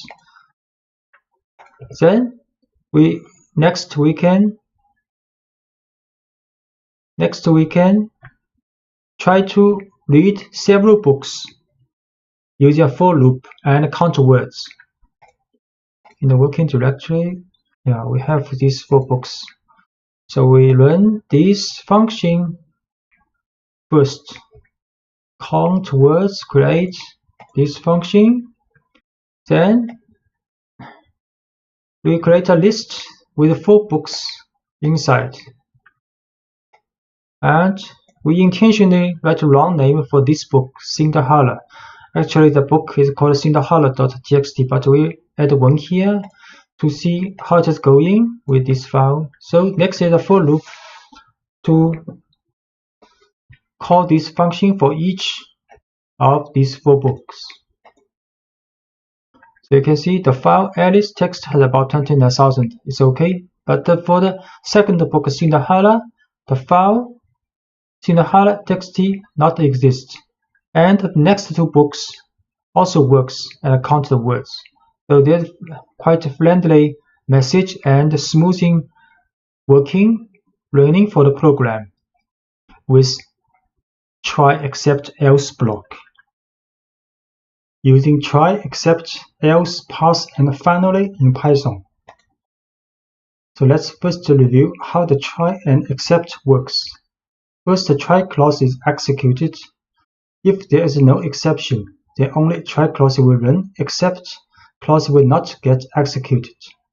If any exception occurs, the try clause will be skipped and except clause will be checked. If any exception occurs and matches the except statement, the except block will run. If the exception does not match the except, then the execution stops. A try statement can have more than one except clause. And using try, except, else, and finally in Python. So try, this block will raise an exception if there is an error. Except here you can handle the error if it matches.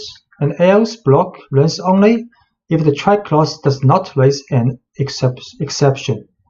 Finally block always gets executed either exception is generated or not.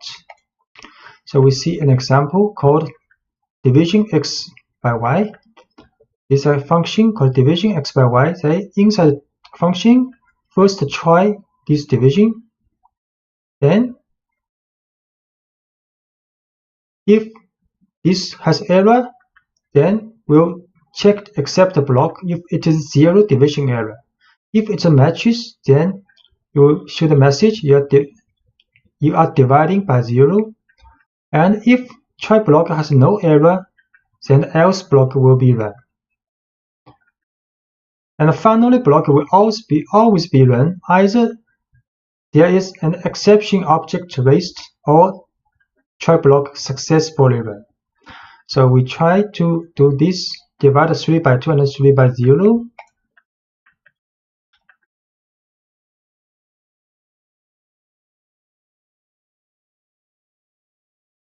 This is called floor division. See, create this function, then try to run this. 3 by 2, the answer is 1, and this always executed. So finally block also run, and the answer is run. So answer is run, else block is run because there is no error in the try block. If we try to divide 3 by 0, the message is sorry you are dividing by 0.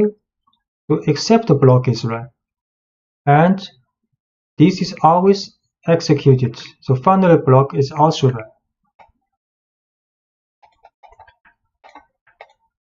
And we can also let it fail silently. So sometimes you will want the program to fail silently when an exception occurs and continue on as if nothing happened. To make a program fail silently, you write a try block as usual, but you explicitly tell Python to do nothing in the except block using a pass statement. So else blocks runs only if the try clause does not raise an exception, and the finally block always gets executed either exception is generated or not. So this is the pass function. So we changed this function called count words in the previous lectures. Count the words of text. So inside this function, the try to read this book. Then int except block if the error is found not found error, and we pass here. Then in the else block, we count the words and print out the message. So we should first create this count words function. Then we create a list of 4 books but with this name intentionally add one here. So this book does not exist in the working directory. Then in a for loop to read each book and count words. So you can see the first book has about 29,000 words working correctly. The second book, because it's not found, so Python runs silently, does not show any information about this book. The next two books implementation work correctly. NumPy is a basic package for scientific computing with Python and especially for data analysis. In fact, this library is the basis of a large amount of mathematical and scientific Python packages, and among them the Pandas library, which is specialized for data analysis and fully developed using the concepts introduced by NumPy. And in fact, the building tools provided by the standard Python library could be too simple or inadequate for most of the calculations in data analysis. So having knowledge of the NumPy library is important to being able to use all scientific Python packages, and particularly to use and understand the Pandas library. NumPy is currently the most widely used package for the calculation of multi-dimensional arrays and large arrays. In addition, the package comes with a range of functions that allow you to perform operations on arrays in a highly efficient way and perform high-level mathematical calculations. So installation and import of NumPy. Generally, this model is present as a basic package in most Python distributions. However, if not, you can install it later. In Anaconda prompt, you can install NumPy by printing conda install NumPy. Once NumPy is installed on your distribution, to import the NumPy module within your Python sessions, for example, like Anaconda Spider, you can write the following: import NumPy as np.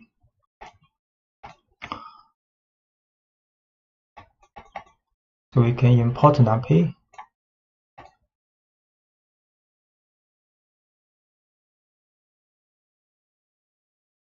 In the array, the heart of the NumPy. The NumPy library is based on one main object called n_the_array, which stands for n-dimensional array. This object is a multi-dimensional homogeneous array with a predetermined number of items. Homogeneous because virtually all the items in it are of the same type and the same size. In fact, the data type is specified by another NumPy object called dtype.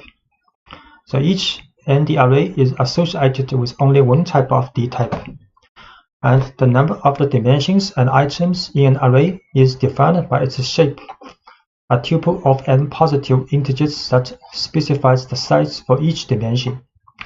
The dimensions are defined as axes and the number of axes as a rank. Moreover, another peculiarity of NumPy arrays is that their size is fixed, that is, once you define their size at the time of creation, it remains unchanged. And this behavior is different from Python lists, which can grow or shrink in size. So the easiest way to define a new n_the_array is to use the array function, passing a Python list containing the elements to be included in it as an argument. So we can create an array using np.array 1, 2, 3 and a list. So A will be an array with 3 elements. So we can create this array, one-dimensional array with 3 elements. And we show this array 1, 2, 3. And you can easily check that a newly created object is an n_the_array by passing the new variable to the type function, type A. So we can show type A is a NumPy's n_the_array. And you can, in order to associate the type, dtype to the newly created ND array, you have to use the dtype attribute. So we can use the dtype attribute to this array. Dtype, the dtype int 32. It is integer type with 32 bits.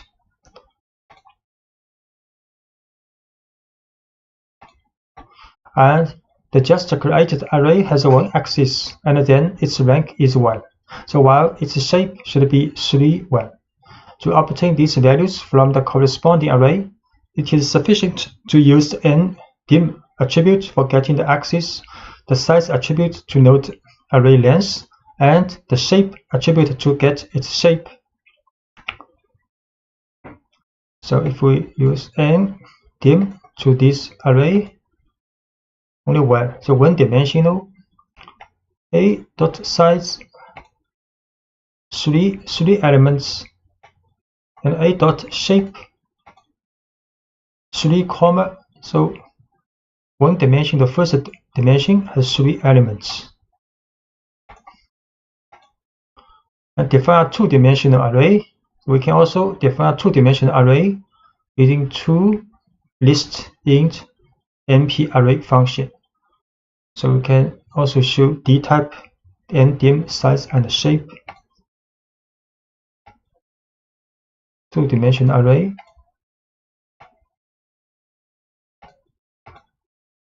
And dtype is float number 64 bits. The ndim dimension is 2 now. And the size is 4, because two dimension, each dimension has 2 numbers, so total elements is 4. B.shape 2 by 2, the shape is 2 by 2. To create a new array, you can follow different paths. The most common path is the one through a list or sequence of lists as argument to the array function. So we create a two-dimensional array with adding two lists int np.array function. And the array function, in addition to lists, can accept the tuples and a sequence of tuples. So we can also add two tuple in the np.array function, or we can add combined tuple and list in the function. First, create function with adding two lists, and we show this ND array, two-dimensional, and can create array using two tuples.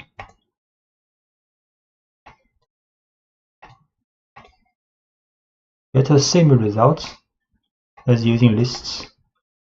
Can also create array using combined list and tuple.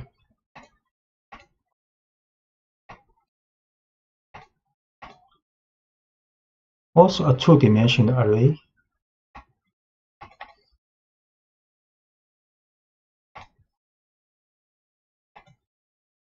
Dtype. So NumPy arrays are designed to contain a wide variety of data types. We have seen simple integer and float numeric values. In addition, you can use the dtype for strings.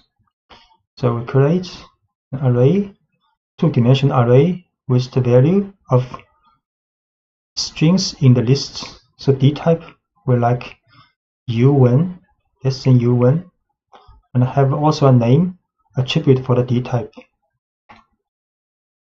Create this tuple using the string layer of list. Then the dtype u1, and the dtype has a name attribute, string 32. By default, the ND array function can associate the most suitable type according to the values contained in the sequence of lists or tuples.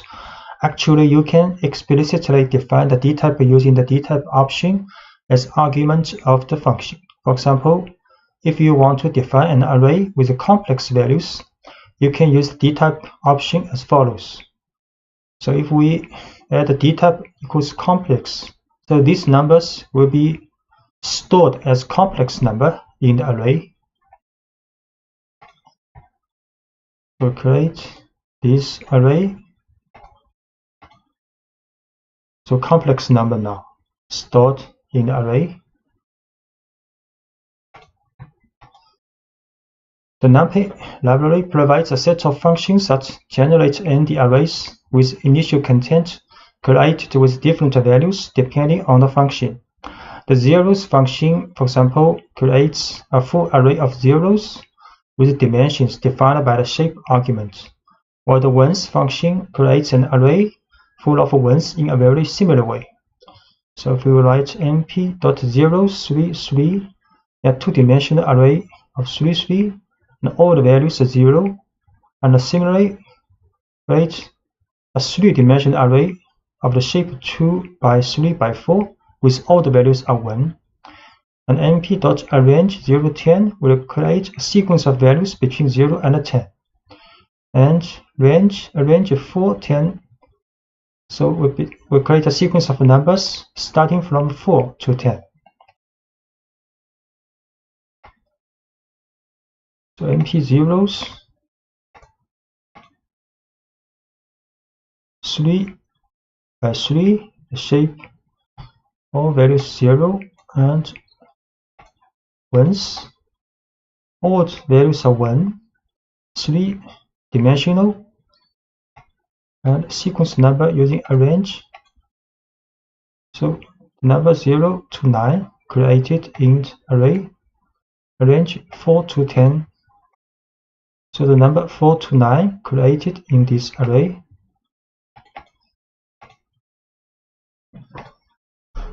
And you can also use the gap not equals 1. So here you create a sequence number between 0 and 12 with the gap 3. And this is the gap 0.6. Create number array 0, 3, 6, 9 now. And this array with the gap 0.6. So from 0 to 5.4. And you can also generate two-dimensional arrays using arrange and reshape. So we create a sequence number first from 0 to 12, then reshape to a two-dimensional array with the shape 3 by 4.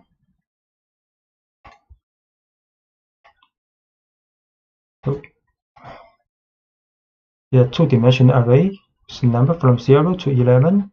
The shape is 3 by 4.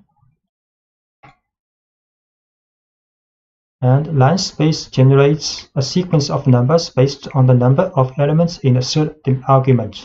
So np.linespace 0, 10, 5 means to create an array with 5 values equally distanced between 0 and 10.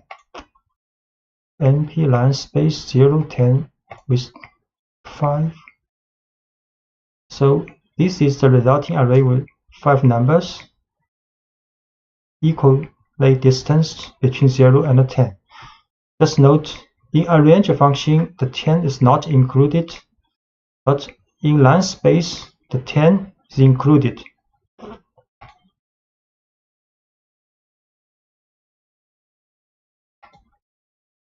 And np.random will generate random float numbers in the interval between 0 and 1.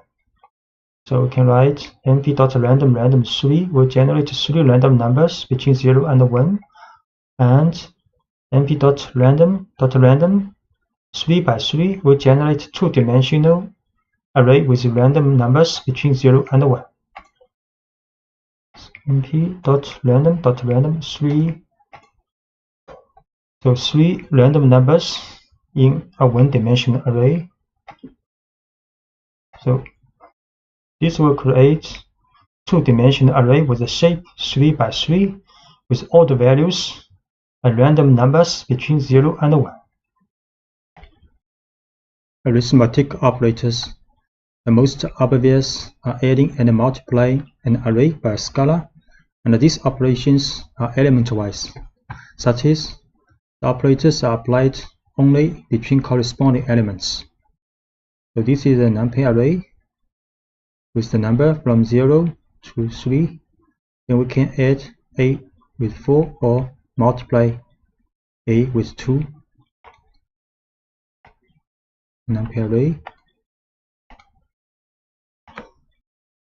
So a 0 to 3. A plus 4 will return another NumPy array with the elements 4, 5, 6, 7. A multiply 2. So each element will be multiplied with 2 in the new array. And can create another array B with also 4 elements, then A can plus B or A multiply B. So B is an array with elements 4, 5, 6, 7. So A plus B. So element-wise addition between A and B will return another array with 4 elements. A multiply B will get also another 4 element array with element. Each element is the multiplication between the corresponding elements in A and B. And moreover, these operators are also available for functions provided that the value returned is a NumPy array. So for example, you can multiply the array by the sum or the square root of the elements of array B, and they are also element-wise. So assume A and B here have the same shape. So we can A multiply NumPy sum function of B, or A multiply the square root of B. A multiply the sum function of B, and the result is also a NumPy array with 4 elements. A can multiply the square root of B. Also, the result is a 4 element NumPy array. And for multi-dimensional case, arithmetic operators continue to operate element-wise. So this is a 2-dimensional NumPy array with shape 3 by 3, and B is also a 3 by 3 shape 2-dimensional NumPy array with elements all equals 1. Then A can multiply B element-wise. So create A first.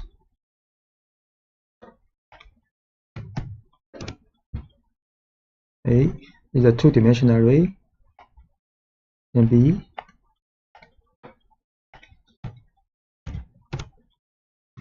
also 2-dimensional array. Then A multiply B element-wise a 2-dimensional array. Actually, the value of each element in the resulting NumPy array is same as in A, because B, all elements in B is 1. The matrix product in NumPy array, the matrix product is indicated by the dot function.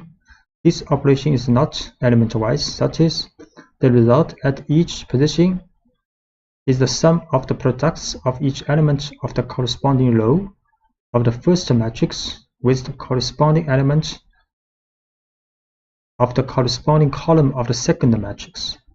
So NumPy dot A and B is the matrix production A multiply B.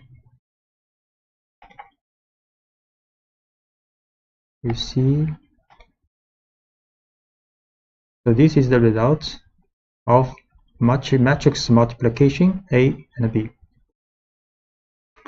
An alternative way to write the matrix product is to take dot function as an object function of one of the two matrices. So we can also write NumPy dot A and B. Also, A is the first matrix, B is the second one. Or A dot B. So these two is the same. Note that since the matrix product is not a commutative operation, the order of the operands is important. So indeed, A multiply B is not equal to B multiply A in the matrix multiplication. So also show A dot B the same results as this one, but we show the NumPy dot B and A is not the same.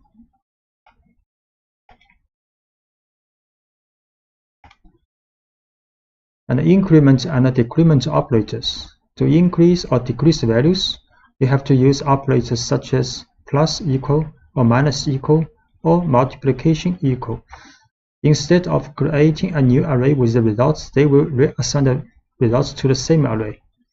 So we can write A plus equals 1. Then the array of A, each element will be added with 1. And similarly, A minus equal 4, each element of array A will be minused with 4. And this will multiply with 4 for each element in A. We create array called A 0, 1, 2, 3. Then A plus equal 1. We show again A, each element has been added with 1. A minus equal 1. We show again A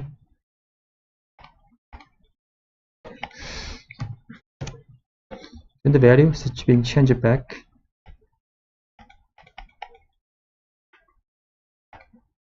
We can also create A 0, 1, 2, 3, A, for example, plus 4, change it to 4, 5, 6, 7, and multiplication to 8, 10, 12, 14 now. And universal functions. A universal function, generally called ufunc, is a function operation on an array in an element-by-element fashion. And this means that it acts individually on each single element of the input array to generate a corresponding result in a new output array. So in the end, we obtain an array of the same size as the input. There are many mathematical and trigonometric operations that meet this definition. For example, calculating the square root with the square root, the logarithm with the log, or the sum function with the sum. So A is an array, can calculate the square root of A, log A, and sum. Create A is an array, then square root of A for each element, then logarithm of A. Result is also a 4-element array, and sum function of A.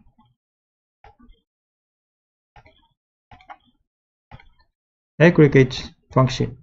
Aggregate functions perform an operation on a set of values of an array, for example, and produce a single result.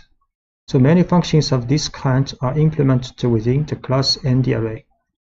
For example, A is an 5-element array, so we can calculate the sum of A, minimum, maximum of A, and mean value of A, or standard deviation of A.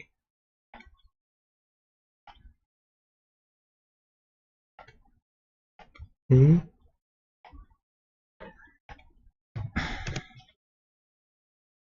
then A dot sum summation the minimum value of A maximum value of A and the mean or average value of A and the standard deviation of A. Indexing.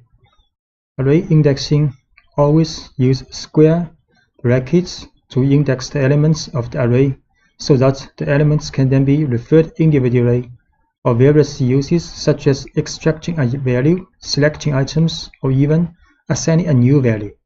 So when you create a new array, an appropriate scale index is also automatically created. In order to access a single element of an array, you can refer to its index.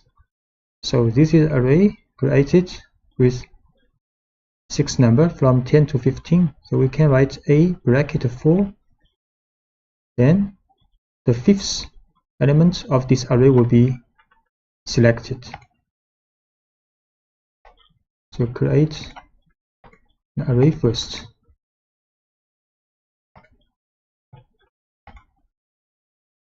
So this array with 6 elements, A bracket 4 will return the 5th element. And NumPy array also accepts a negative index. So this index have the same incremental sequence from 0 to -1, -2, and so on. So this is the last one and last element of this array if we use A bracket -1, and this is the first element of this array if we use bracket -6. So A bracket -1, 15 returns A -6, so 10 is returned. To select multiple items at once, you can pass array of index in square brackets. So we can pass an array inside these brackets with 1, 3, 4. Then 3 elements of the array will be returned. The 3 elements 11, 13, 14 of the array are returned. So moving on to the two-dimensional case, they are defined by two axes, where axis 0 is represented by the rows and axis 1 is represented by the columns. Thus, index in this case is represented by a pair of values. The first value is the index of the row, and the second is the index of the column. So for example, this is a two-dimensional array with shape 3 by 3. So A bracket 1, 2, we select the element in the second row and third column. We create an array first.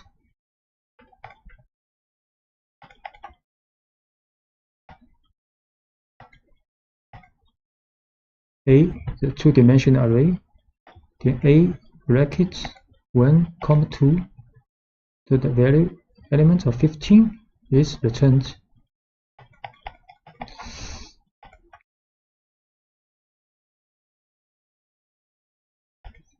Slicing allows you to extract the portions of an array to generate new arrays.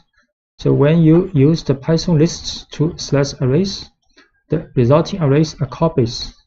So but in NumPy, the arrays are views of the same underlying buffer.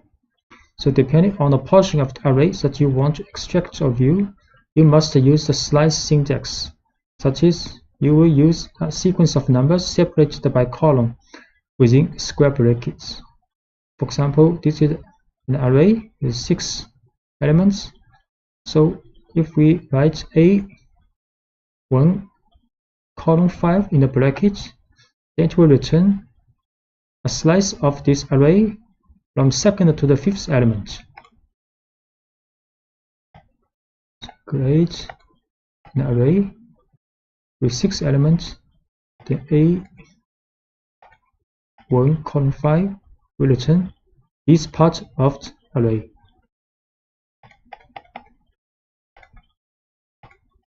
And you can use the third number in the bracket to find a gap in the sequence of the elements.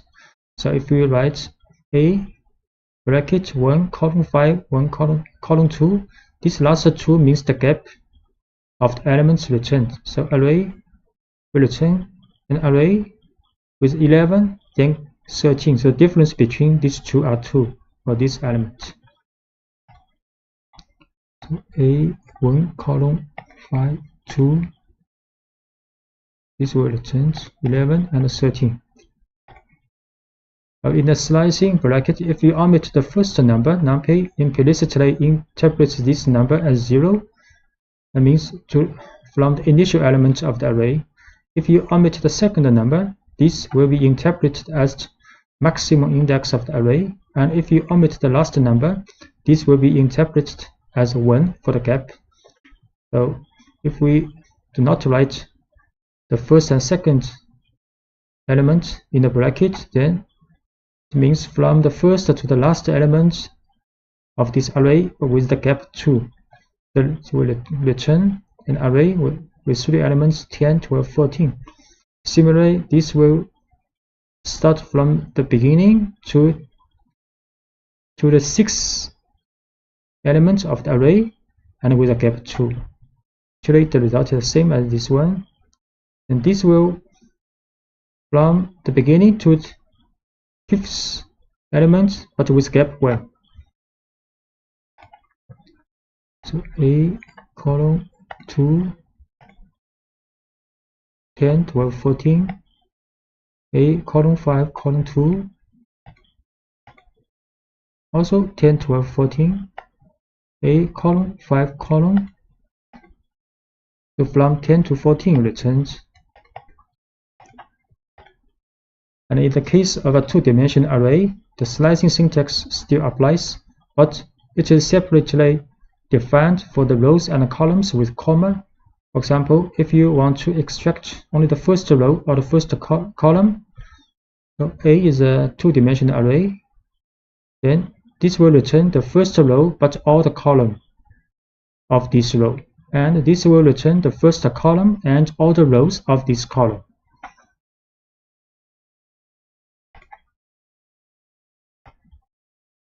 So A is a two-dimensional array. A 0, column, return the first row of this array. And A column 0, return the first column of this array. And if you want to extract a smaller matrix, you need to explicitly define all intervals with index that define them. So for example, A 0 to 2 and comma 0 to 2, it will return the first 2 row and the first 2 column of this array. So it's a smaller array. And if we want to write, if we write bracket 0 to the first and third row and the first to second column, this part of array will be returned. So we'll see this one, first 2 row, first 2 column, this part of array returned. This is the first and the third row and first 2 column will be returned.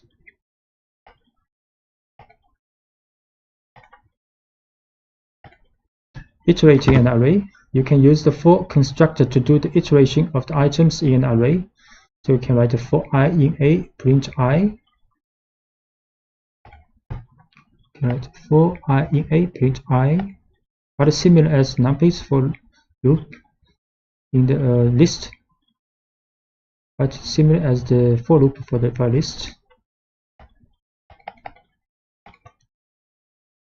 So if you apply the for loop to a matrix, it will always perform a scan according to the first axis is a row. So if we write a for row, A is a two-dimensional array, print a row, then each row of this matrix two-dimensional array will be print out. So we can write for row in A, print row, and row by row, print out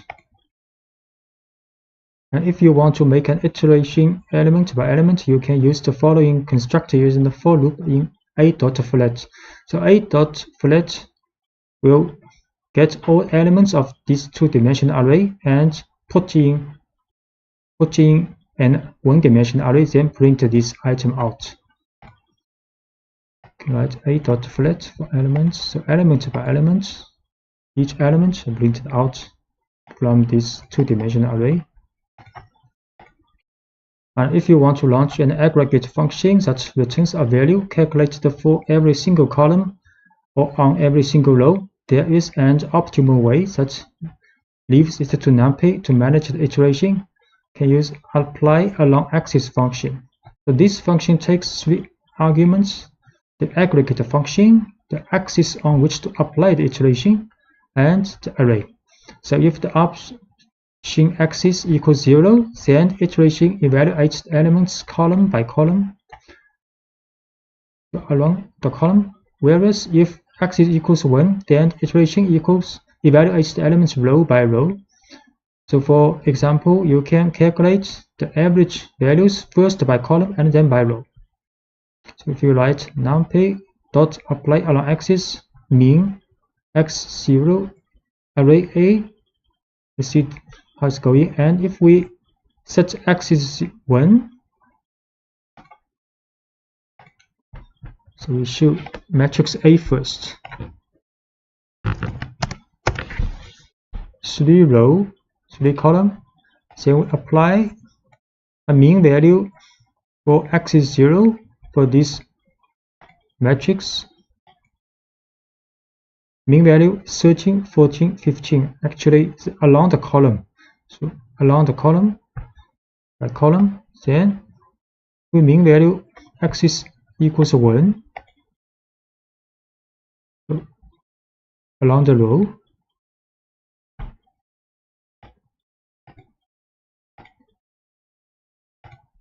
And you can also define your own function in using the apply along axis function. So we can define a function called foo and return the value of the parameter. So next we apply this function to array A along axis 1 or along axis 0. Define this function first, then apply along axis for the 1,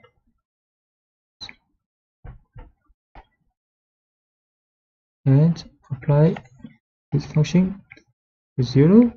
Actually the result will be the same because you divide elements by 2 along the row. It's same as you dividing elements by 2 along the column. And conditions and Boolean arrays. An alternative way to selectively extract the elements in an array is to use the conditions and Boolean operators. Suppose you wanted to select all the values that are less than 0, 5 in a 4 by 4 matrix containing random numbers between 0 and 1. So A is a matrix, two-dimensional array with a random number between 0 and 1. So we can get a Boolean array with same dimension. Then write A less than 0.5. Next, we can use this condition to select elements of this array. So create this array first, random number between 0 and 1, 4 by 4 dimension, 4 by 4, the shape A less than 0.5, it's the same dimension, Boolean matrix. We can select condition. Now it is a one dimensional with all the values meeting this condition in array A. Shape manipulation. During the creation of a two-dimensional array, it is possible to convert a one-dimensional array into a matrix using reshape function. Reshape function returns a new array and can therefore create new objects. So this is one-dimensional array with 12 elements, and we can write a.reshape to 3 by 4 two-dimensional array. A is a one-dimensional array, the random number, 12 random number. And we create another array using reshape to 3 by 4. We choose this array. Now the dimension is 3 by 4, two-dimensional array. And you can also use a tuple to modify the shape of an existing array. We can also write a.shape and assign a two-dimensional array in a tuple. So we assign the shape to A, then we show A again. Now A is two-dimensional array. And the inverse operation is also possible, such as you can convert a two-dimensional array into a one-dimensional array by using the level function. We use the level function to A, and so A is now is one-dimensional again. And even acting directly on the shape attribute of the array itself, you can also write A shape to 12. You can also first create again A as two-dimensional array. Then we assign the shape to 12. So A is one-dimensional array now. And if you want to transpose a matrix which is inverting the columns with the rows, you can use NumPy's transpose function. We can transpose A. So A's value has been transposed, and now the A's dimension is 4 by 3. So 4 rows, 3 columns now. The join arrays, you can merge multiple arrays to form a new one that contains all of the arrays. NumPy uses the concept of stacking, providing a number of functions in this regard. For example, you can perform vertical stacking with the vstack function, which combines the second array as new rows of the first array. By contrast, the edge stack function performs horizontal stacking, such as the second array is added to the columns of the first array. So A, B are two arrays, both have the shape 3 by 3, so we can vstack AB, then it will be a new array with shape 3 by 6 by 3, and edge stack AB will create a new array with the shape 3 by 6. So A, B, the two array,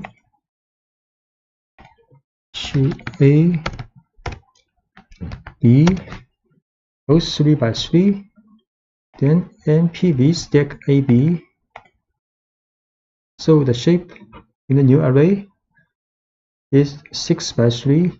So array B has been added to the rows of the resulting array. And edge stack AB,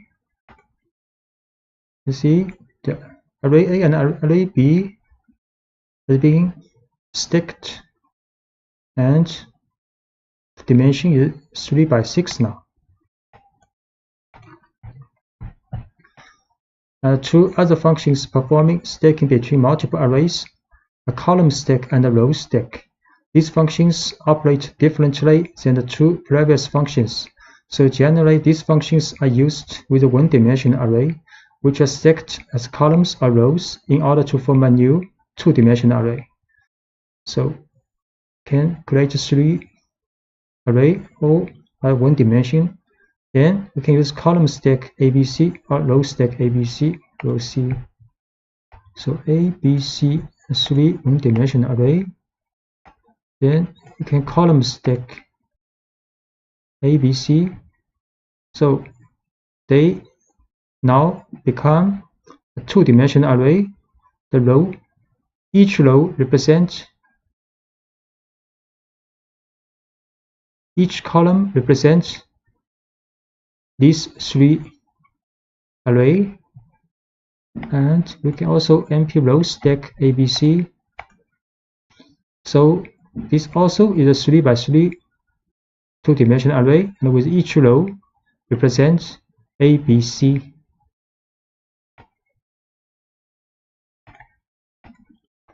And splitting arrays. To divide an array horizontally or vertically into several parts, you can use NumPy's splitting function hsplit or vsplit. For example, if you want to split the array horizontally, meaning the width of the array is divided into two parts.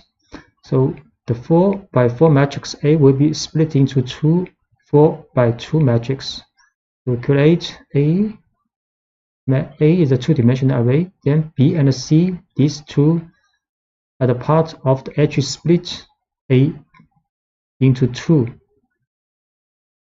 parts. You will see A is a two-dimensional array. The shape is 4 by 4. Then B and C is NP hsplit A2 into two parts. Then we will show B is this part, and C is another part of the matrix A. And instead, if you want to split the array vertically, meaning the height of the array is divided into two parts, the 4 by 4 matrix A will be split into two 2 by 4 matrix. We can write np.v split A2. So this time we use v split. Then we will show B is this part and C is another part of matrix A. A more complex command is the split function, which allows you to split the array into non-symmetrical parts. So passing the array as an argument, you have also to specify the index of the parts to be divided. If you use the option x equals 1, then the index will be columns.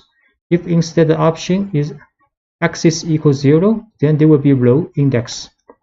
For example, if you want to divide the matrix into 3 parts, the first of which will include the first column, the second will include the second and the third column, and the third will include the last column. So this, we can do this. A1, A2, A3, 3 parts is NumPy split A by column, and 1, 3 are bounded of this separation. So we can see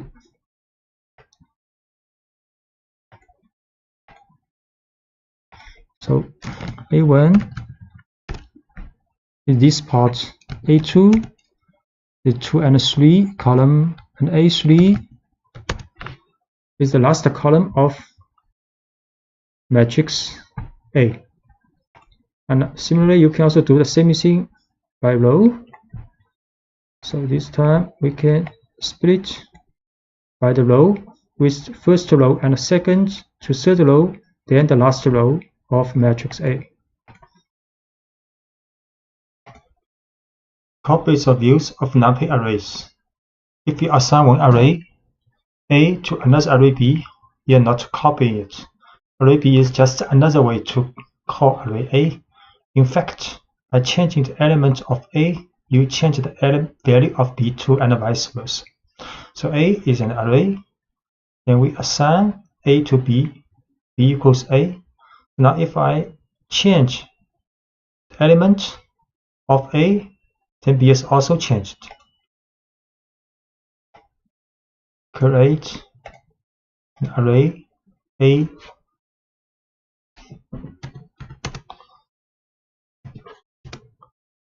one, 2, 3, 4. Then we run B equals A. We should be here also 1, 2, 3, 4.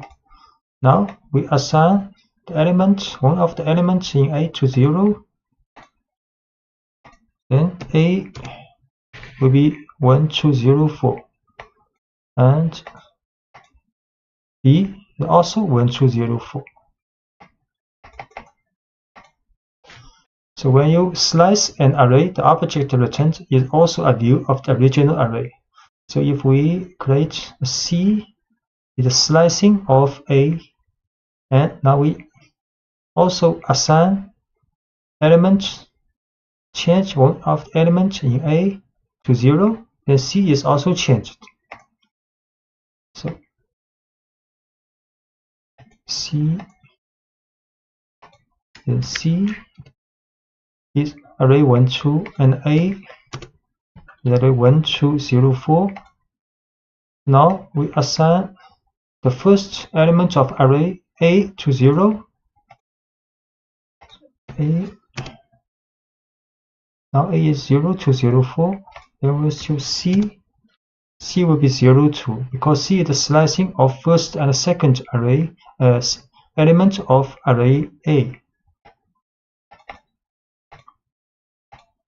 If you want to generate a complete and a distinct array, use the copy function. So we can use the C is equals A dot copy. So C is another distinct array. If we change some elements in A, C will not be changed.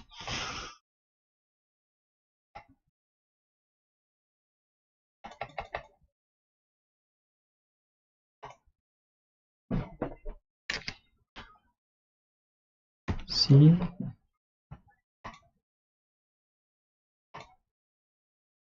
equals A dot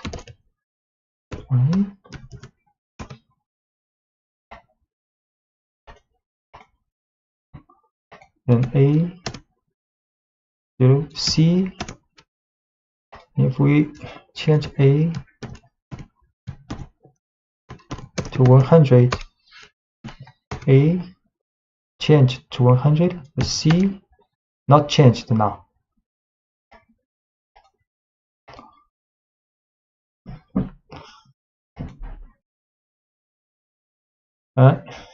Copies or views of Python lists. If you assign one Python list A to another list B, you are not copying it. List B is just another way to view list A. So by changing the element of A, you change the value of B too, and vice versa. So A is a list, and we assign A to B. So B and A have the same element, and B is a view of A. So now if we append one element to B, and A change something in A, then both A and B will also be changed and appended. A is a list. A 1, 2, 3, 4. Then B equals A. B is also a list with the same element as A. Now B append with 5. Then B is 1, 2, 3, 4, 5. Then A also 1, 2, 3, 4, 5. We also change one element in A to 10. A is now 1, 10, 3, 4, 5. Then B also 1, 10, 3, 4, 5.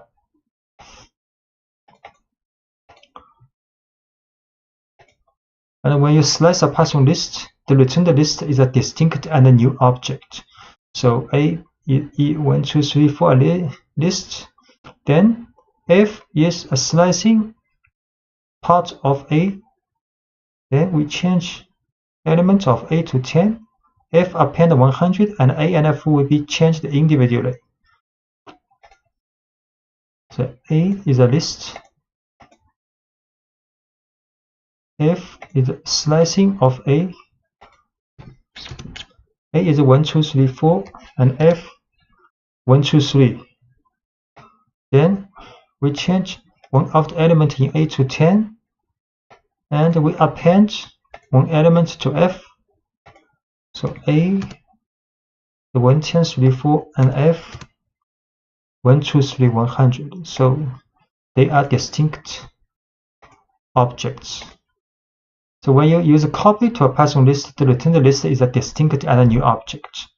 So A is 1, 2, 3, 4 a list. C is the copy of A. Then we change element in A to 10, and C append 10, and A and C will be changed individually. A is a list. C is a copy of A. A is a list 1, 2, 3, 4, and C also 1, 2, 3, 4.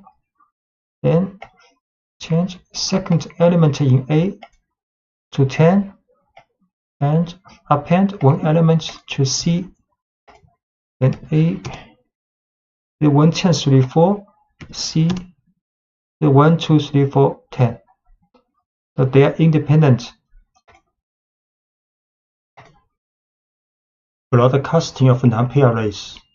Broadcasting allows an operator or a function to act on 2 or more arrays to operate even if these arrays do not have the same shape.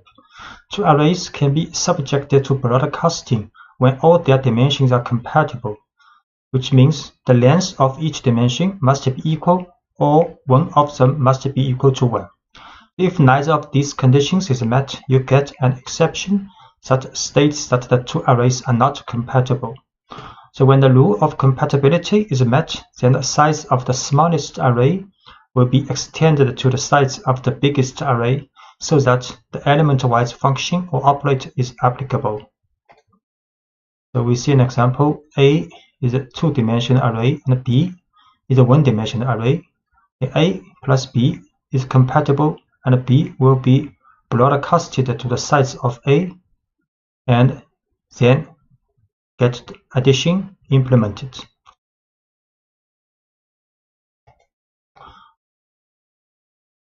And the broadcasting with the U function, we can demean each column of an array by subtracting the column means. So for example, A is a 2-dimensional array with a shape 4 by 3. Then we can write the mean value of this array for each column. So mean 0 means for each column. Then next we can minus this one, minus the mean value of each column from this array. And this matches the broadcasting rules. Next we can also calculate the mean value of each column for this array. So first we show A is 2-dimensional array and B is a 1-dimensional array. A is 2-dimensional, B 1-dimensional. So A plus B will get the same shape with A, and array is a 2-dimensional array with shape 4 by 3. You can calculate column mean of this array. 3 value because there are 3 column. Next we can calculate the minus array minus the mean of its column.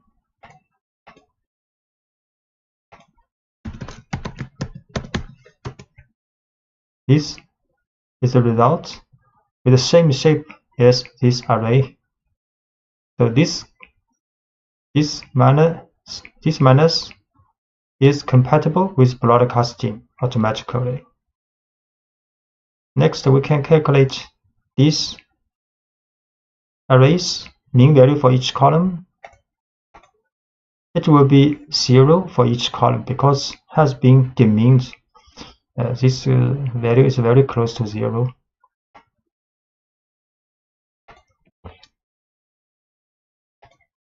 And if we want to demean each row, the mean vector by rows should be reshaped first before doing calculation. So first we can calculate the mean value for each row, and this is the shape. Then if we minus this array minus this the mean value for each row, we have to reshape this value first to 4 by 1.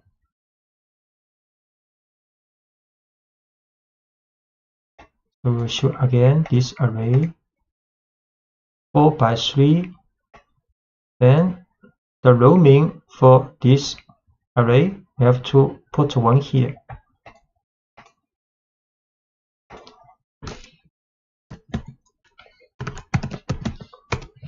So 4 value because this array has 4 rows.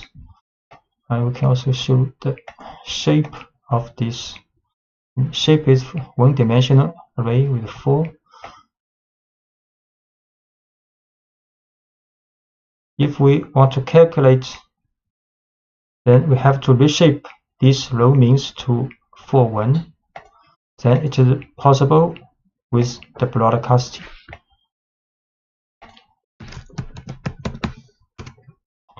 So this has the same shape as the original array.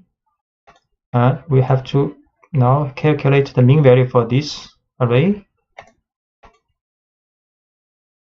Have to row mean for this array is 0, very close to 0 because it has been demined by row.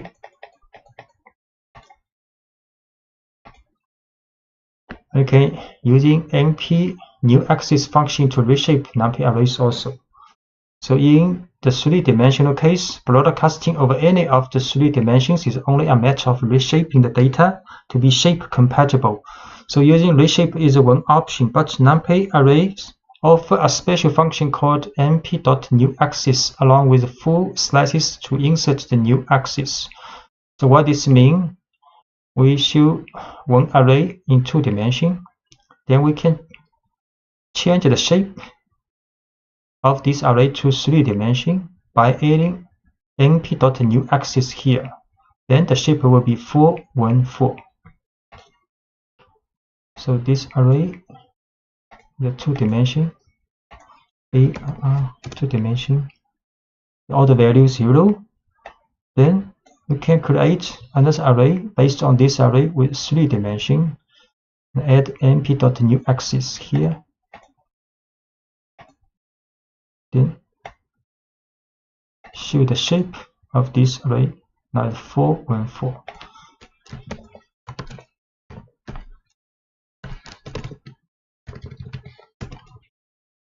So it has 3 brackets, 3-dimensional array now.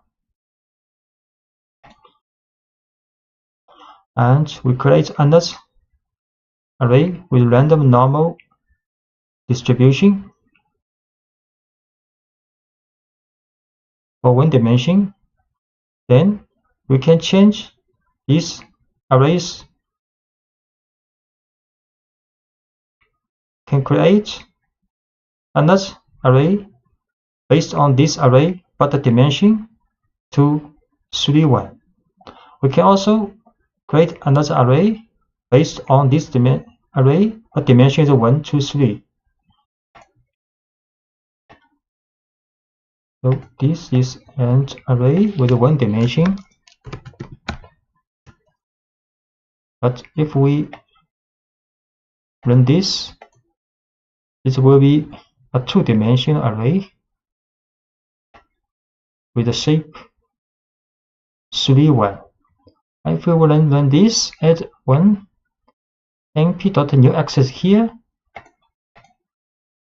So the shape will be 2 dimension with 1, 3 now. So newAxis will add the shape to this position to 1.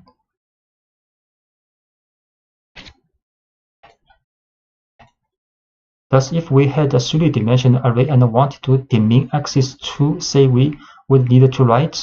So this is a 3-dimensional array, and we want to get the mean for 2 is the last dimension. So this mean array will be 2-dimensional because the last axis has been meaned out. And next, if we want to calculate AR minus this mean value, because this mean value is 2-dimensional, so we have to add one axis here with 1 dimension, 1. The shape is 1 for the last axis, then it is compatible for calculation. We'll show. So this is a 3-dimensional array. 3-dimensional, 3 brackets, and we get the means and mean out at the last dimension. Sure.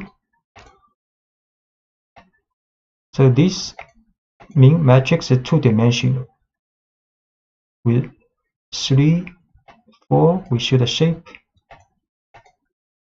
3 by 4. So if we want to calculate the minus, then we have to add the np.new axis here after for this mean matrix. The mean, we can calculate again the mean value for this. The mean is 0 actually. Every value is 0 now. Random number generation with the Python random model. The Python defines a set of functions that are used to generate or manipulate random numbers through the random module. Functions in the random module rely on a pseudo-random number generator, function random, which generates a random float number between 0 and 1. So we first import random, then can generate a random number. Import random and generate a random number using random.random. And this number is randomly generated between 0 and 1. Generating a random item can using a choice. The choice is an inbuilt function in the Python random module that returns a random item from a list, tuple, or string. So you import random, and we can print a random value from the list. So this is a list, and can print a random number using random.choice for this list. To random, then create a list. So list 1 has 1, 2, 3, 4, 5, 6. We use random.choice list 1. This time print the number 4. We can also print a random item from the string. So this is a string, can print random.choice string. String, then randomly choose one alphabet of this string to print out. S, this time is S. And generating random numbers from a specified range and step using random range. So using random range can generate in range from, for example, 20 to 50. The last parameter 3 is the size of a step to skip 3 numbers when selecting. So we can using random.random range 20, 50, 3, then print out.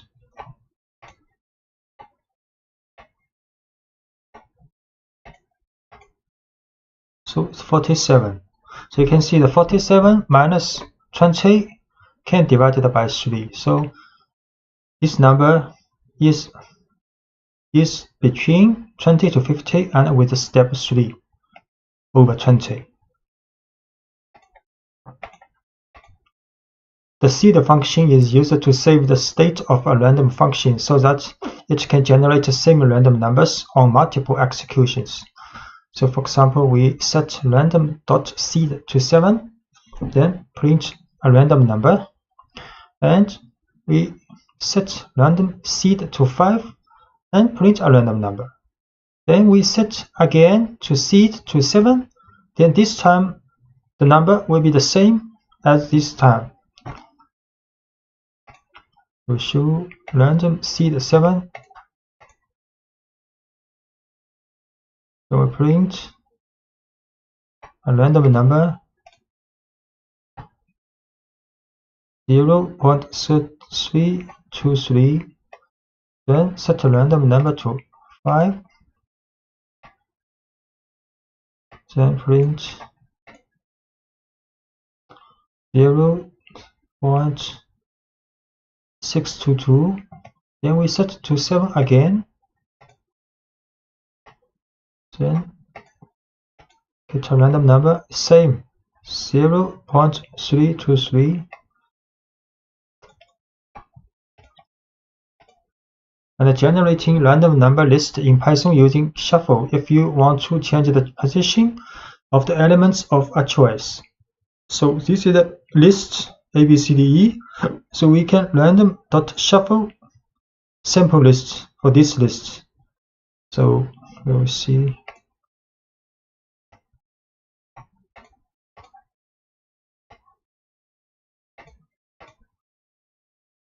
And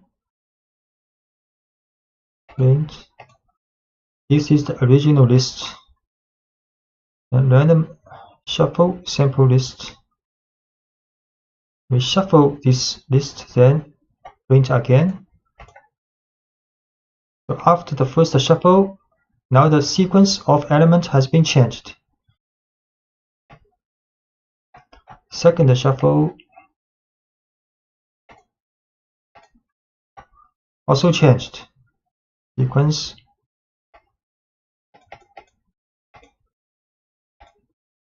Generating random number list in Python using uniform. This function is used to generate a floating point random number between the numbers mentioned in its argument. So it takes two arguments, lower limit included in generation and upper limit not included in generation. For example, we can use random.uniform to draw a random number between 5 to 10.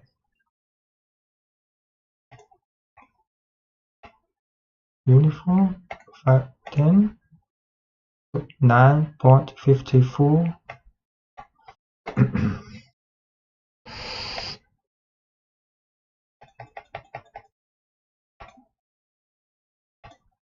So random number generation with NumPy's random module. So this time we think about NumPy's random module. The NumPy's random module supplements the built-in Python random with functions for efficiently generating whole arrays of sample values from many kinds of probability distribution. So this is a 4x4 array of samples from the standard normal distribution using normal.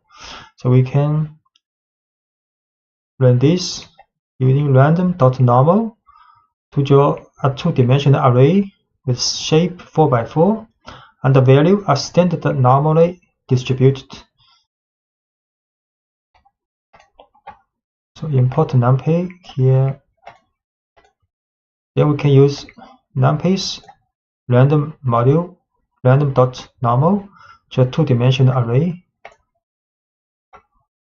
Then show this array two-dimensional and the value a standard normally distributed.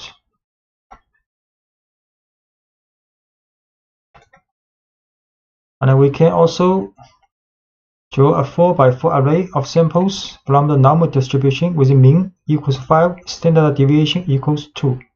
Use np.random.normal 5 to size it 4x4.